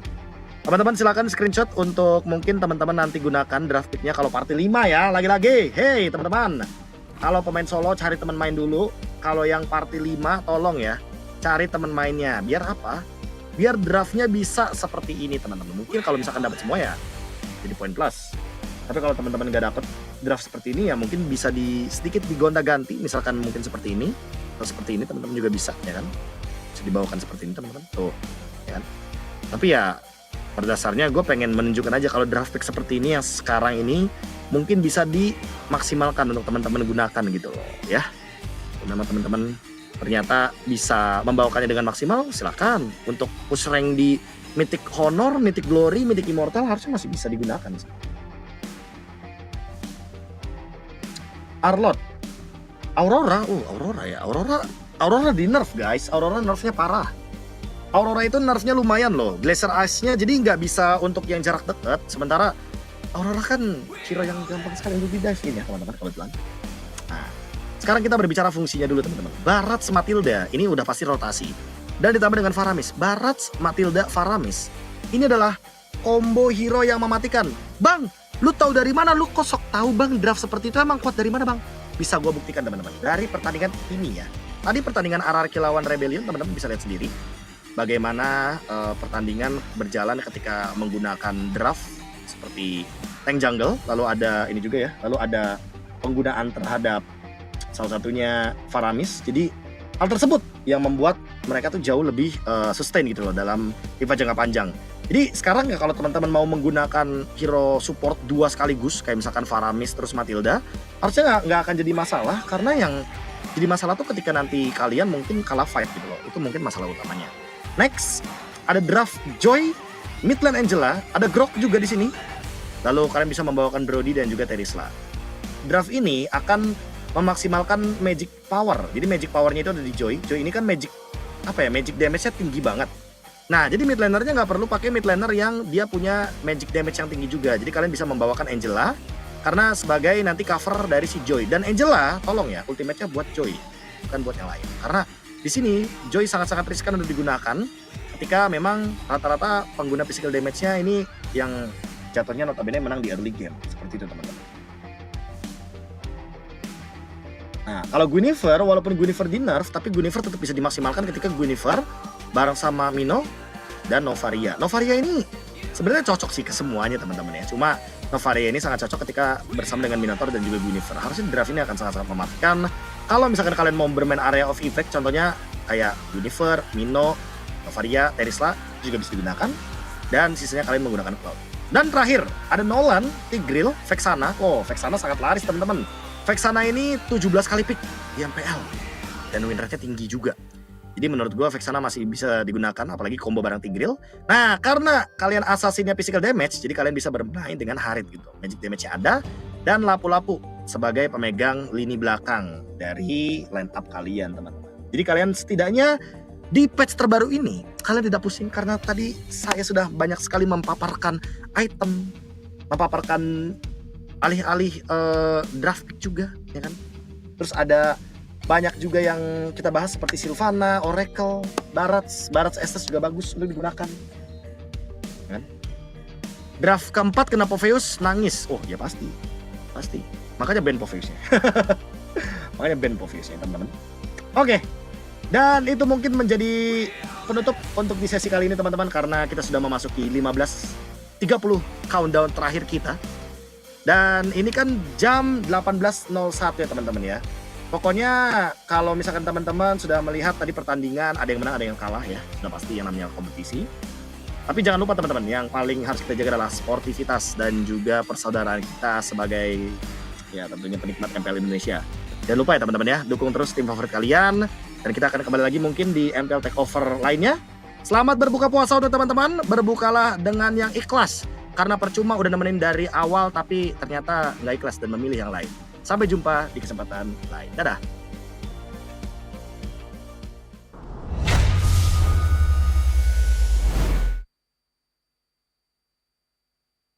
Baru, Galaxy A55, A35 5G, awesome tiap hari. Ini Galaxy A55 5G. Ngegame lancar, win streak terus-terusan, bisa tahan 2 harian. Nah, ini Galaxy A35 5G. Bisa terus berkreasi walau dalam gelap dan tanpa batas. Makin aman dengan Roxfold. Be awesome everyday. Pakai aplikasi GoPay, dompet andalan gamers. Banyak damage-nya. Ada cashback hingga 20.000 buat upgrade skin baru. Aplikasi ringan gak makan memori. HP lemot bisa victory. Top up langsung dalam game tanpa hambatan. Ikutan selebrasi MPL di aplikasi GoPay. Menambah total hadiah ratusan juta. Bonus stage. Gratis 100 kali transfer kemana aja. Beli pulsa harga termurah. Scan QRIS dengan mudah. Download sebelum mabarkan.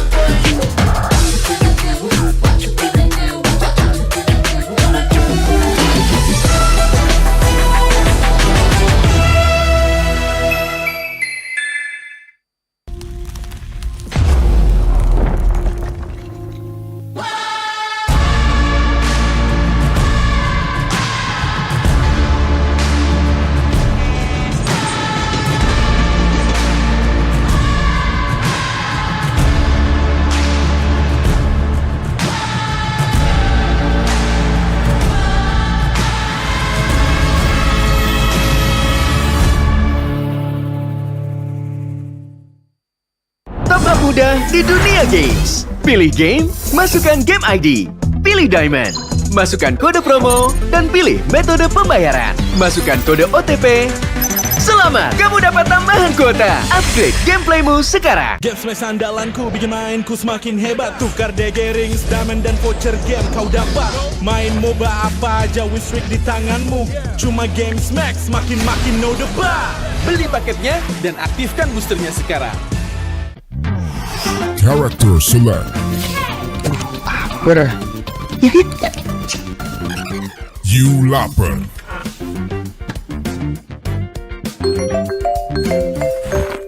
Stop! Pakai klik Indomaret, belanja 1 jam sampai dan gratis ongkir loh. Wah, belanja online kayak belanja di toko Indomaret. You kenyang, siap main lagi. Let's go! Belanja online seperti di toko.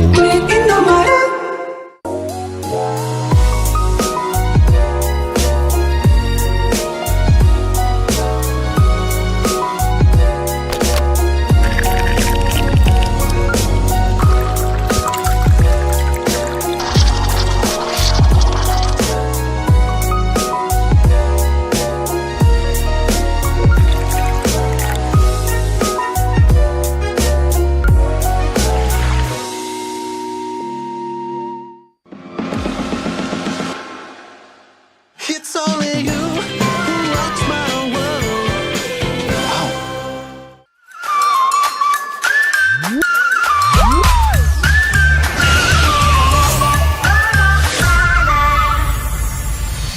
I'll be, yeah, I'll be wherever I wanna be. Wherever I wanna be.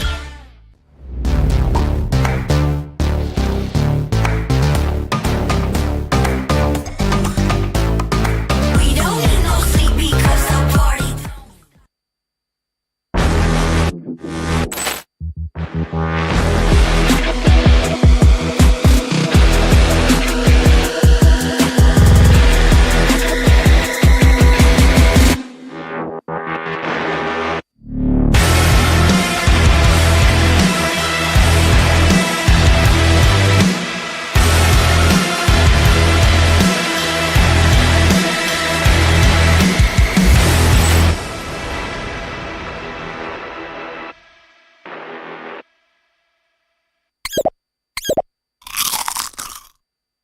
Well, I'm me, and there's no one I'd rather be. You can sit around and wait and see. For a moment, I'll be standing free.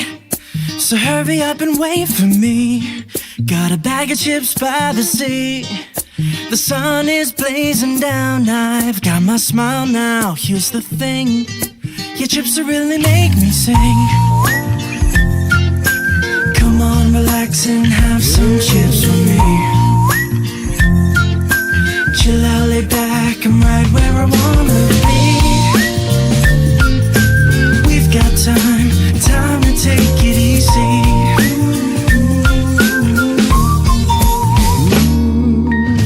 You always tell me to speed up, but slow down. I've been kicking my feet up and just going to town. A bag of chips in hand, I got nothing planned, yeah. Good treats by the sand, you know I wanna chow down. Oh yeah. So when you ask me if I'm gonna stay, I'm promising you I will. 'Cause there's one thing we gotta do.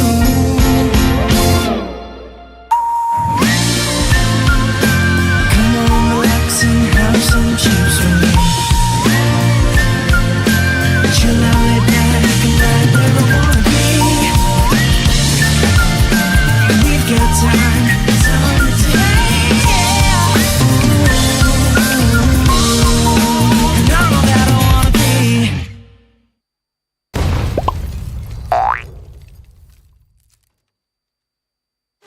Your MVP is Chip! His portals completely set the pace of the match from start to finish. Wow, another MVP! That's my chip! Just doing my job. Can I see the highlights? I'm off the clock. Yeah! I can't wait to see your portals in action! Looks like Red Team's trying to catch Chip alone up top, but he just calmly dropped his portal and Alpha ults in to flip this fight around! A great example of skills persisting through portals! Double kill!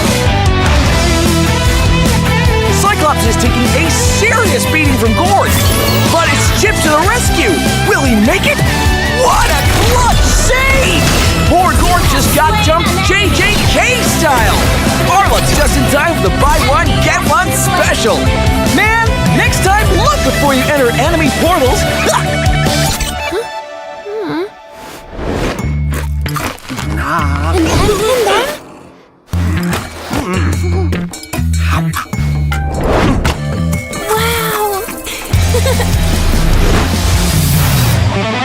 Uh-oh! Cyclops is about to overstay his welcome. Is this deja vu? Oh, wait for it. Wait for it. Boom! Melissa joins the party. Kip runs a BTC. Sheesh! What a massacre! And to add insult to injury, Melissa portals back to her lane without missing a beat. A skirmish breaks out. Where's Chip going? Is he gonna... He flickers to the high ground! Portal's up! Surprise! Broly gets deleted! Can Red Team make it back in time? No shot! What an insane portal strat!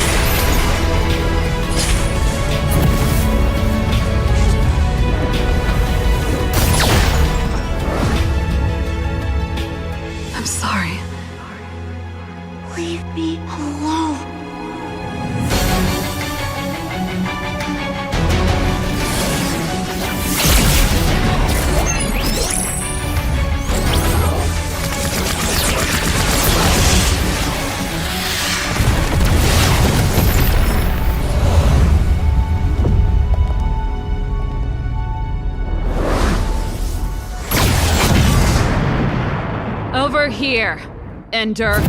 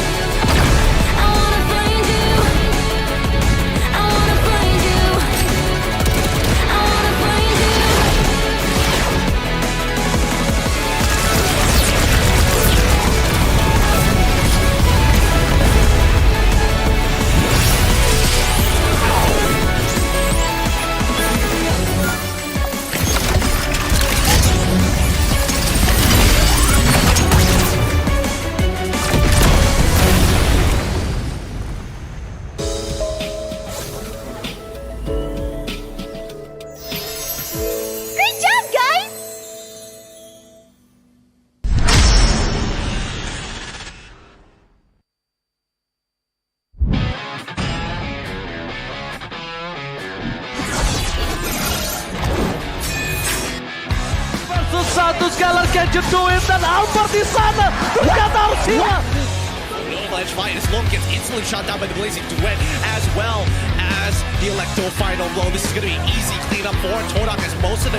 Apat yun, pero nasipa din siya yung ninakaw na sipa. Buhay pa rin ang buhay! The backline already, and they're running for the lives, gunning it. David trying to drag the members of RG right underneath the turret. It's not enough though. Gray coming all the way in, he cleans it all the way up. Just no way for him to run. Just... Kita kata ada satu warrior weapon deploy yang membuat pergerakan dari Mega tuh lalu benar-benar slow. Rafanya sudah tumbang.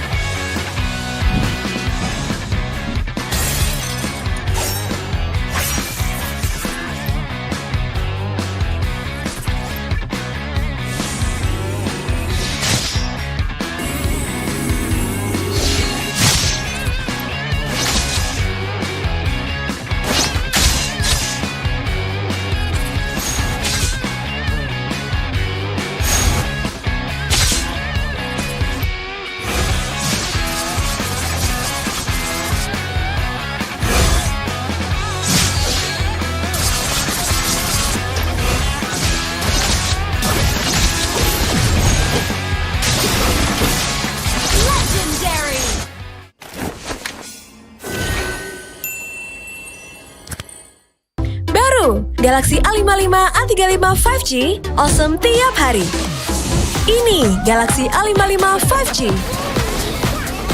Ngegame lancar, win streak terus-terusan, bisa tahan 2 harian. Nah, ini Galaxy A35 5G. Bisa terus berkreasi walau dalam gelap dan tanpa batas. Makin aman dengan Roxfold. Be awesome everyday. Pakai aplikasi GoPay, dompet andalan gamers. Banyak damage-nya. Ada cashback hingga 20.000 buat upgrade skin baru. Aplikasi ringan gak makan memori. HP lemot bisa victory. Top up langsung dalam game tanpa hambatan. Ikutan selebrasi MPL di aplikasi GoPay. Menambah total hadiah ratusan juta. Bonus stage. Gratis 100 kali transfer kemana aja. Beli pulsa harga termurah. Scan QRIS dengan mudah. Download sebelum mabarkan.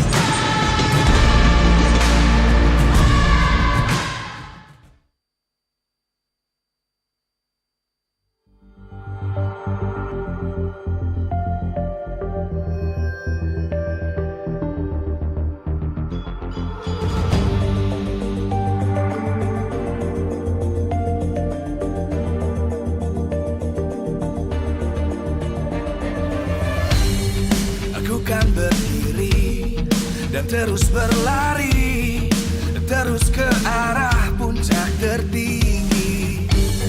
Ku takkan berhenti, hanya sampai di sini. Kemenangan abadi menanti. You know we won't miss if we unite our focus. And if you haven't noticed, we'll nyalakan apimu.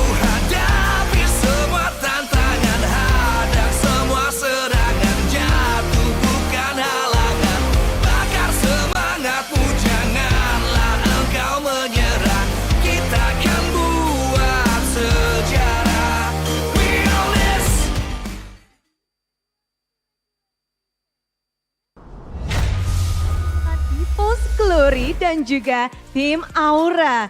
Setelah kita menyaksikan match pertama dengan 2-0, hasil yang begitu baik untuk tim Rebellion namun tidak untuk tim RRQ. Hasil seperti apa yang akan diberikan oleh kedua tim ini? Dan sebelum kita masuk lebih dalam di match kedua ini, izinkan Bude mengucapkan selamat berbuka untuk kalian yang menjalankan. Dan kita di sini setelah berbuka bersama, kita akan juga melihat seperti apa pembukaan dari minggu kedua dari kedua tim yang belum mendapatkan kemenangan di minggu yang pertama. Hasil yang tidak memuaskan pastinya akan menjadi memuaskan di minggu kedua ini untuk salah satu timnya. Akan ada pecah telur di match kali ini. Namun sebelum kita melihat match hari ini yang kedua, izinkan Bude mengucapkan terima kasih kepada kalian semua yang sudah hadir di MPL Arena dan juga yang ada di rumah. Halo KBH dan juga tentunya kepada para sponsor karena MPL Indonesia begitu memukau. MPL Indonesia Season 13 powered by Moonton, presented by Official Turnamen Smartphone Samsung Galaxy, Official dari e-money, e-wallet, GoPay, official gold partner UBS Gold dan juga partner in esports. Ada Dunia Games, Gamesmax dan juga Aura Imo, lalu ada Telkomsel. Serta supplier kita ada Indomaret, Point Coffee, Samsung Neo QLED, Super Smart TV Plus, Saturday, serta government partner PBSI. Bude Monster lagi dan lagi melihat begitu banyak support untuk kedua tim yang akan beradu hari ini. Walaupun mungkin bisa dibilang banyak sekali tantangan yang akan dihadapi oleh tim-tim yang beradu di MPL, tapi semangat membara dari super fans dari seluruh penjuru dunia untuk tim-tim yang beradu tak lekang dan tak terus henti-hentinya disalurkan baik online maupun offline. Bahkan kita bisa melihat bahwa ada perjuangan yang begitu luar biasa. Bukan hanya dari timnya, bukan hanya dari playernya, tapi juga dari para super fans. Dan kita akan melihat pula seperti apa perjuangan dari para supporter dan juga kisah menarik dari seseorang sosok yang akan kita lihat bersama-sama dari sebuah video ini. Mari kita lihat bersama-sama.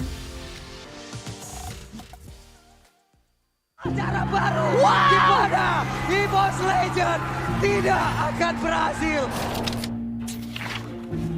Sejarah kembali untuk Evos Legend tertampar. Saya sedih, bahkan saya mau nangis. Saya karena mungkin saya cinta sama Evos. Saya sedih dan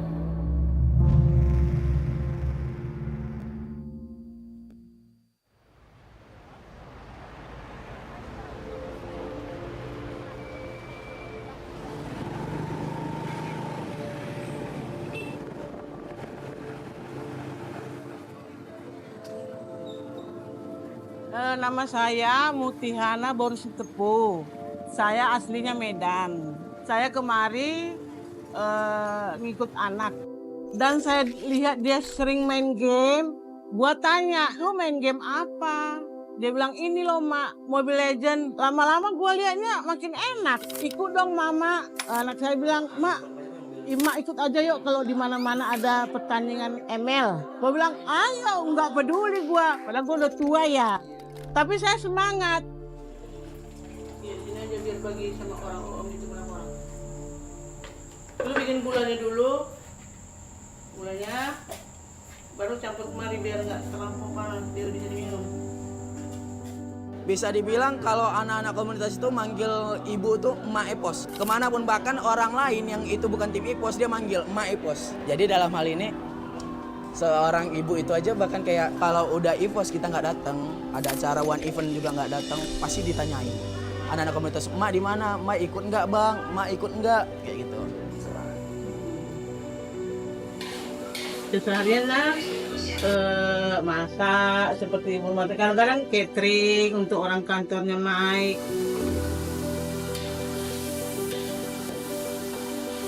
Dan kalau si Mike pulang, terus dia juga kantor rebahan, kita yang main game aja. Kadang-kadang kita begaduh kayak kakak adik. Jadi ya gitulah keseharian. Oh kita kalau kumpul kadang itu ke GH mereka gitu. Kita ngumpul di ITS. Kita ngumpul di ITS. Di sana gitu. Kita komunitas. Tanggal ini ayo kita ngumpul. Iya.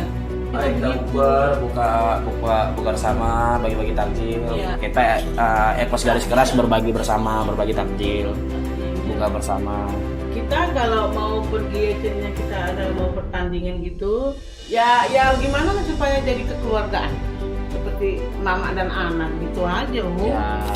Jangan sampai berlarut-larut itu dendamnya. Jadi setiap ada masalah kita selesaikan baik-baik, kita panggil kedua belah pihak. Jadi pesan mak sih gitu, kalau bermain sih boleh tapi usahakan tidak toksik. Boleh bermain tapi tidak bermusuhan. Bahkan saat kalah ya tanpa kesedihan kita ayo bangun, jangan kita takut akan kekalahan ini. Karena kita banyak match-match kita yang akan datang. Kita pasti bisa. Yang mana, tapi kalau memang untuk Evos bertanding, gua bener-bener kadang-kadang gua ke gereja itu gua doain, Tuhan izinkan grup Evos mendapat yang terbaik. Gua doa begitu loh. Kemana aja saya pergi loh Mas, iya. Itulah saking ya cintanya Evos inilah.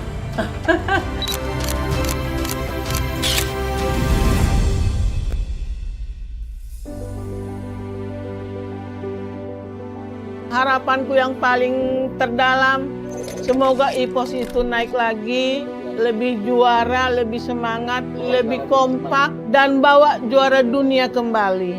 Amin, amin, amin. One team, one voice, one family, Evos!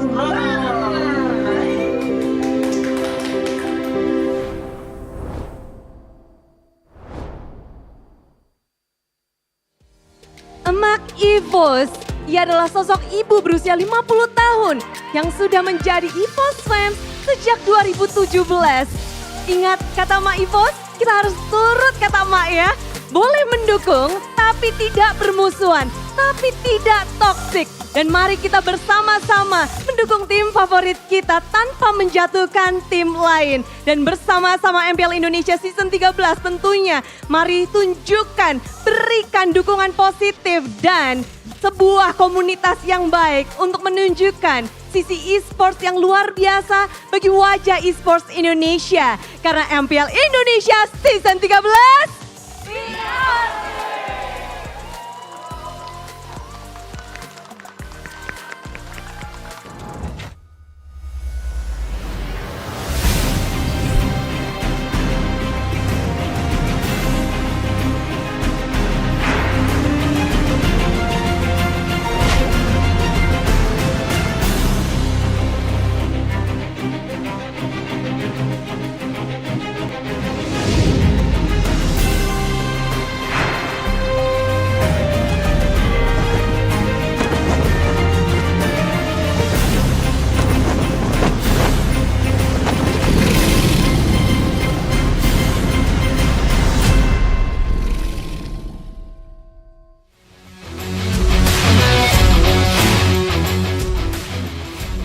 Live from MPL Arena, Jakarta. MPL Season 13 is powered by Moontalk. Presented by official tournament smartphone, Samsung Galaxy. Official e-wallet, GoPay. Official gold partner, UBS Gold. We own this.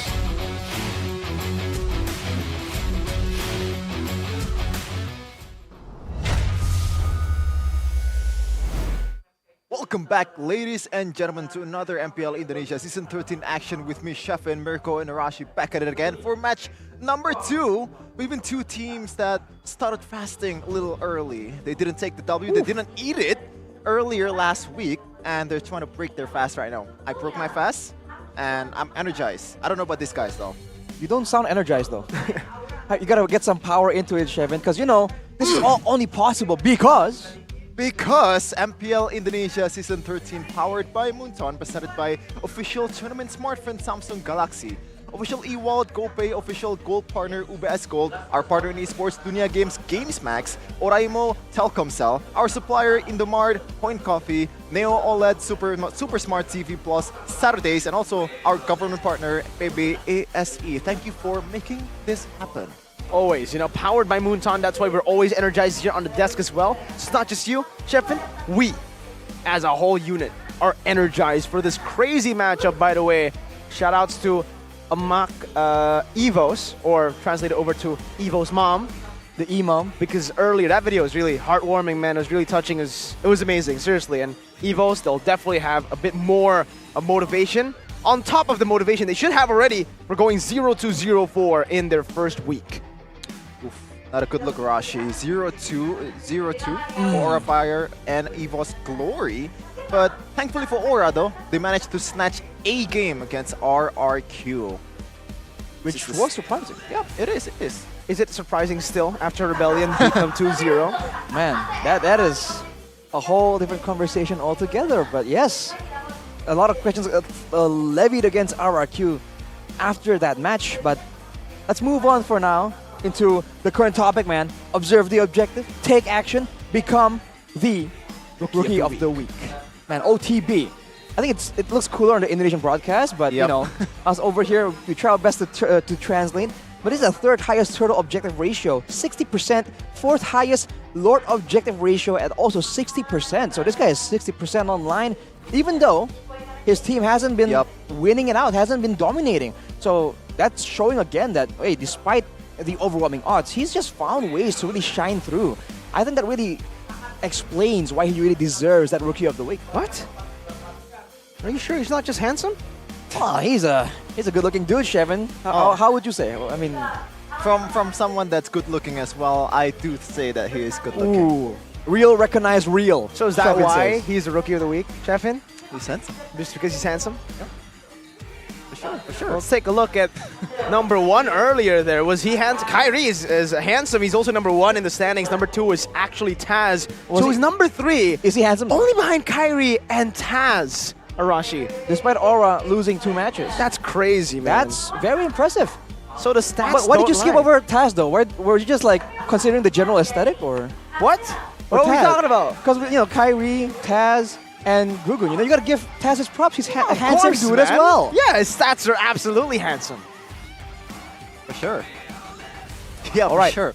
Yeah, it speaks volume, right? Oh man, I'm gonna recycle it again. 0-2, and you might think that third total control late and fourth Lord control rate seems kind of mid. It's in the middle of the table. Like it's literally 4 out of 8. But they're losing 0-2. That's what makes them really good. But oh man, I think insane. I think This is amazing. Eterna should have been here, not me. Yeah, Eterna would be like, good looks don't win match. Oh my god, Yowie! Mom, Yowie! Oh yeah, but lose 2 match. They both lost 2 matches in week number 1. Though, Yowie, look at his achievement. It's very handsome, good-looking achievement list there, M4 World Champion. Well, in comparison, some people throw shade at Van Strong because like, well, technically not exactly M4 level of achievement, but hey, it's an achievement, right? That still counts. The point is, the looks don't matter as much in the Land of Dawn. That's the point we're trying to make. We have to stay on track. I can kind of relate. Good looks don't win Are you you girls. sure about that? Good look don't win you girls. Don't what? Whoa! Good looks? What? Kevin is in the building for real. No. Good looks don't get you girls. Yep. I agree with that. All right. I agree with that. It's all about the Riz. my dude. Obviously. It's all about the Riz. You heard it here first, boys. It really doesn't help when you're the most Oh my awkward lord. man. we are on fire. This By the table. way, the production team is on fire. Take a look at the next headline. Evos versus Evos shop. Yes. Oh, I get it. Okay. So Oh to my name lord. a few of Aura Fire players that's moved to Evos, it's a Van, Clover, Darkness, Van Strong, and We've had a few. The point is, Fluffy. you guys get the point. Oh, Fluffy, yeah, for sure. But yeah, like there's been some rumors that Aura is Evos Academy all along. That's the joke. Just can't wait for Yowie to join in Evos. Maybe Kabuki next season and Oran. Look for it, Evos fans. In due time, my friends, it's about the long game here, okay? It's a long-term investment. we're just joking here at the test, man. But yeah, we're gonna highlight the matchup in the roaming area, man. Yowie versus Van Strong. As I said earlier, or as you said earlier, M4 World Championship versus technically World Champion. What can we look forward to, Rashi? I think both are gonna be crucial with how your team has been playing, right? Both teams, Evos and Aura, really do play around the main initiator, and they don't really do a lot of creative things with the EXP lane, with the gold laner. So we're gonna see a bit of a showdown. But of course, Van Strong has a chance here to prove that he is, worthy to go up against Yowie, and he is indeed in the roster, along with Veldora, Van, Warlord, and Super Red. Interesting, pose and face there from Veldora, but yeah, still with the main 5, but looking at Aura, it's Aran, Gugun, Yehezkiel, Yowie, and Kabuki. Oh, he's doing the thing. Oh no! Oh no! Ladies and gentlemen, the Kumar pose on Kabuki. Is this foreshadowing? Is this just coincidence? Whatever it is, Aura seems to have a bit more of an edge here with 2 notable players. Let's see how they perform, because right now, the Dragons are going to be walking, or should I say flying, to the stage. We'll see if they can take this week with a win to start things off. Still with Yowie, a world champion, to lead the way for victory, or others would say for glory. The Dragons, Aura! Aura, Yowie! This guy can pick off a lot of people, a lot of players, but can he pick off a W against Evos Glory? That's the question. most people seem to think that that is absolutely the case. We're also going to see a showdown between Gugun and Van, mind you. Two players that are relatively young in the league and yet having great performance, great notoriety in that Retribution battle. They are solid, they have been consistent. Let's see who comes out on top. Will the team enable them as well? We'll have to see, man. To bring the Legends name back, they must first achieve the glory set in their name, and now with a new lineup coming at it again to get the glory of week number 2. Ladies and gentlemen, it's Evos Glory! Revamped, but the ideal still the same. The ex-world champion is looking to retain their glory once again. Plus Ultra! Plus Ultra on the jackets. You can bet they keep their ideals. Exactly. Sore. Yeah, and you can bet they're gonna need it in this matchup. They look like they've been practicing a lot. They seem focused, hardened by practice, by the routine. We'll have to see what they come up with. They need something specific here to try and take Aura out. They seem ready to smash people, Arashi. Detroit Smash. Detroit Smash. Well, right now they're in Jakarta. Let's hope he'll have a variant for Jakarta Smash or something. Yeah. Well, we have to see what kind of smash comes out. Looking at the coaching staff, this is where it begins. Both is looking swag right here. Oh, seeming confident, just laughing out into the stage. It's gonna be Coach St. DeLucas against Coach Theo. With facehugger as an analyst, by the way. Ooh, it's interesting because you have smart man. Like, communicating with the players is something that only players can do, usually, okay? Or at least better than, just coaches. Yeah. Because they've been there, they've communicated with the team. Yeah, they've experienced what they did, and they know each other better. So, I would say facehugger, probably the perfect analyst for Aura right now. Ooh, again, that close knowledge by playing together with them, I agree, Shevin, will lend a hand in just finding something that really works, especially with some pretty drastic changes. So, hey, team head-to-head right now. Let's take a look at some of the stats. Oof. I believe these are still older stats as well, and they're still very similar. We have yet to see a very one-sided, a very lopsided statistic for two different teams. But for Evos and Aura, I feel like the aggression is definitely still there. And in a way, both teams are very similar because when the going gets tough, they have no issue at all, generally just holding out, lasting for a long time until the late game to try and mount a comeback. So, that being said, they also know each other's weaknesses in that strategy. So, this is going to be a very interesting, problem-solving kind of situation for both teams. Both teams still trying to find their identity, still trying to find their ideals. Yes, signature. Sorry. Here's a victory though by the Samsung Galaxy series for Evos. Give Van space to contest objectives. This is something we've brought up a lot on the desk, and it's true. This man can really win those retribution battles, but he needs space. He needs backup from his team. So hopefully they'll play a bit more to try and back him up, to try and get him that kind of prio. Along with that, gold lane on the weak side, you gotta utilize Veldora's potential. He's been performing crazy. You see him just have his moments. He just needs to have a bit more going for him in the early game to just really snowball. So that is something that Evos can absolutely do. And on the other side, kiss a victory by the Samsung Galaxy series for Aura. You can reactivate Aran's function to play solo enjoyably. As in, doing his thing, The Aran effect was so good. It was magnificent, right? The new guy is doing something crazy that no one has ever seen for a long time. But we haven't seen that Aran for a while now, so hopefully he makes a comeback. Of course, explore the hero pools and don't limit yourself to comfortable heroes. There is a lot of flexibility available to them right now with the changes, with the current meta. So hey, try and find something that works. You have to keep in mind that back then, Kabuki was well known for coming up with crazy gold laners as well. That can still be utilized by Aura. Benedetta, Yuzong, Cho in the gold lane. Fanny in the jungle swapping with High, but I don't think Gugun would actually use that. But man, Aran, right? Just like in the show, Arashi. Just needs to look for that freedom, man. Aran Jaeger. Aran Jaeger. I'm kind of happy that we're actually able to legally reference this on the desk. AOT collab. Yeah, for sure. By the way, what?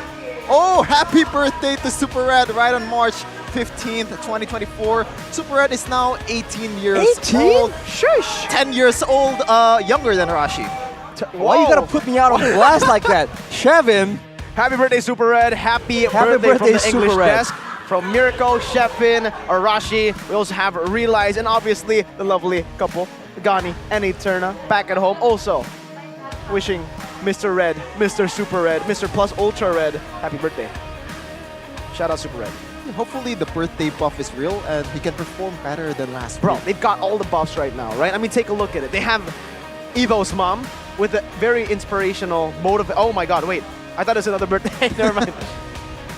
From a total of 31 games played by Fanstrong, during MPL Season 12, he successfully became a roamer with a top 3 kill participation of 75.98% and a first blood rate of 3.23%.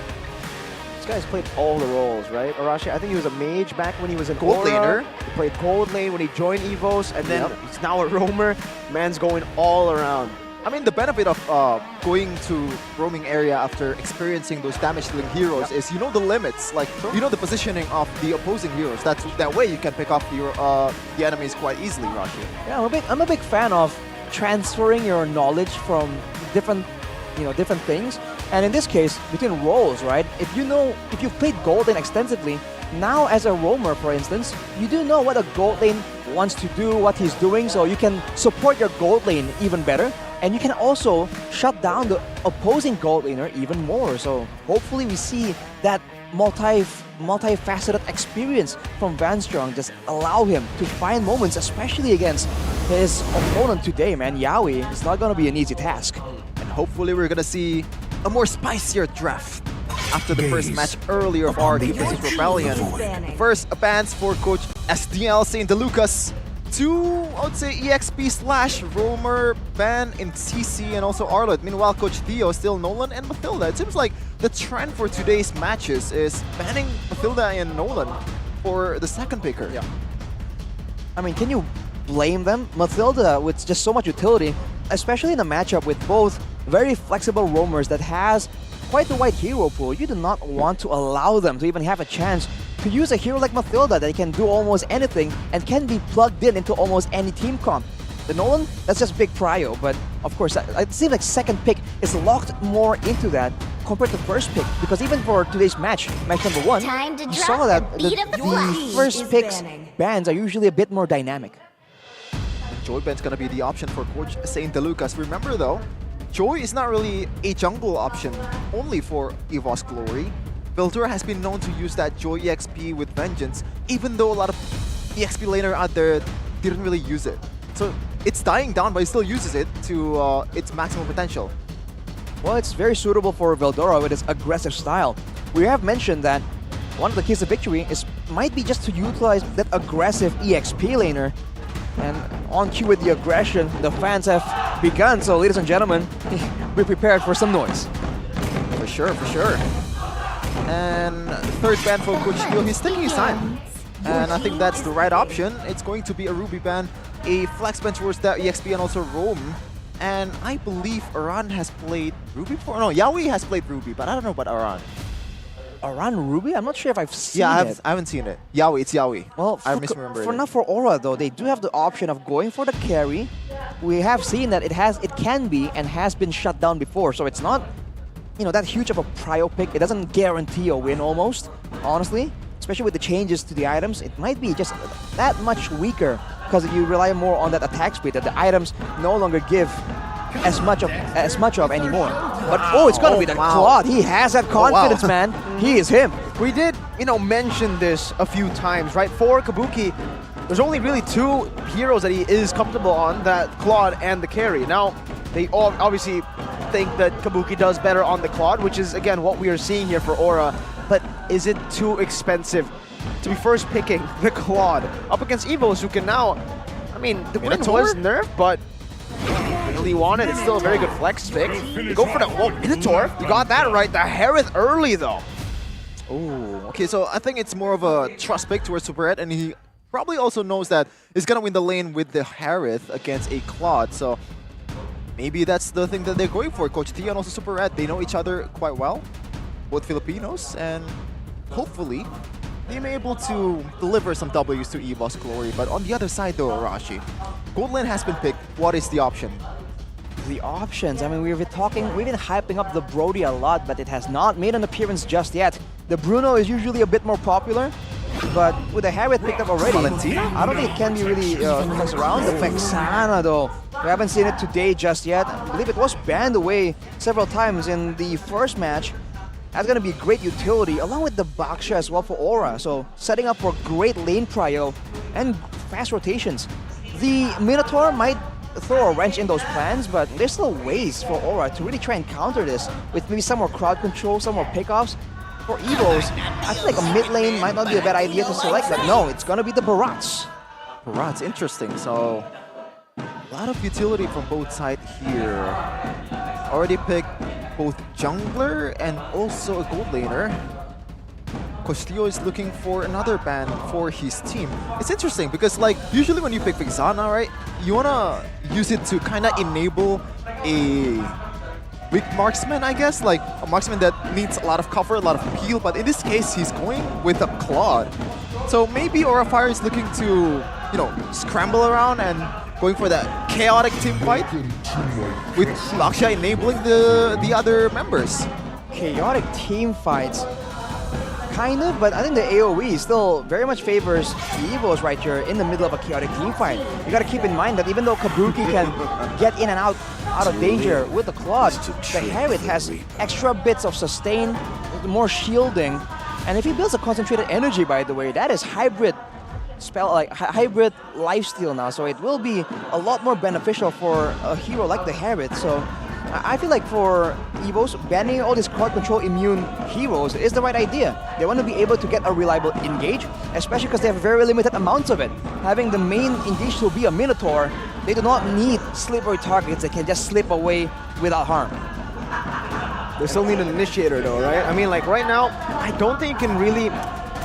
Actually, you can. Now that I think about it, they have the Barats that can just initiate with the Detonus Welcome. The Minotaur can also engage, so we're gonna ban out those two initiators though from Aura. But for Aura, or actually for Evos right now, for Aura, what do they want to ban? Do they want to take away something like a Benedetta, the Paquito, that Veldora can use, that they want to utilize now? The fact that they have a Harriet means they want to go for a bit more physical damage, but it's actually just two mage bans for Aura towards Evos.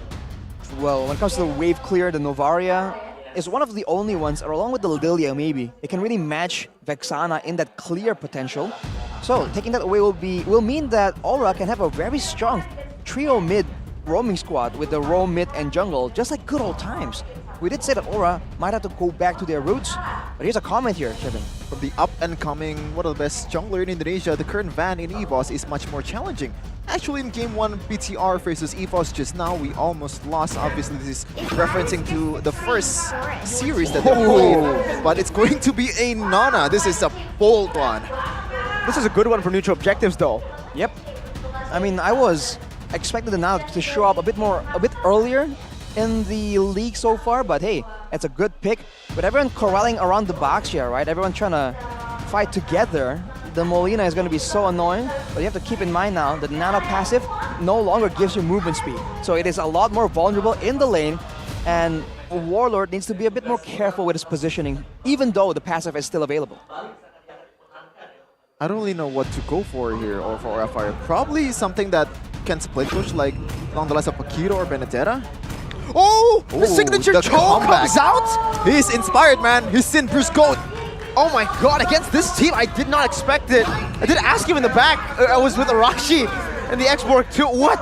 Arashi, it's a Nana, it's a Barat, it's a Minotaur and a Harriet. This is... Oh, man. And the Fanny for Van. Oh, we've... Okay. What a banger. I just broke my fast. This is way too spicy. Oh, but... What? What do you think about the Cho, Arashi? I think it's risky, man. There's so many ways that he can be stopped here. The Minion Fury, the Daytona's Welcome, Fanny being a bit more slippery, Nana just placing the Molina alone just deters him from making any play whatsoever. I would say that the Nana is almost like a counter pick towards the Cho even, but hey, Yaoi has proven people wrong before. We'll have to see. Looking at the stats for the draft so far, the early to mid-game potential favors Evos. They do have an assassin. They have ways to really take control of those big fights. And the Harriet will be coming online a lot faster compared to a Claude technically with the item power spikes. So we'll see if Evos can dictate the tempo despite having technically the less dynamic engage.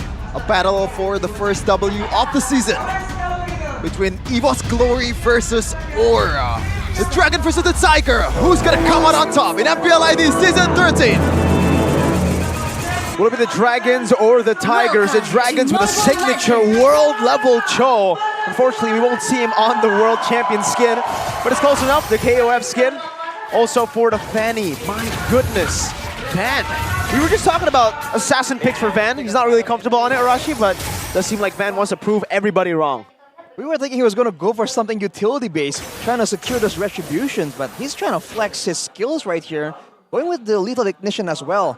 Aura, they gotta be a bit more careful right here, especially with the more vulnerable laners that they have, but that mid lane is definitely a power side for Aura that they can take advantage of. And to be fair, the only real threat for Van is that Cho. And looking at this, it looks like Gugun will take the first Lethal Wonder with the Retribution. Showing again the great retreat that Gugun has been showing so far, but there you go, that's a passive. You can see he's moving a lot slower. No longer is he just scuttling away out of sight, so that can very easily be punished the longer the game goes when you're positioning away from your turrets. It's really hard to lane against Vexana. Even though she got nerfed, I believe the projectile, the first kill, speed is lowered to about 10%. That's a really good nerf, I guess. But it's still one of the best mages in terms of like just laning phase, just chunking away all the HP. Meanwhile, Van, no one saw that. Don't worry. Ooh. A little cable maneuvers there, but it's still Gugun who is ahead, who has invaded the enemy jungle too. So Gugun's doing a good job using his Baxia to try to limit the maneuvers and the farming from the Fanny. Fortunately for Van, no real deep invades have come from the side of Aura just yet. And speaking of emblems, by the way, Kabuki with the Quantum Charge, I believe Mirko prefers this combination over the Brave Smite. Yes. Good combination of utility and sustain in the lane. Going up against a Harriet, that's definitely going to help out with the harassment. But here we go, first neutral objectives, Jungle Showdown. Hold up. Please be patient with us, ladies and gentlemen. Not just yet. We got a Cho and a Fanny in a game, we gotta make you guys wait a little bit. All right, we gotta tease you guys a little bit with the gameplay, but as Rashi was saying, yeah, Quantum Charge. I like the Quantum Charge better on the Cloud. I think Quantum Charge is the best. KB actually mentioned to me last week that he likes Impure Rage, which is an interesting choice. But me personally, I'm gonna stick with the QC.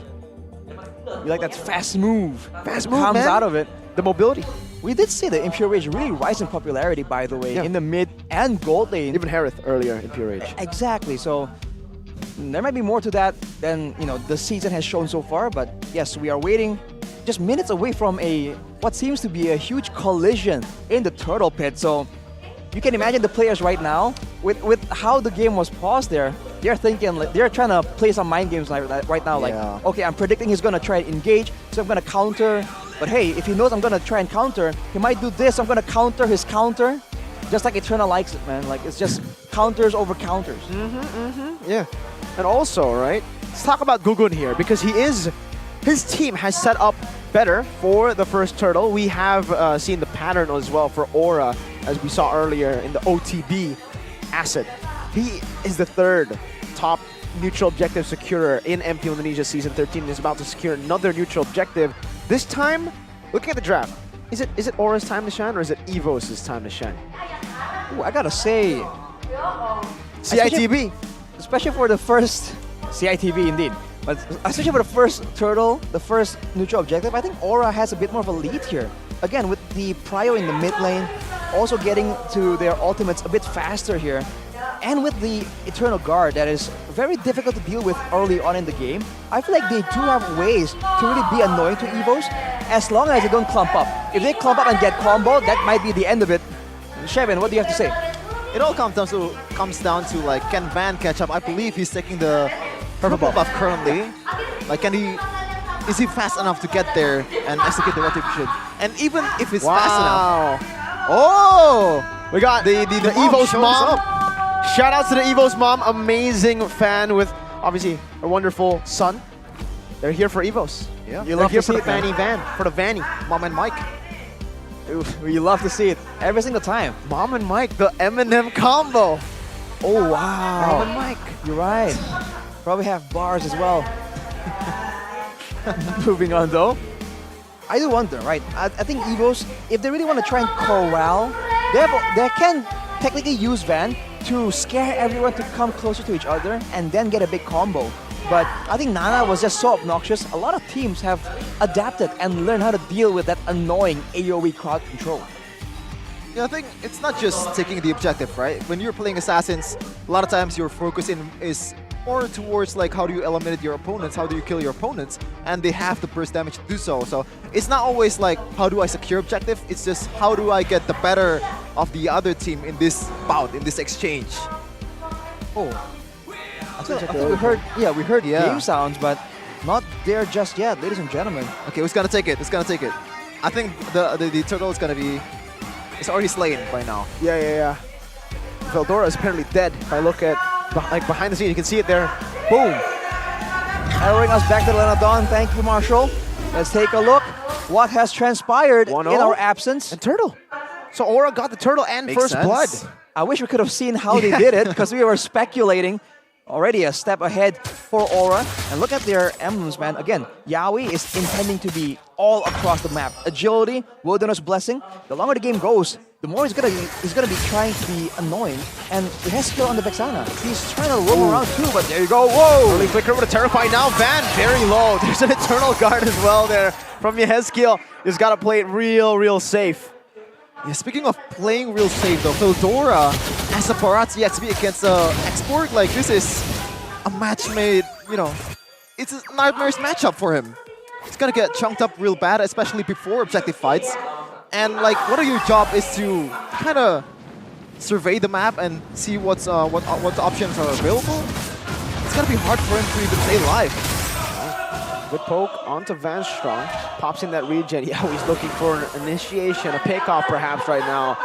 Only 1,000 gold lead from Aura, but they're already pressuring over on this purple buff. Gugun doesn't want to overcommit those shield unity.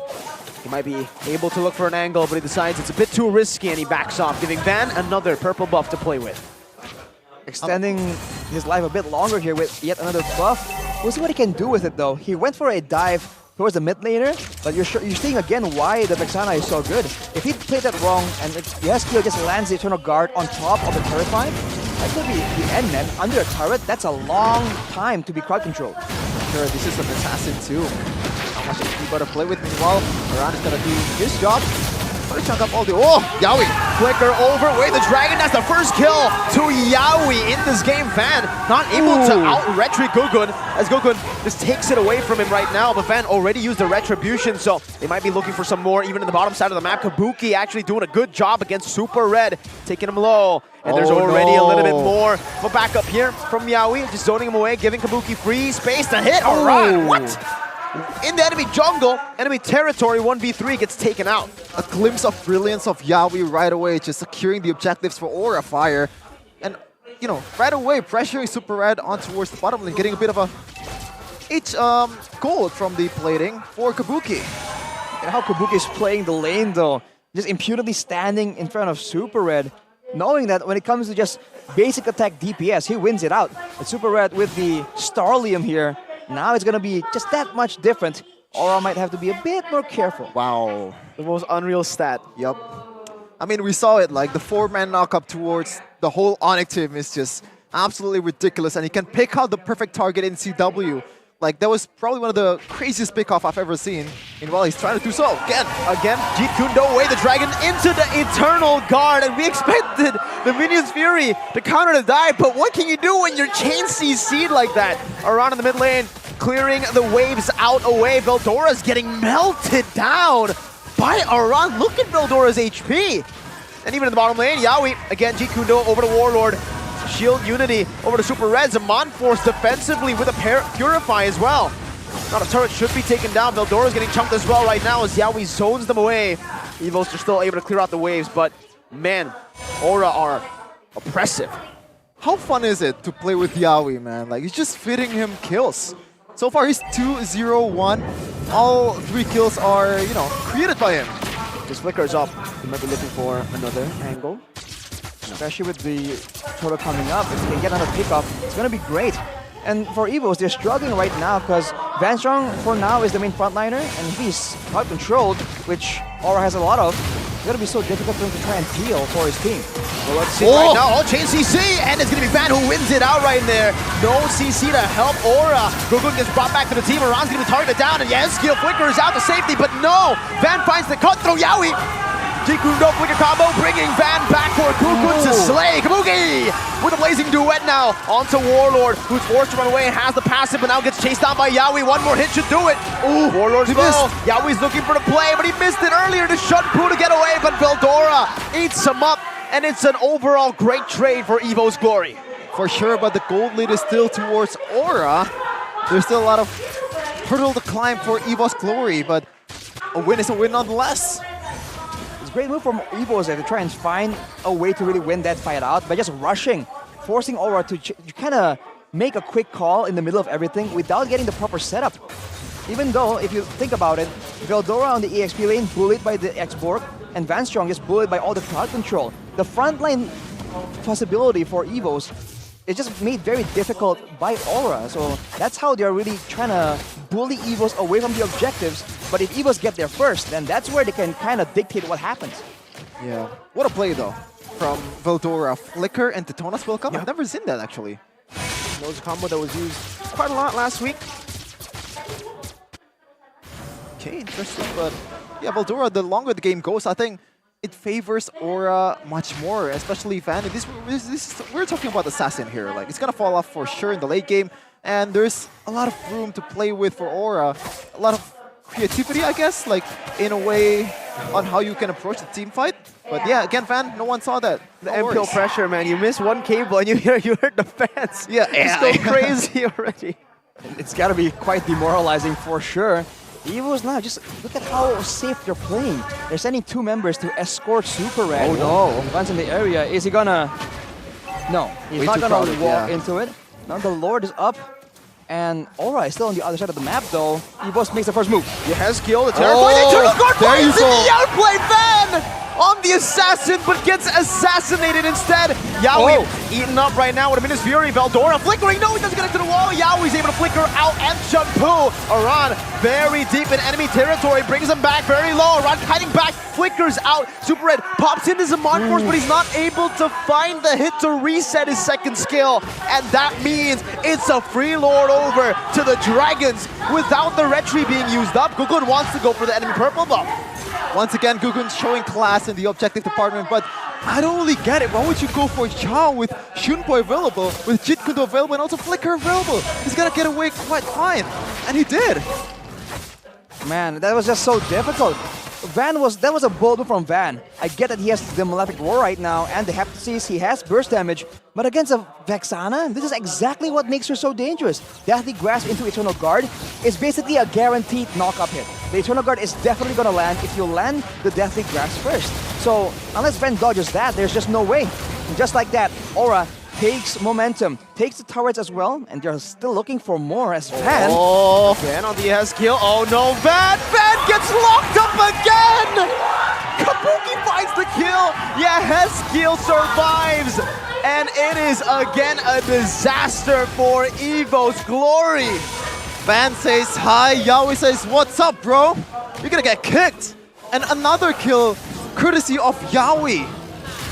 I mean, we're talking about, oh, he let Van play, but it looks like the draft from Aura is meant specifically to really deny any real chance of pickoffs coming from him. The peel towards the backline is just insane right now. Sure, and right now 5k gold lead, entering the 11th minute or 12th minute of the game for Aura versus Evos Glory. Kill department 3 for Aura. It's looking pretty bleak, I gotta say, for Evos, especially when they have a much more early game composition rather than Aura. And audience prediction also says 60-40, Rashi. 60% for Aura, I think that's fair. Evos can still come back right here, by all means. It's a 5k gold lead, but look at this. Aran, of all people, getting engaged on. Desperate Detona's welcome onto Aran. They tried. To get the Faraga armor. Gugun's going in. Eternal Guard. Super Red, is he going to be dead here? Oh my goodness. He gets out just barely. But man, every attempt that Evo's Glory are trying right now is just not working. Man, if Yeskiel landed the Curse Blast on top of the Eternal Guard, that was done. He was playing it a bit conservatively, which is fine, right? Aura can just cruise right here. That was a play initiated by Evos, and yet they were the ones who almost lost a member. Aura is just content playing for objectives, waiting for the next fight where they can once again punish Evos for this composition with a very squishy front line that's behind on items. They're gonna be so squishy for everyone on the side of Aura to take out. Just like Mirko said, it's desperation. Like, the targets are not there. The prime targets are not in the vicinity. You have to take what's available, and it's Aran. You have to take the chances, even though it didn't really translate to kills. At least right now, Aran knows that the pressure is there. He's not going to be as aggressive as before. And I think that's, it's not really a W, but it is something. Well, shutting Aran down is definitely a huge plus if they can do so, but in this late stage in the game, targeting him when the objective is almost up, where he has the Firaga armor as well, it just shouldn't work. But like I said, there's not a lot of options left for Evos right here, especially with Aran just out there right in their faces. All right, let's see if this works out now. Eternal Guard onto 3, Firaga armor. They got a Firaga armor. Wow. The peel. Wow. Desperate, and it did not work. Again, second Lord secured for Aura. Just the pseudo pressure that Aran puts, man. Like, every time he's in the front line, you can't really close up. Whether you're Feldora, whether you're Vanstrong, the two frontliners are not frontlining. The crowd control coming in from Yehezkiel on the Vexana isn't really all that wide in AoE. It's just one small circle. But you saw right there, multiple members just keep getting hit by it. And I dare say that's because Yaoi has been so dangerous that everyone from Evos don't feel safe just being too far apart from their teammates. At least far enough for Yaoi to just find an opening. So that is how Aura is just forcing Evos to play a certain way. And once they do, they have the solutions ready for it. So this is a layered strategy, a layered approach coming from Aura. And look at the wave management, man. Wow. It's almost perfect. They have another Lord on their side too. They can use it to their advantage, but looks like Evos will try to make a quick work of this Lord. Can they do it? Still going to charge in, despite them trying to chunk it down. Mid lane as well, dealt with pretty well by Evos. Wow. Not able to crack the base open with the first or the second Lord rather right now. Kabuki's doing a good job though right now with the BMI. Pops in, Eternal Guard, knocking Veldora up, and that's going to be a lockdown actually. Aran jumping in as well with the last Insanity onto Veldora. He might be able to find that, and my goodness, he just takes him out. That's a free turret too, as Aran just flickers out to safety, buys the immortality now.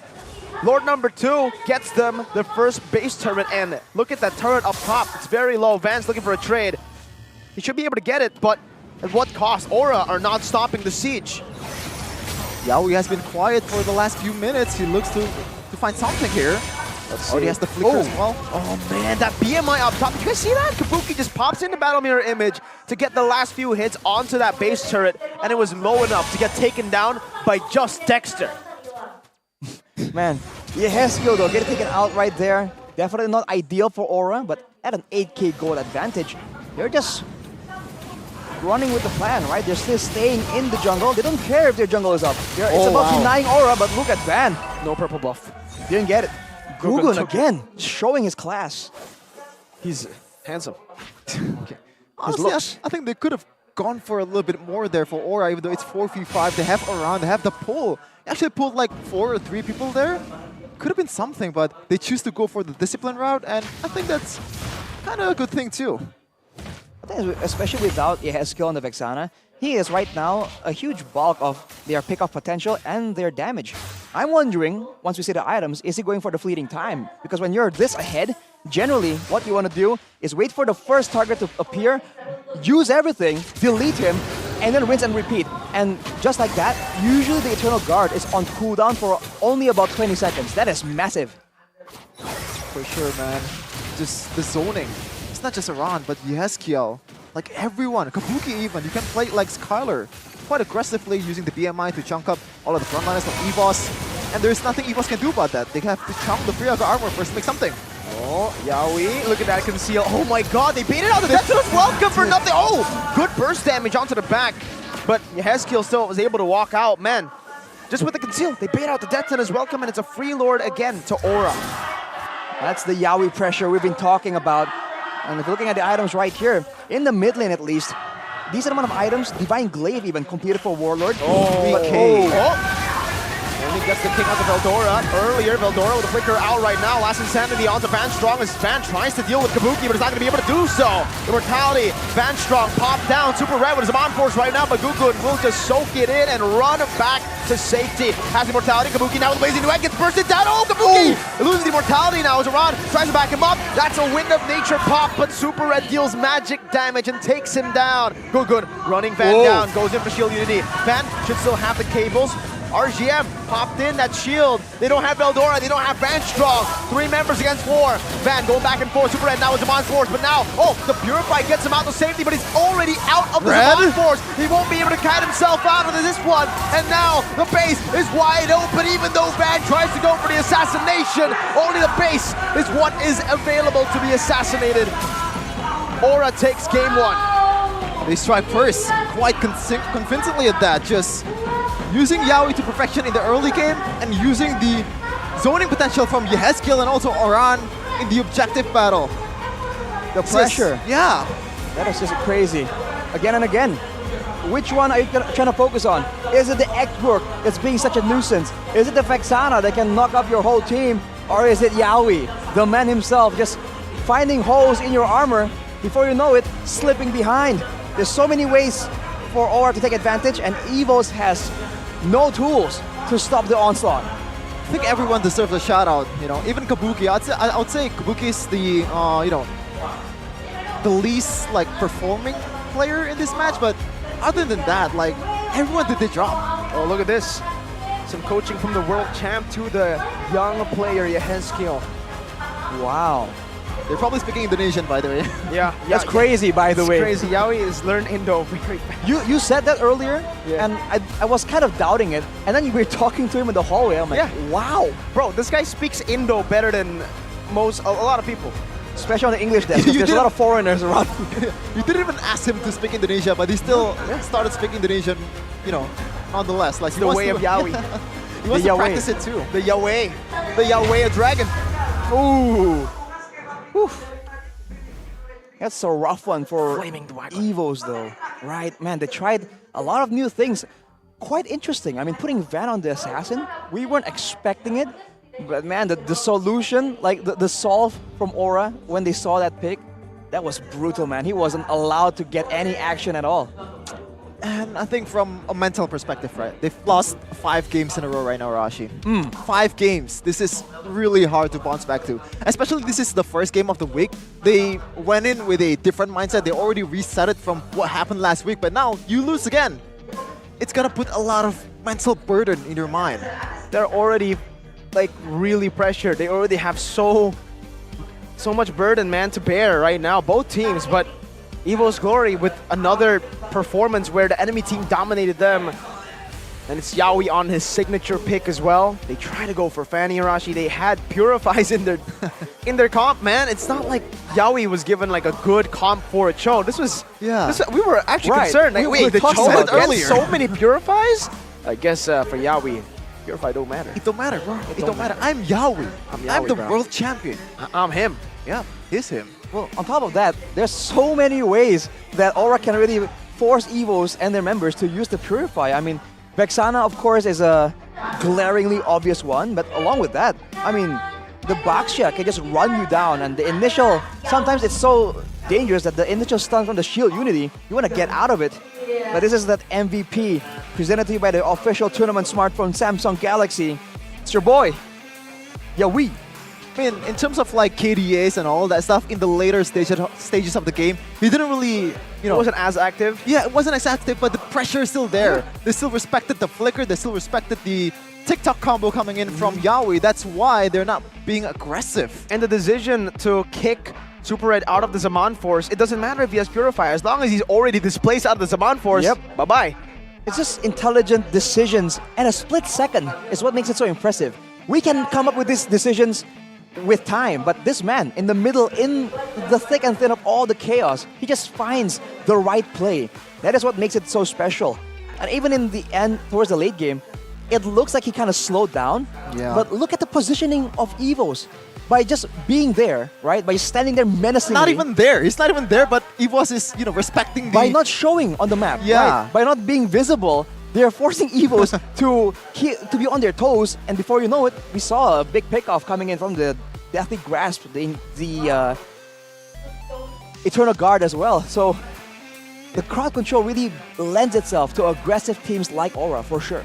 Just lurking in the shadows and not forcing anything. Let the game come to you instead of forcing anything. And he's not really picky about the target as well. Like, if he can kick Mino and he's convinced that all of his teammates can burst down that Minotaur, that beefy beef. Beefy beef. Yeah, Beefy beef. I'll take it. It is a kill, and Minotaur is one of the most, the keyest member? No. One of the keyest. Yeah. One of the members who can have, who can turn the team fight around. Yeah, I agree. My English is not Englishing. It's okay. Yawi, Indonesian. He's Indonesian now. Yep. You gotta match him, Shevin, but player of the game highlights by our official gold partner, UBS Gold. I mean, look at him. He just has a mission. He knows what he wants, man. He just finds the right opening, the right opportunity. He wants steak. He wants the Wagyu. And I have to say, man, the follow-up from his team is equally impressive. Look at everyone just coming in decisively. All right, when look at that crowd control. When Yawi gets choked, we just follow him, okay? Just follow him. Yeah, I guess everyone knows, oh, he's about to cook. Let's make sure that we're in the kitchen. For sure. Just serving everyone on a silver platter. Boom, Again, even this. Ooh, man, you can't really get away. You have cables, I have kicks, bro. I have flickers. Kick them back to Aura. I mean, considering Gugun was low right there. Oh my god. Man, Yawi just really knows, right? Because earlier Gugun was kind of low, but... This is unfortunate. He wasn't in vision, right? Still a good play nonetheless. It turns out to be, I believe this is one of the better fights for Evos. Super Red got a full combo on towards Gugun, and he only took down the Immortality. And this just shows that how much they're behind, and also how much the draft kind of favors Aura Fire. Yeah, Kabuki playing very risky as well, but at that point, he can afford to do so, basically. And afterwards, it looked very chaotic, right? You're not marching with the waves, using the lot optimally, but if it gets the job done, and this is the Aura style, we talked about this. They're chaotic, but yet it seems so calculated. So, Yawi, congratulations, but job's not done yet. It's a best of 3. You know what? There's a low chance that Cho is gonna get banned in the next match. If they ban Cho, a low chance. There is a Cho chance. is not really the Prio. biggest prio, right, in this current meta, and you can still mess up quite a lot of combo. But this is Yawi we're talking about, so I'll give him a low to moderate chance. But Arashi, look at the stats, look at the emblem. What's going on here? Well, the mid lane seems to have the same exact idea, but Nana, again, without the same kind of security, goes for the Purify, expecting a lot of crowd control to be slung around. And yet it doesn't matter, right? There's just way too many. It's timed too well. In fact, I'm surprised that Aran on the X-Broke went for the Inspire here. He just wants to be able to spam out the spells, get his Firaga armor back as much as possible. And usually we see X-Brokes rush that Immortality, but I believe he didn't go for that. He went for some tankiness, some damage first, and then afterwards, like item 3 or 4 is where he went for that Immortality. I think as long as you know how to position yourself, the limit of X-Borg, it's alright for you to build that War Axe, and it offers a lot of utility as well. You can zone out a lot of people out there, especially Philtora and also Minotaur, pretty much almost useless before the team fight because you're already chunked up really, really low because this damage is gonna stack up, right? To, I believe the stack goes to 6 or 8. And it's gonna be hard for you to evade that. You can't really evade that unless Aran messed up. Yeah, I agree with that. But honestly, I've been thinking about something completely different from what you guys have been talking about. I've just been thinking about the Harith pick early, right? Was it just forced? Well, I was about to touch on that because if you look at the composition, Nana and Minotaur, if you're trying to catch a high damage backline member through the Nana and Minotaur, that's gonna be difficult. The Barats as well. But now that you pick Harith, right? He's trying to move forward. He is putting himself closer to danger, where the Nana and the Minotaur can't exactly be as active in helping him out. So there's actually quite a weird disconnect in how the composition is supposed to work, in my opinion. But that's a fair point, Mirko. Yeah, the first thing that I thought of was just the lane dominance, and also it's hard for him to get locked on. But I believe Harith was first pick, right? Yeah. So it's not only about the CCs. Like, I think it's more of a comfort pick, or even like Coach Theo trusts Super Red to perform on this hero. And he has his moment, especially in that bottom lane team fight. I believe he had the full combo of Zaman Force, but the damage is just not there. They're already way behind, and you can only take out the Immortality out of anything. You didn't even get a kill. I mean, trust is trust, but you have to still understand that the Harith in itself can't really work alone. You really need a physical damage carry, and it kind of forced them to pick that Fanny late, right? I don't know if it's even Van's comfort. We were, giving him the benefit of the doubt. But we did here, by the way, we did say this. Backstage, we were talking about him playing Assassins, and we were saying he doesn't really do well on Assassins. We've heard in the backstage. Turns out, we're like, you know what? He has the Fanny, so let's see what he does. So, yay or nay for Van on the Fanny? Shevin, go ahead. On the spot. In the most respectful way. Nay. Yeah. In the most respectful way and the kindest way. Nay. Yeah. That's how you know the answer is not going to be positive. In the most I mean it in the respectful way. best way. The most respectful of ways. But yeah, nay for me as well. Because you can see that he's a bit uncomfortable in some situations. We saw some cables. Those cables go as well. And especially with that composition, man, it's just tough. You're putting him in such an awkward position. Okay. Rashi, Mirko, we need to charge up first. We need to take a break before we get into more action of MPL. We're going to see more Yaoi on those pickup heroes, probably. Chowie. Hopefully. Chowie. That's kind of a weird name, I can Yaoi say. the Dragon. Yeah, but yeah. We're Yakundo. The Yakundo. We're going to take a few minutes first after this, so stay tuned.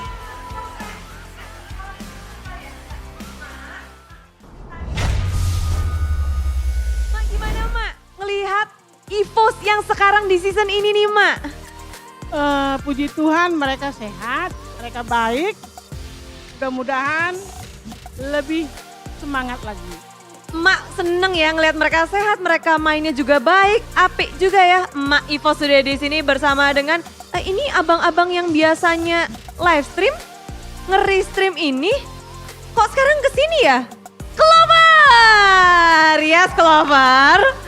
Halo. Halo. Halo. Kok tumben ke MPL Arena? Iya, jadi kesini karena istri ngidam katanya. Jadi gua kesini. Oh, demi istri ngidam ya? Iya tuh. Biasa kamu nge-restream Evos ya? Iya. Aku Ini mah sekarang? Terima aja lah. Istrinya banyak-banyak ngidam ya, nonton lagi ya? Banyak. Oke, tapi ada Mike juga, anak dari emak. Namun kita akan beranjak nih ya ke tim Aura. Ada brand ambassador baru dari tim Aura. Halo. Kristabel panggilannya Abel, betul?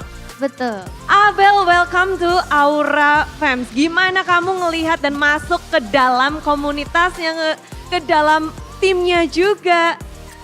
Ya seru sih bisa gabung sama Aura Fans dan ngeliatin main-main. Seru ya, ini udah minggu pertama. Kamu kan udah kesini juga ya. Gimana sih feel-nya? Mungkin biasanya nontonnya online, sekarang langsung berada di tengah-tengahnya. Seru karena bisa nonton langsung kan, jadi ikut senengnya gitu. Ikut senengnya ya. Kalau dari JJ nih ya, dari berapa season kita nggak pernah absen ngelihat JJ dan JJ selalu hadir. JJ, minggu pertama minggu yang berat nih untuk Aura. Gimana sih sebagai mungkin super fans, sebagai Aura fans juga untuk merespon hal itu, J? Sebenarnya rada trauma juga ya di week pertama hasilnya selalu kayak gitu. Tapi baru week pertama dan ini udah baru mulai week kedua juga. Aku yakin mereka banyak perubahan-perubahan hasil dari kemarin. Mereka tetap belajar, mereka tetap evaluasi dan aku yakin hasil kedepannya masih tetap bagus. Tetap percaya ya pastinya iya, ya. Pasti, selalu percaya. Bener, ini maraton, ini baru minggu yang kedua. Tapi boleh dari Mike mungkin dari super fans sendiri. Mike, ini kan gimana respon dari Evos fans melihat performa mungkin Evos yang kurang baik juga sama halnya dengan Aura di minggu yang pertama. Gimana sih responnya dan gimana untuk terus mendukung juga? Kalau dari kita, mau itu Evos itu kalah, mau itu seri sekalipun, kalau namanya kami dukung Evos, ya kami tetap Evos Farms. Dan kami nggak bakal berubah ke Farms manapun itu, karena dari kami sudah membiru. Darahnya sudah membiru dan percaya juga ya karena ini juga regular season masih panjang. Tapi kalau dari Clover, kamu adalah player yang membawa nama Evos Legend menjadi juara di season 7, season ganjil. Ya. KMSC, sama nih sekarang ganjil juga. Tapi kamu gimana? It's a Yaoi masterclass. In the first game, what's going to happen in the second game? Will Coach Theo and crew bounce back from the 5 straight losses? 5 straight losses. This is a really hard thing to come back to. What did you say twice? Because it's Well, five it's straight five losses. straight losses. I have to emphasize Five it, bro. straight losses. Arashi, it's It about doesn't to even be feel 6 good. straight losses. Oh, bold prediction. If they play like that, oh my god. If the drafts I go that way. expected Evos to improve. I expected Evos to play the way they did last week. That was better. Oh, what? Rebellion upgraded. Rebellion improved. What happened? Only time will tell. Come on, Evos. Welcome back, ladies and gentlemen, to game number 2 between do it, man. Evos Glory and Aura. Aura. Sorry. I guess, but yeah. Like, what's Do gonna we share the thoughts? same opinion here, guys? About Evos. I mean, after seeing Rebellion do so well after a really I was bad week. expecting a change. Right. Like, No, more. This was a change. It For was the worst. It's like they were good against Pikachu on game 1. They were winning, bro. You even got Supercan commented that Van is actually a really capable jungler. It's Right. hard to win against Evos, but it turns out in this game, you know, not so much. Maybe, you know, they'll bounce back. They'll, you know, figure something out. Now what? Did they change red again for brands and then they keep on doing this and they go through the same arc as season 10? Oh, they can't do that, man. I feel like they should try and. What do make they a do? call. What do they do? They should commit first of all, right? Like the change thing, it's cool. It's flexible, but if it ain't working, right? At some point you gotta realize, okay, you know what? Let's go back to what worked, right? Let's go back to what the other guys are doing, right? Not everyone is doing this switcheroo kind of play, right? You can go back to what works, build from there. I feel like maybe if they want to try one more game, this can be it. But afterwards, please, man. My mere curse is about to be a mere bless. You're right. And yeah, as also Coach Ducky said in Wolfcast, shout out to Wolf and Coach Ducky. Shout out Wolf. He actually said that Rich man. it's kind of like a shade at us, right? Oh, what? Shade. A shade. Yeah, Indonesian teams, we don't trust players. They don't trust the synergy build. Yeah. You have to wait. You have to trust the process, man. Yeah. Alright. Just like Rebellion, and hey, it worked out for them in week 2. Well, it's only But they did too change late. the out for more. Okay, maybe not the best. Wait a minute. Anyways. What are we talking about? But yeah, Talking like, about in terms of like just Oh, RQ, they changed? let's talk about this match, Mirko. Let's not insult Arashi even further. But It's me. but yeah, like speaking of the changes, Oh, like, Aura didn't change. You're right. You're right. Right? They didn't change. Same roster, same lineup. They're just waiting and banking on synergy. Can I talk? Yeah. Okay. So Arashi, Arashi, Yes. in terms of like the draft and also the playstyle, like what are your expectations for Evos? I think they gotta simplify it because it seems like they're trying to do a lot of stuff. You know, like, oh, we can do this and this and this and that. And you know the old saying, the old adage, jack of all trades, master of none. There's no real one solid solution here that they can try and rely on, right? Because even if you have a full AoE, a full pick-off combo or a full team fight combo, at least you know that if it comes to team fights or pickoffs, you come out on top. But for Evos there, man, I was there trying to put myself in their shoes. Like, what do? I send someone in the back, it gets squad control, deleted. I try and stand around, the front line gets deleted. I save the Minuan Fury, something else happens like this. It's just so difficult. So I think simplifying it works, right? When the going gets tough, the basics won't fail you. That's usually what a lot of experienced people say, and I tend to agree. So do you think that last Fanny pick, do you think that was the only mistake that Evos' draft did, or like before that, it was already leaning towards Aura's advantage? I think we've talked about the Harris being a bit early, and I feel like the other one I would talk about is the Nana, right? We were talking about this earlier, but the Nana can't really follow in with the jump anyways, and no one's setting up for that big ultimate, so we'll have to see if it comes through again, man. They gotta try and get some value. Get some The value value, too. From GoPay app, you can get hundreds of millions of GoPay coins after some Ooh. transactions, and also top Millions. of diamonds immediately get 20k cashback. That's huge Instant value. cashback, free transfers 100 times per month to any bank, by the way. So me and Arashi, we use different banks, no problem, because we use GoPay. Just like that. Keep it simple. See, simplicity works. And GoPay is not only, it's Just not like only Rebellion. simple, it's flexible.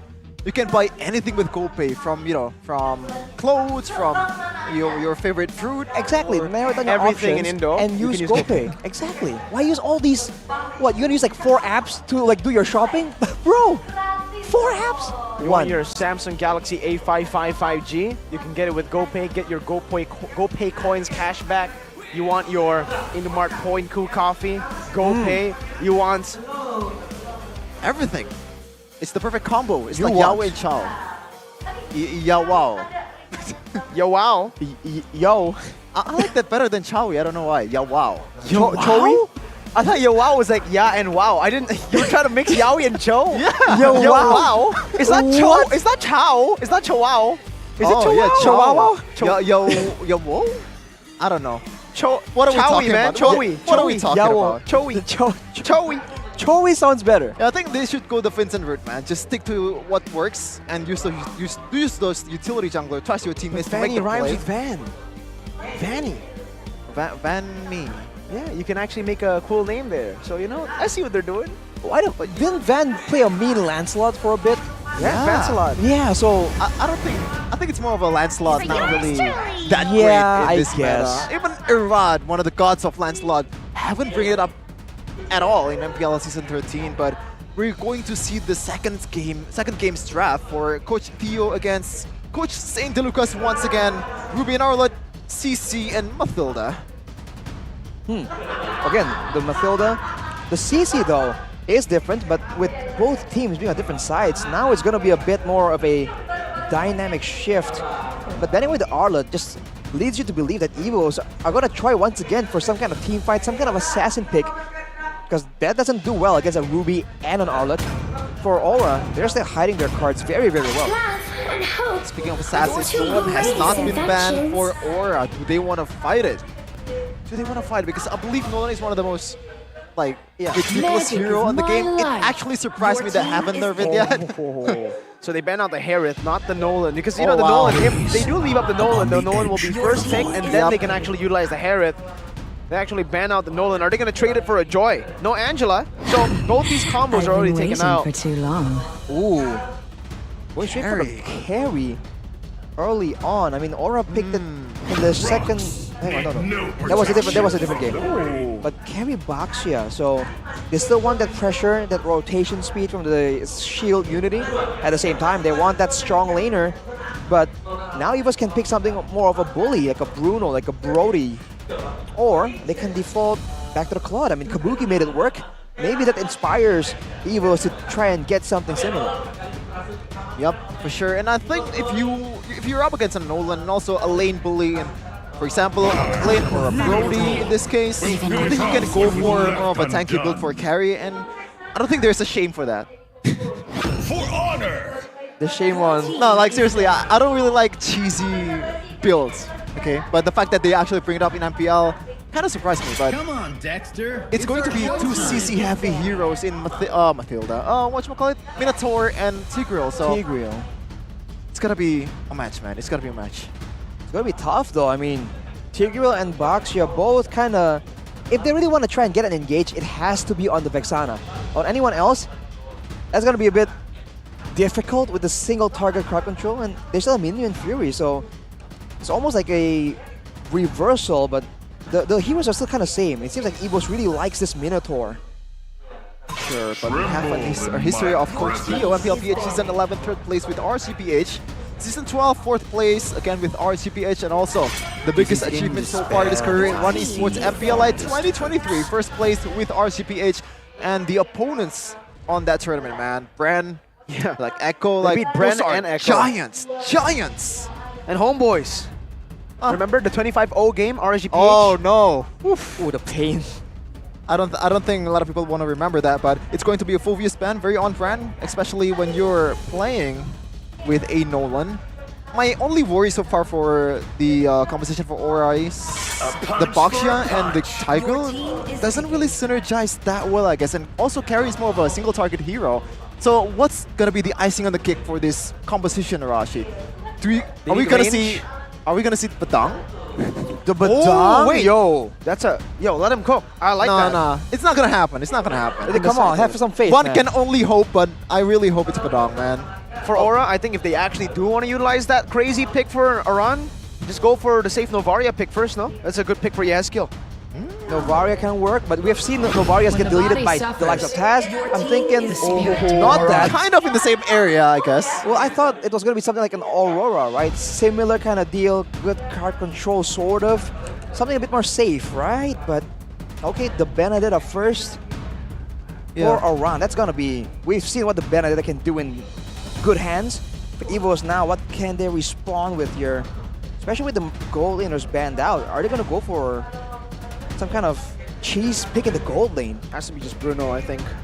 It's a bit too risky to go for Brody. You have to bring that flicker against this much CC. You need someone to shred the frontliners too, and Brody isn't too comfortable doing that. Right. Tursla to get into the back line, but what's going to be the answer for Aura? Your worry just now was Novaria getting deleted by Nolan, right? I think you can kind of leverage that with more, like, a safer gameplay. I think a lot of time... Oh, you know what? That's... kind of works. I think I'm leaning towards Novaria more because Lilia, I believe it's gonna get dominated more in the lane, but it's not gonna be both of them, it's gonna be Nana.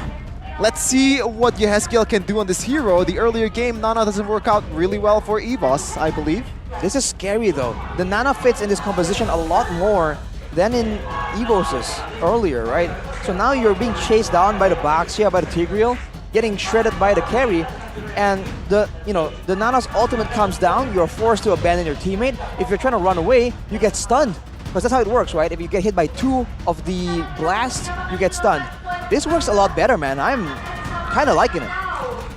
Kind of liking it, but look at the Cotter Index and also lineup rating.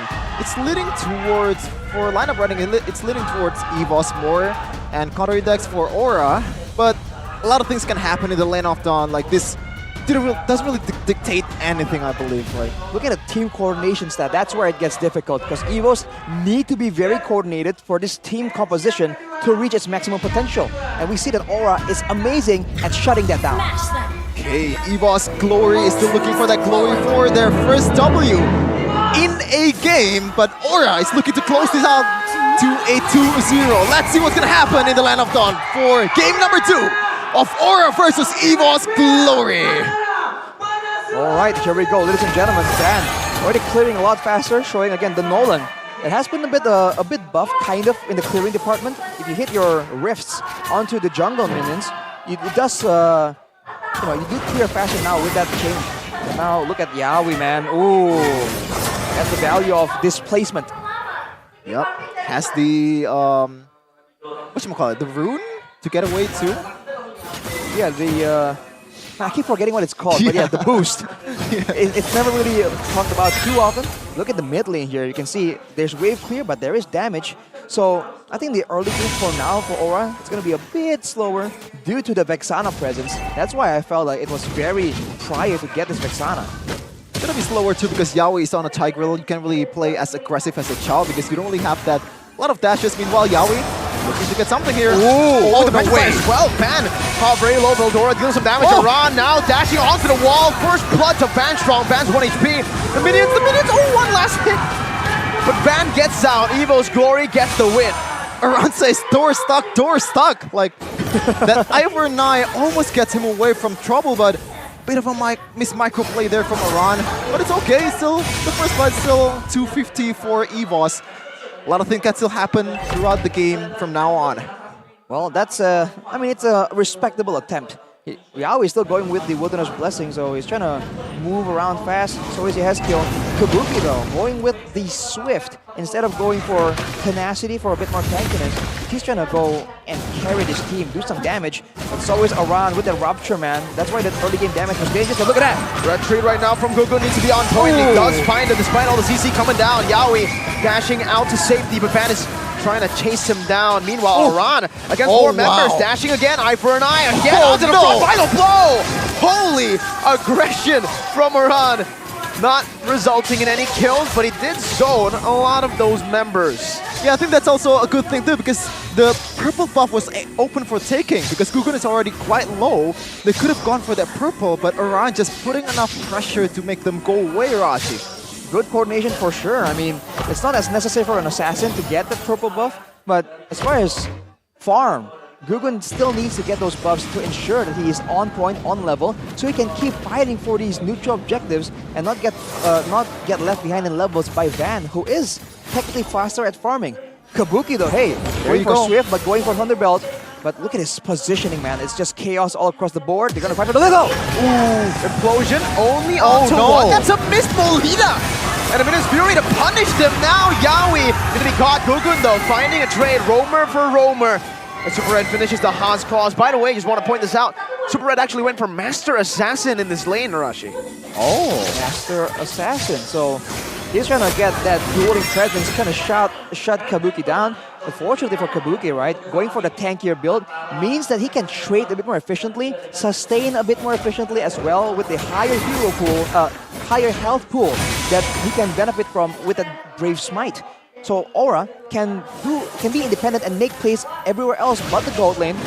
But that synergy though, with Yawi just pushing people back, that has to be communicated a bit more because that could be fatal. Yeah, that happens a lot in the ranked game too when I play Tigreal. Same. Yeah, we can all relate on it, but yeah, as said Arashi, Master Assassin gets deterred by the key Kabuki, but in that exchange just now, like that the misplay from Yawi and also Yehezkiel, they actually kind of, it's not really a big loss, isn't it? They actually trade 1-1 to Rome. 1-1, but they are ahead, so ideally not that, but Bashram. Oh! Yehezkiel finds it here despite everything. Two-man implosion. Final blow to the backside right now. Super Red pops in to Purify to get out of that situation. Yawi gonna be caught in the penalty zone as Veldora flickers back, but Oran has done enough. Now it's Kabuki with a flicker forward. 2 hits onto Veldora. The Terrified doesn't matter. It's Aura with a win. For sure. A Lord, I mean a Turtle, 2 kills compared to 1. For Evos, that's a W in everyone's book. And it's also a kill in the hands of Kabuki of all people. That is definitely not how Evos wanted that to play out. Looking at the items though, hang on. It's gonna be a Radiant Armor built by Veldora. I'm assuming right here it's to stave off the spammable spells coming in from the DOT as well, coming in from Gugun on the Baksha. So that's an interesting first item, because it doesn't really, if you didn't know, now it takes time to stack. There's a 0.6 second cooldown before the stacks can add up. So you actually have to stay in the fight for longer than usual. And I guess that really does fit in with a Terizla. Yawi. Does he want to go for Veldora? No, he's waiting for another target. He's fishing. Oof. Could be punish here. Did he steal it? No, he didn't. I think Van was still able to secure it. That's an Eternal Guard, a Terrifier, but he has a Tortoise's Poissons. But look at Yawi, still patient, waiting on that bush. Oh no. The patience might be rewarded. Motion onto Van, now shoved over to Molina. This time will connect, and the patience gets rewarded. Yawi in the bush. Report Yawi, he's camping, man. He's camping. But yeah, what a patient. We've seen this before, I believe, in M4, right? Yeah. He just stayed on the bush for 2 whole minutes. Wow. He doesn't care. He knows it's gonna pay off.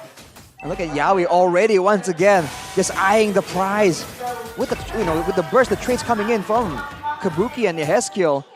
I guess they can't go for it just yet, but the damage is really adding up. Clippers going wild with the 2 billion IQ plays from Yawi. That's gonna be the clickbait thumbnail for sure.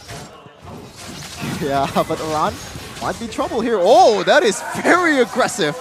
I don't want to think that Electro Final Blow will be used to get away, but this is Iran we're talking about. Well, he's away from the fight though. Minions Fury already used up, and this time we'll be able to capitalize on the chain CC in the backside with the penalty zone. Minions Fury and Van Strong with the help of Warlord. But they are able to catch a turret, or get a turret up top, rather. Aura, this time, will trade. All right, man. That's a small win for Aura, but Yawi! that is scary, man. I keep holding my breath whenever someone gets close to, the Yawi bush. The camp. This man likes the outdoors, man. Yeah, I don't think it's gonna be easier to do it twice, grass. man. Yeah, touch some grass, yeah. Look. And I think doing it twice is gonna be harder than the first time. I don't think they're gonna fall for it once more. Fool me once, fool. Wait. Yeah. I just blacked out. Yep. See, I told you it's harder than it looks, right? Yeah. It's fool me once, shame on me. Fool me twice, shame on you. Oh, no, wait. No, fool me once, shame on you. Yeah, it's the opposite. See, we just did it. I can never get it right. I've tried it like 8 times, man. All right. Maybe we need to do it 9 times, Arashi. Maybe that's the golden English number. caster in the world, by the way. Hey, man, sometimes you gotta... 69, nice. That's very nice. For sure. Only 31% from audience prediction. Like, usually Evos is the one dominating on this part, man. Well, not today, not right now. And that mid turret is looking real tempting for Aura, but Evos are doing a great job defending. And you can see, whoa, hang on. Purify by Warlord. Could have been bad. It's gonna be easy for them to kind of force this out in the mid lane because you have that, you know, sandwich potential with Aran just camping in the bush, and also Yawi. We've seen this over and over again. His engage potential is scary as hell, and if you want to camp on one of the near bushes in the mid lane, I think it's gonna be easy to take it down. And now with Warlord not having a Purify, he has to be a bit more careful when he's trying to clear out and bait out some spells right here. They can very easily, Aura can very easily dive in if they do find a great opening. Kabuki though with the Golden Staff, more stacks, faster attack speed, and faster stacking on that passive as well. That's bad news for Veldora and Vanstrong, man. They're the ones who are gonna feel the brunt of that power as Aura forces the Lord right here, shredding it fast. Again, the pressure from Yawi, Mirko. Zoning them back. Minions Fury only used onto Yawi. That's one member. They did burst him down quickly though. Retreat Battle is good, who wins it out despite the penalty zone placed onto him here. They disengage quickly, trading Yawi for the Lord. Thoughts, Arashi? Still worth it in my books. It's a great pickoff, but Evos leverage it to make sure they get something else. They get the mid turret, but Google will be able to get this buff, and everyone's going to stabilize in time to really take advantage of this Lord. Van trying his best to try and get some more value as much as possible, cutting the wave. So for Aura, they're going to have a lot of time right now actually to try and position, to try and control the waves. Evos, they kind of missed a window to try and go clear the Lord before Aura is in position. Now they're in position to take. Oh, Yawi, watch out for Yawi! Taking a lot of damage. Yawi finds an implosion, but it's cancelled instantly. Good read by Veldora. Kabuki though, that single target damage. Veldora still gonna be able to survive with the help of that kill, giving him enough HP. Veldora is crazy. You see that cancel? That could have been one of the best plays so far in MPL ID Season 13, but Veldora just gotta ruin it, man. He perfectly sees too, yeah. He's got that instinct, man.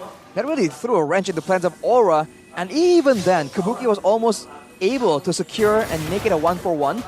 That's the healing though from Veldora that really saved him last second. But now Aran, the longer the game goes, the more it's going to be difficult to deal with his Benedetta with more items, man. Teresa can't really match the mobility or the damage output either. So this is, I think, what Aura is banking on. They're still content just bringing it to the late game if they want to. Yeah, for sure. And this is not the most dominant game we've ever seen so far. Only about 4K gold lead in 11 minutes of play. And Super Red Warlord, no deaths whatsoever. They still can, you know... No. No? From Vanstrong, the emote. No. Oh, okay. No. With 70 seconds to go, we'll see actually. Aura is just playing it safe once again.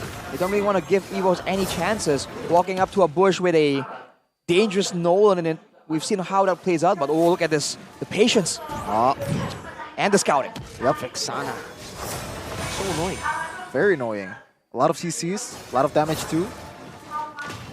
And that Eternal Guard is just standing there, always chasing you. Have to get away from it, especially for a, for a gold lane and for a mid laner. It's gonna be hard for you to get away from that in a very chaotic situation. But lower 30 seconds, Rashi. Yeah, before that, you can see that with the Corrosion side as well, there's going to be a lot more utility in the hands of Kabuki. And with that, the Eskill is going for the truncheon, so it's going for a lot of burst. Not really trying to instantly burst someone down. More like some solid DPS mixed in together. Whereas for Warlord, with the glowing one, the longer the fight goes, if he can put a huge value Eternal Guard next to Aura maybe, that the Eternal Guard swinging around will apply that burn damage to everyone on the side of Aura. But Aura does have the control right here, and they're the ones who can set up for a death bush.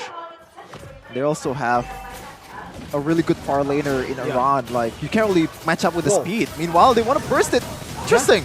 They really do. Yawi. Oh, that's why. Great implosion into the final blow into Petri. But Minute Fury was used up earlier. Now the single target damage of Kabuki, shredding them down in the back. Super Red is able to escape. Kabuki flickers forward, now finds a kill. And that's going to be 2 with Good, putting the cherry on top. Now Yehezkiel with the Molina onto Warlord. Terrifies him, puts him back in his place just as a little passive boy. On the Oh my goodness, what a combo! A 3-man implosion to an Electro final blow, Petrify, and the damage is pouring in. Wow! Yeskill with the Molina Blitz as well. That's a lot of damage. This is why having someone to really set up the Nana makes it so much more dangerous. And now, Evos is up, but can they defend? Terrify, Aran split pushing up top now. Veldora dealing a bit of damage. Aran eye for an eye to escape. No base turret taken down just yet, but the Enhanced Lord has only now appeared in front of the turret. Still not enough to take it down. One more hit should do it, but it's cancelled. The aggro. Not able to do it. Good aggro take from Evo's Glory. Seems like they still want to get that turret. Kabuki's gonna walk up. Yaoi is going to take a few shots. Wow. Not one turret taken down with that Lord. And now the lead ballooned to a 9k from what it was about 3k after that exchange. Just, I'm speechless, man. This is probably, nah, I don't want to over like. What were you gonna say? It is a good game, but not the best Tigreal game that I've ever seen. Not the best what game? Tigreal. Tigreal game. Well, hang on a minute. The guy is doing great, I feel like. Yeah, he is. Kabuki, he's playing a reverse. Oh, he's doing it. He is him. He is the one who is. He is the danger. Wait, Aran? Is it? Oh my No god. way. Yaoi gonna catch Warlord right now. Kabuki was waiting in the bush, finds the damage, and Aran executes now the implosion to isolate one member into the Molina Blitz. And Yehezkiel does enough damage for Aran to execute one more time. It's a double kill. And it all was planted down because of the Yaoi setup, man. Doesn't look like an overextension, Arashi, but it was! It was because they're playing against a Pauxi and also Aran with the Benedetta. They're going for it again. Real good this time onto Van, who has to use the fracture to dash Ooh. away. Yaoi again Bye-bye. finds the dash to bring Veldora back. Super Red all alone, gets caught even with a Purify. It doesn't matter. A wipe out. The Tigers have been completely destroyed. But now there is a minion wave. Warlord has respawned. Van Strong is coming back alive as well. 2 members against 5. The Dragons 5-man strong. Still, minion wave in the mid lane and the bottom lane going to be crashing down onto Evo's Glory's base. Van Strong, he needs to make a miracle play happen here. The Molina connects onto the back of Minion's Fury as well. And Implosion does the same thing. Van Strong slams him down, has 2 people taken down, but Kabuki says that's enough and wraps up the game 2-0 to the Dragons. A clean W, the first W of the season for Aura. A very convincingly one is that, and that. Yaoi, Aran, everyone in the team. Oh my god, just dismantling Evo's Glory. Whew. What do you do against all that?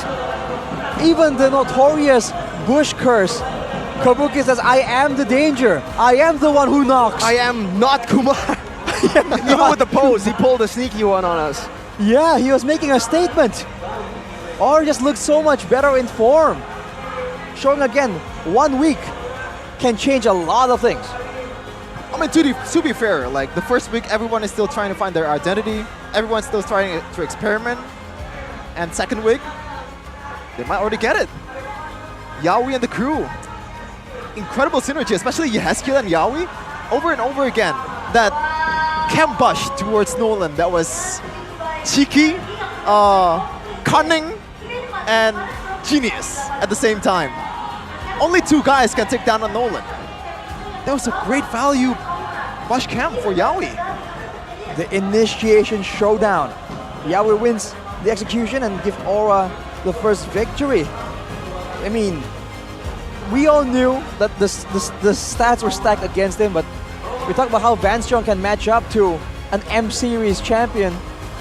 You're seeing again the gap, right? There's levels to this game.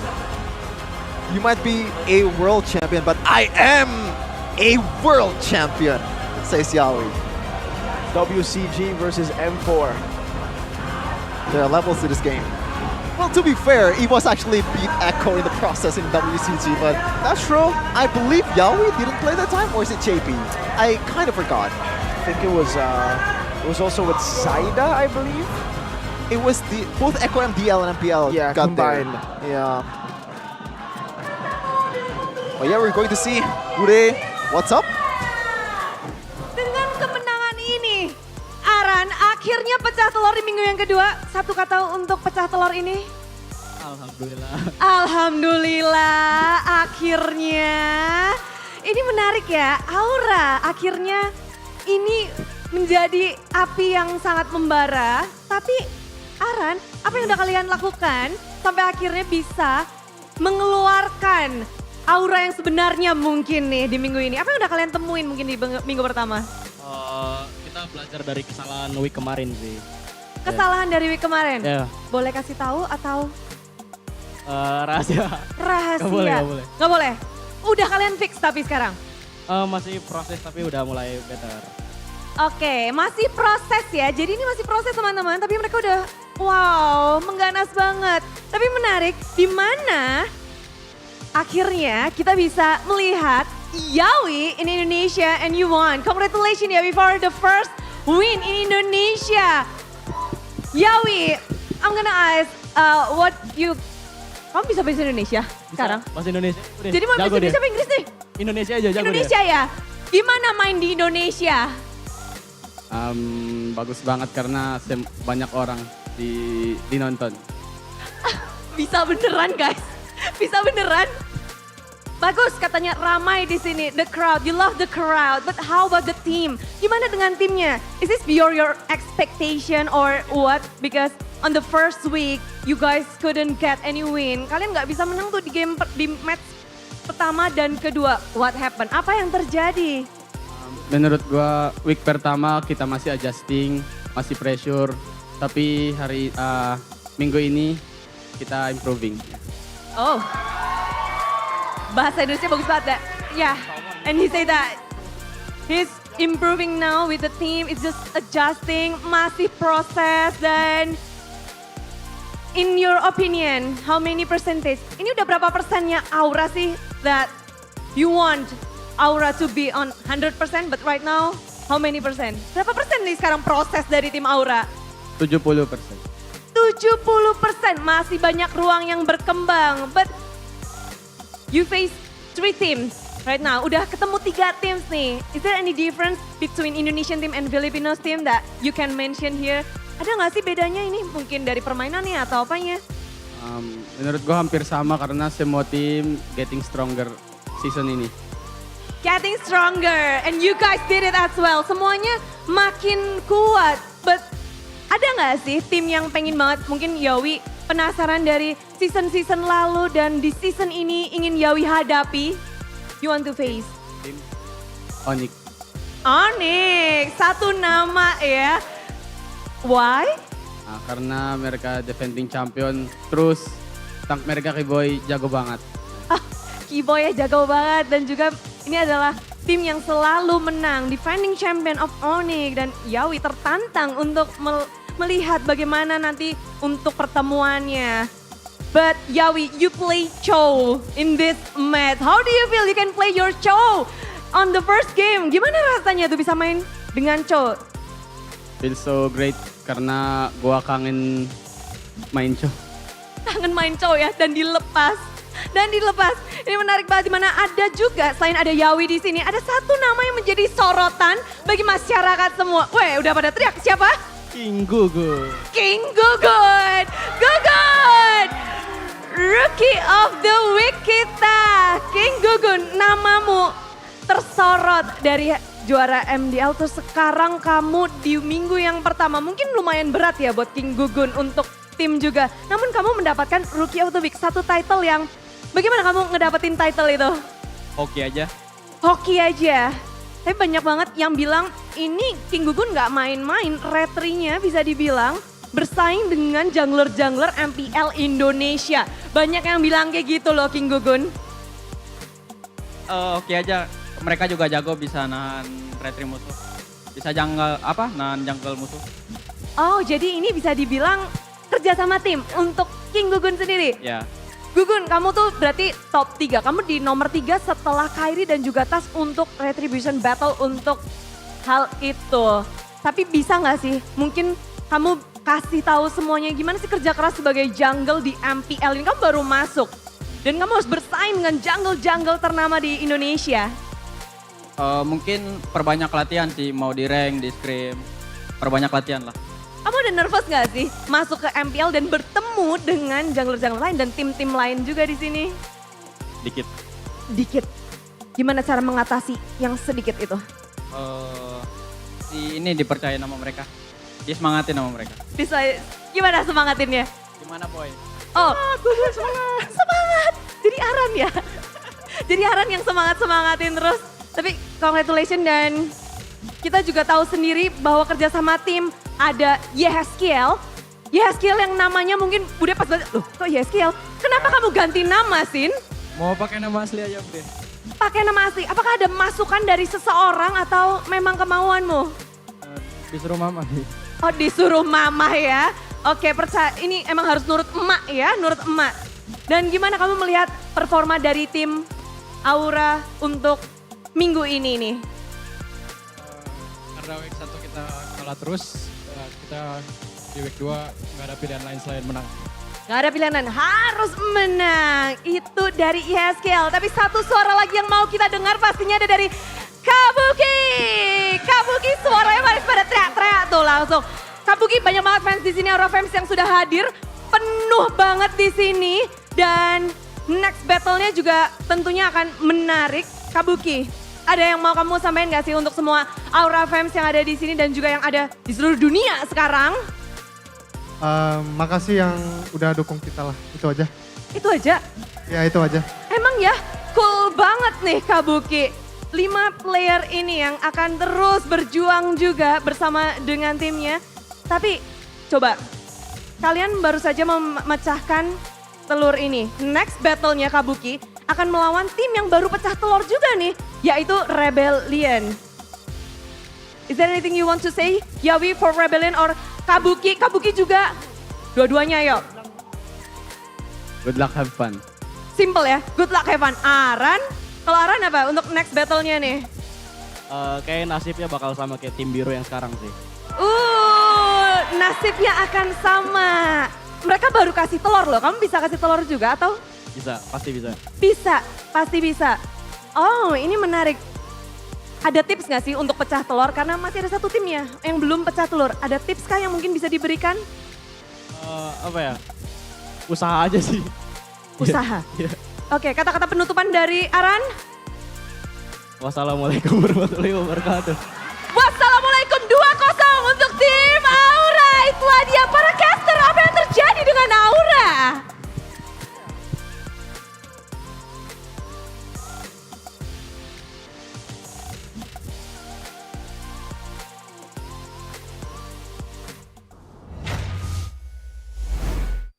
The Dragons are currently residing on a different atmosphere than last week, and they bring up flames that are hotter than last week also. But for Evos, let's not talk about that.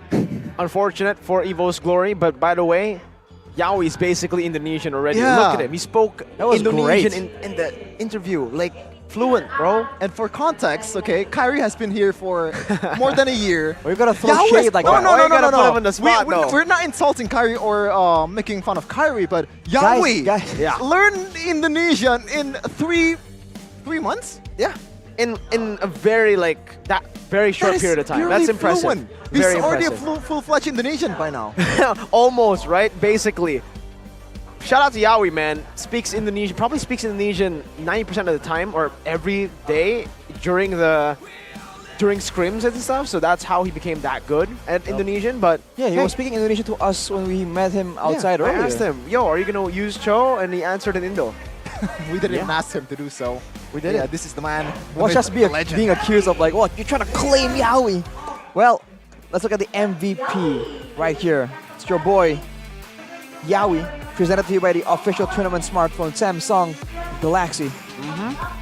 Man, going with the firmness as well. He's just trying to be that enabler here on the Tigreal. Full tank, doesn't matter. Shows again that if on a mobile hero, he's a bit risky. On a setup hero with a lot of crowd control but less mobility, he just knows. He picks the bush, he makes reads on the opponent's pathing. And man, he's in the right place at the right time Yeah. so often, it's honestly kind of mind-blowing. Yeah, what I Kinda like, sus. what I like and hate about him is he's shameless about bush camping.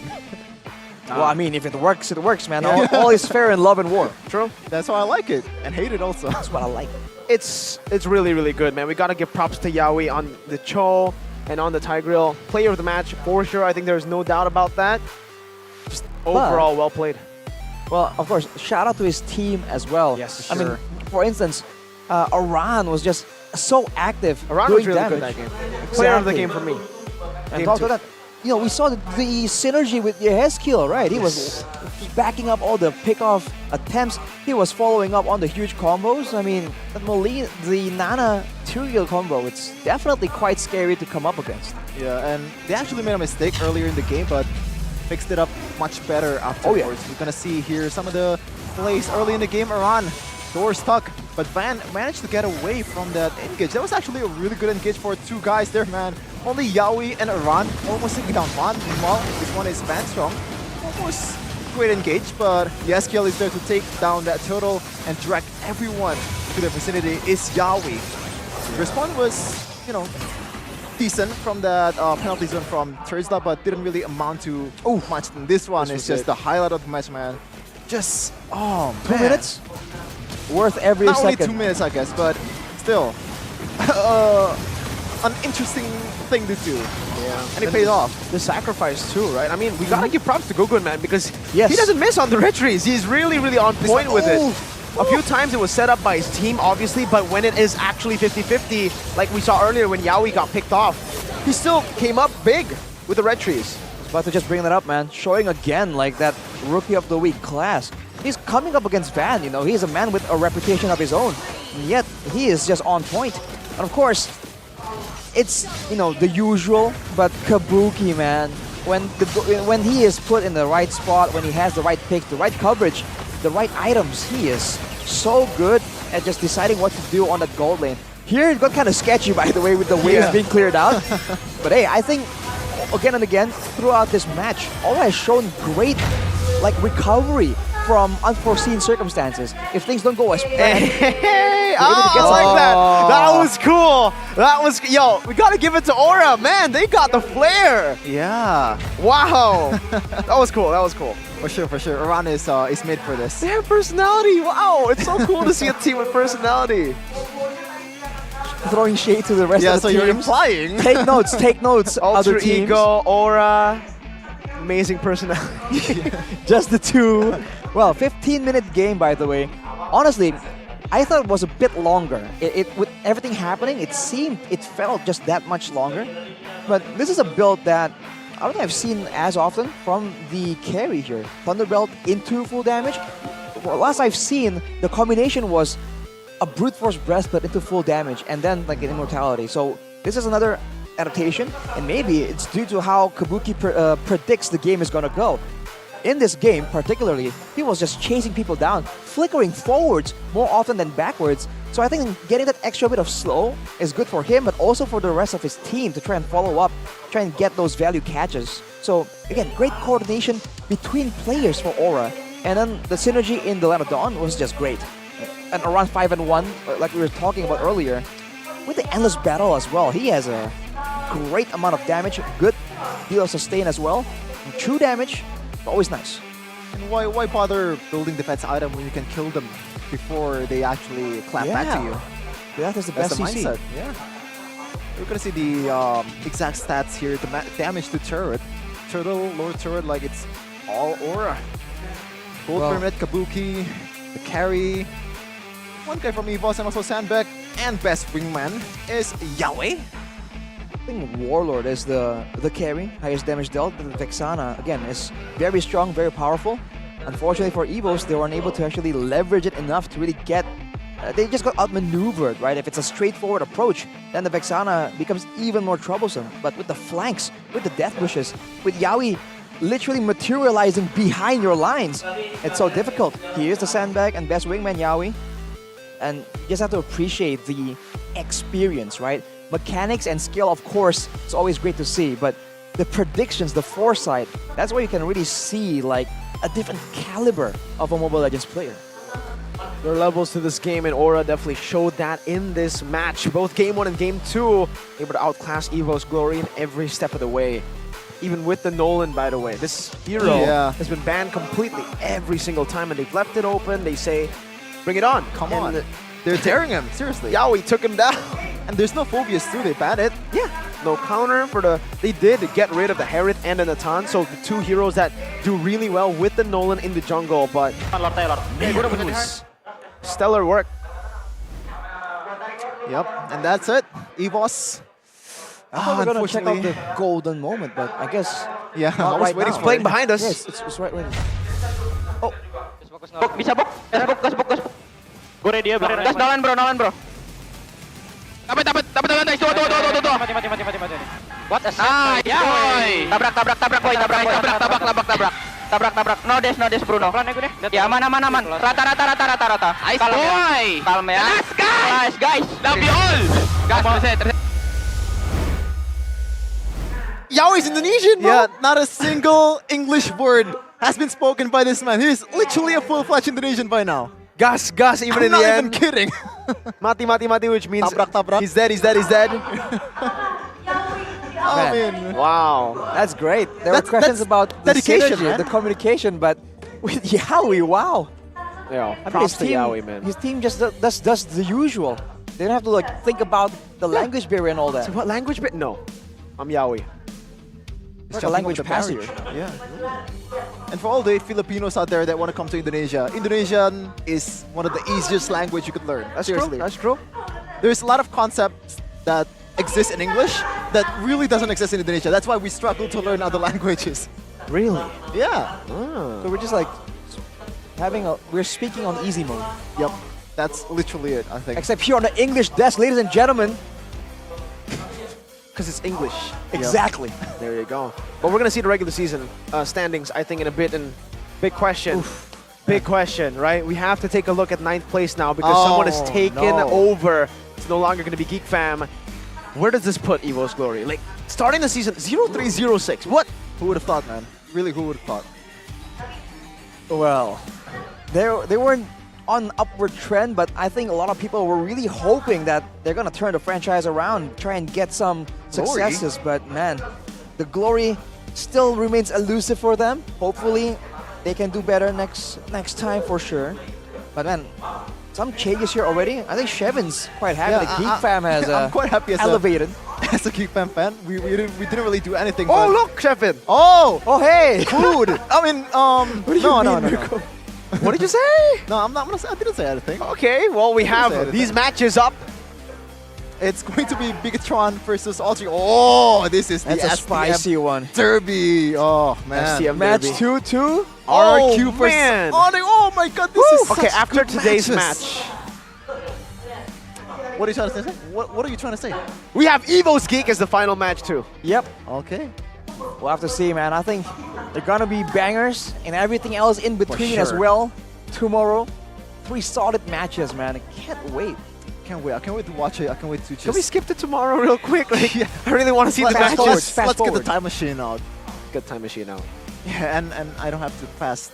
Just kidding. Whoa. Yeah, coming soon, epic collaboration limited series UBS Gold X MPL Season 13. Stay tuned in May 2024 on @ubs.gold and @ubs.lifestyle. Available at ubslifestyle.com and also UBS Lifestyle e-commerce. This is a collab that we've been waiting for. Yeah.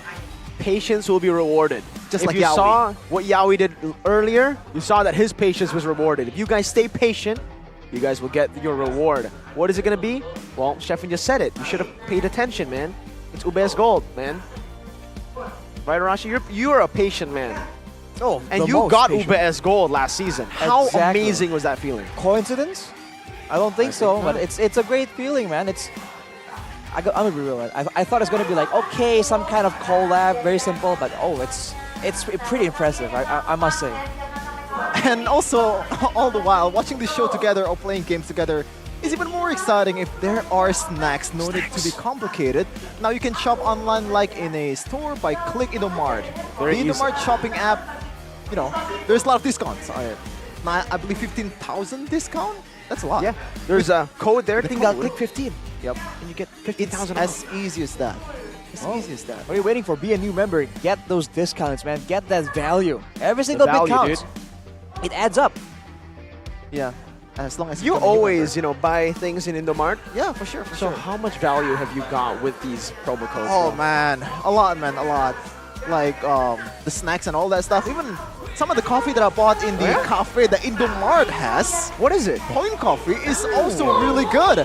Point Coffee is a freshly made coffee drink served From 100% authentic Indonesian coffee beans by trained baristas, you can enjoy coffee, frappes, and other fresh drinks with legendary flavors that are always on point. Find Point Coffee at the nearest Indomart store. Thankfully, I have one near my home in Solo. Same.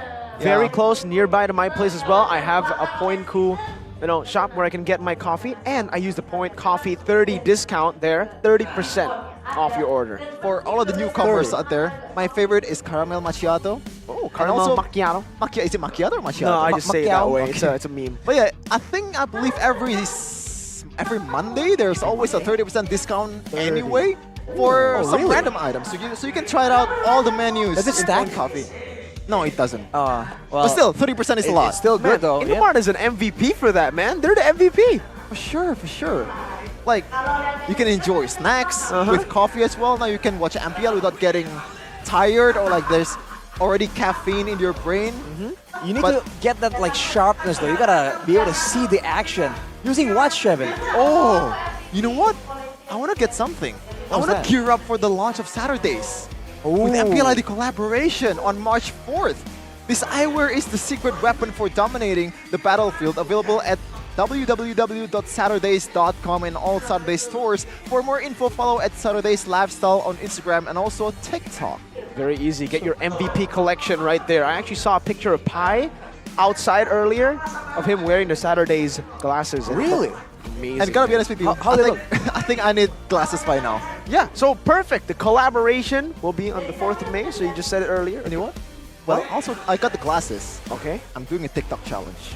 All right. Okay. What can you earn with a TikTok challenge? Why are you doing TikTok challenges? Yeah, a lot. Like during the first week, there's a TikTok challenge that you have a chance to win a free Samsung phone, hundreds of skins, Free and Samsung thousands of diamonds. Thousands of diamonds are also up for grabs. It's easy. Just create hashtag MPL self13. It's like a fun for a selfie. Get it? Yeah, selfie, MPL selfie. With 4 players at the MPL venue. I'm gonna get one with Yaoi after this. For sure. Or I think maybe everybody. I'm gonna wait for my Saturdays first. Should Sure. I wait?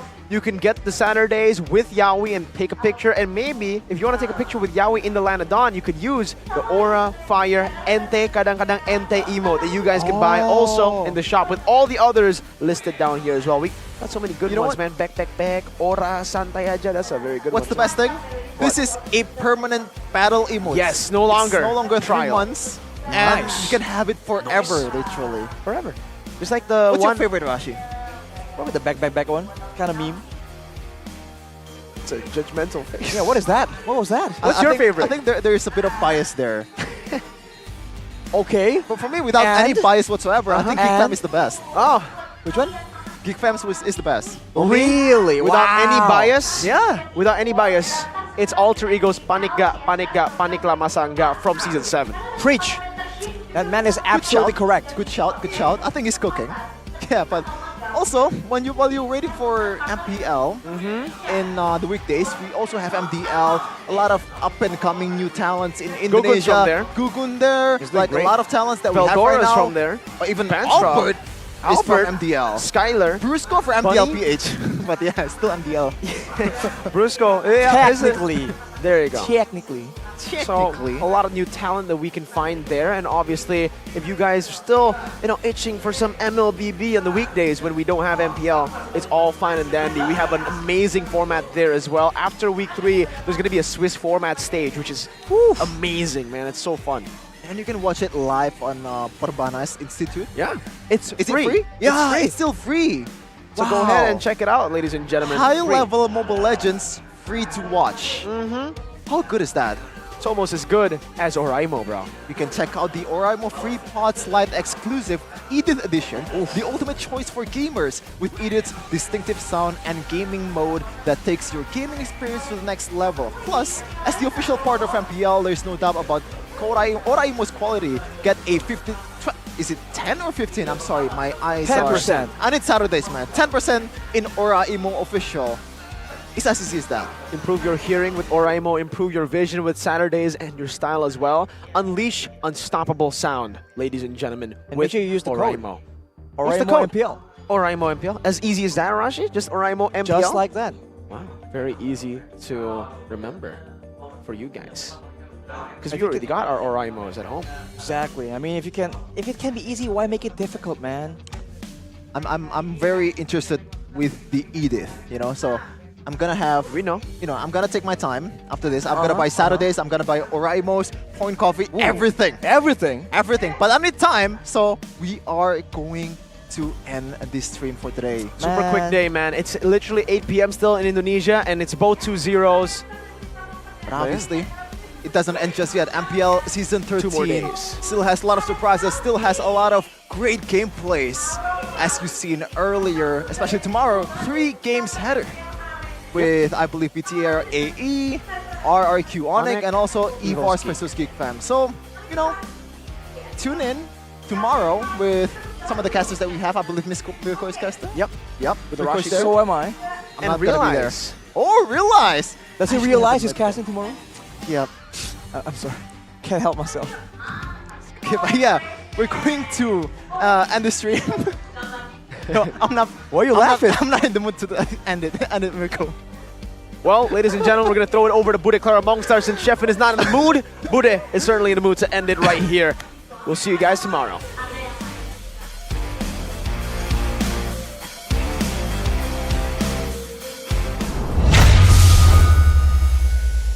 Baju baru, alhamdulillah. Dan bisa dibeli di mana sih?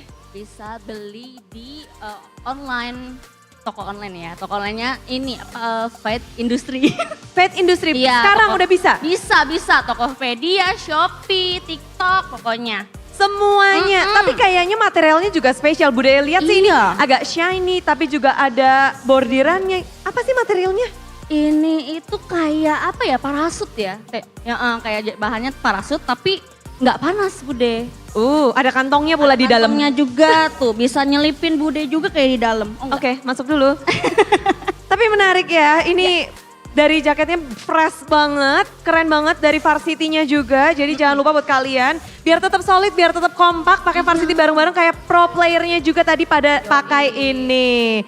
Lagi collab dengan Fight Industry. Yes. Oke.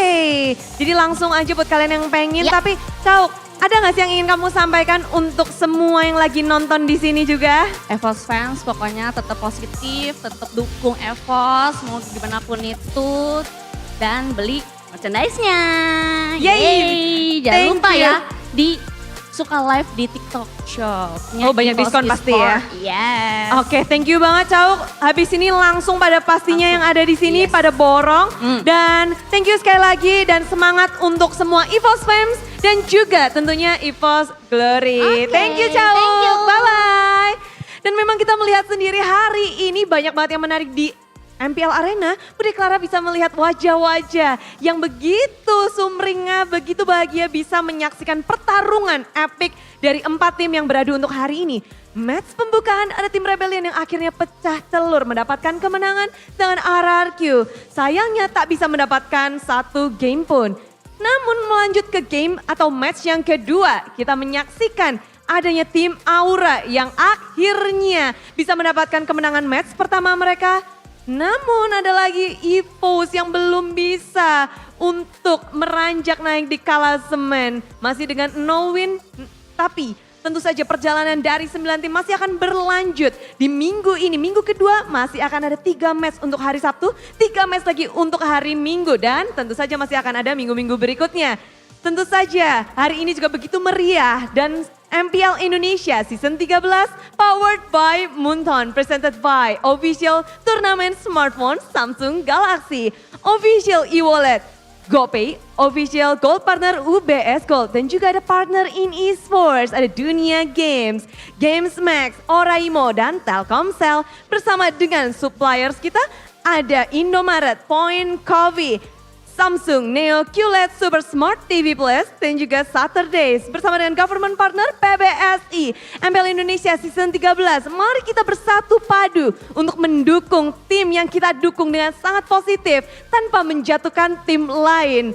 Dan tentu saja Bude Clara Mongstar bersama kerabat kru yang bekerja di MPL mengucapkan terima kasih dan sampai jumpa di hari kedua, minggu yang kedua MPL Indonesia Season 13. We own this!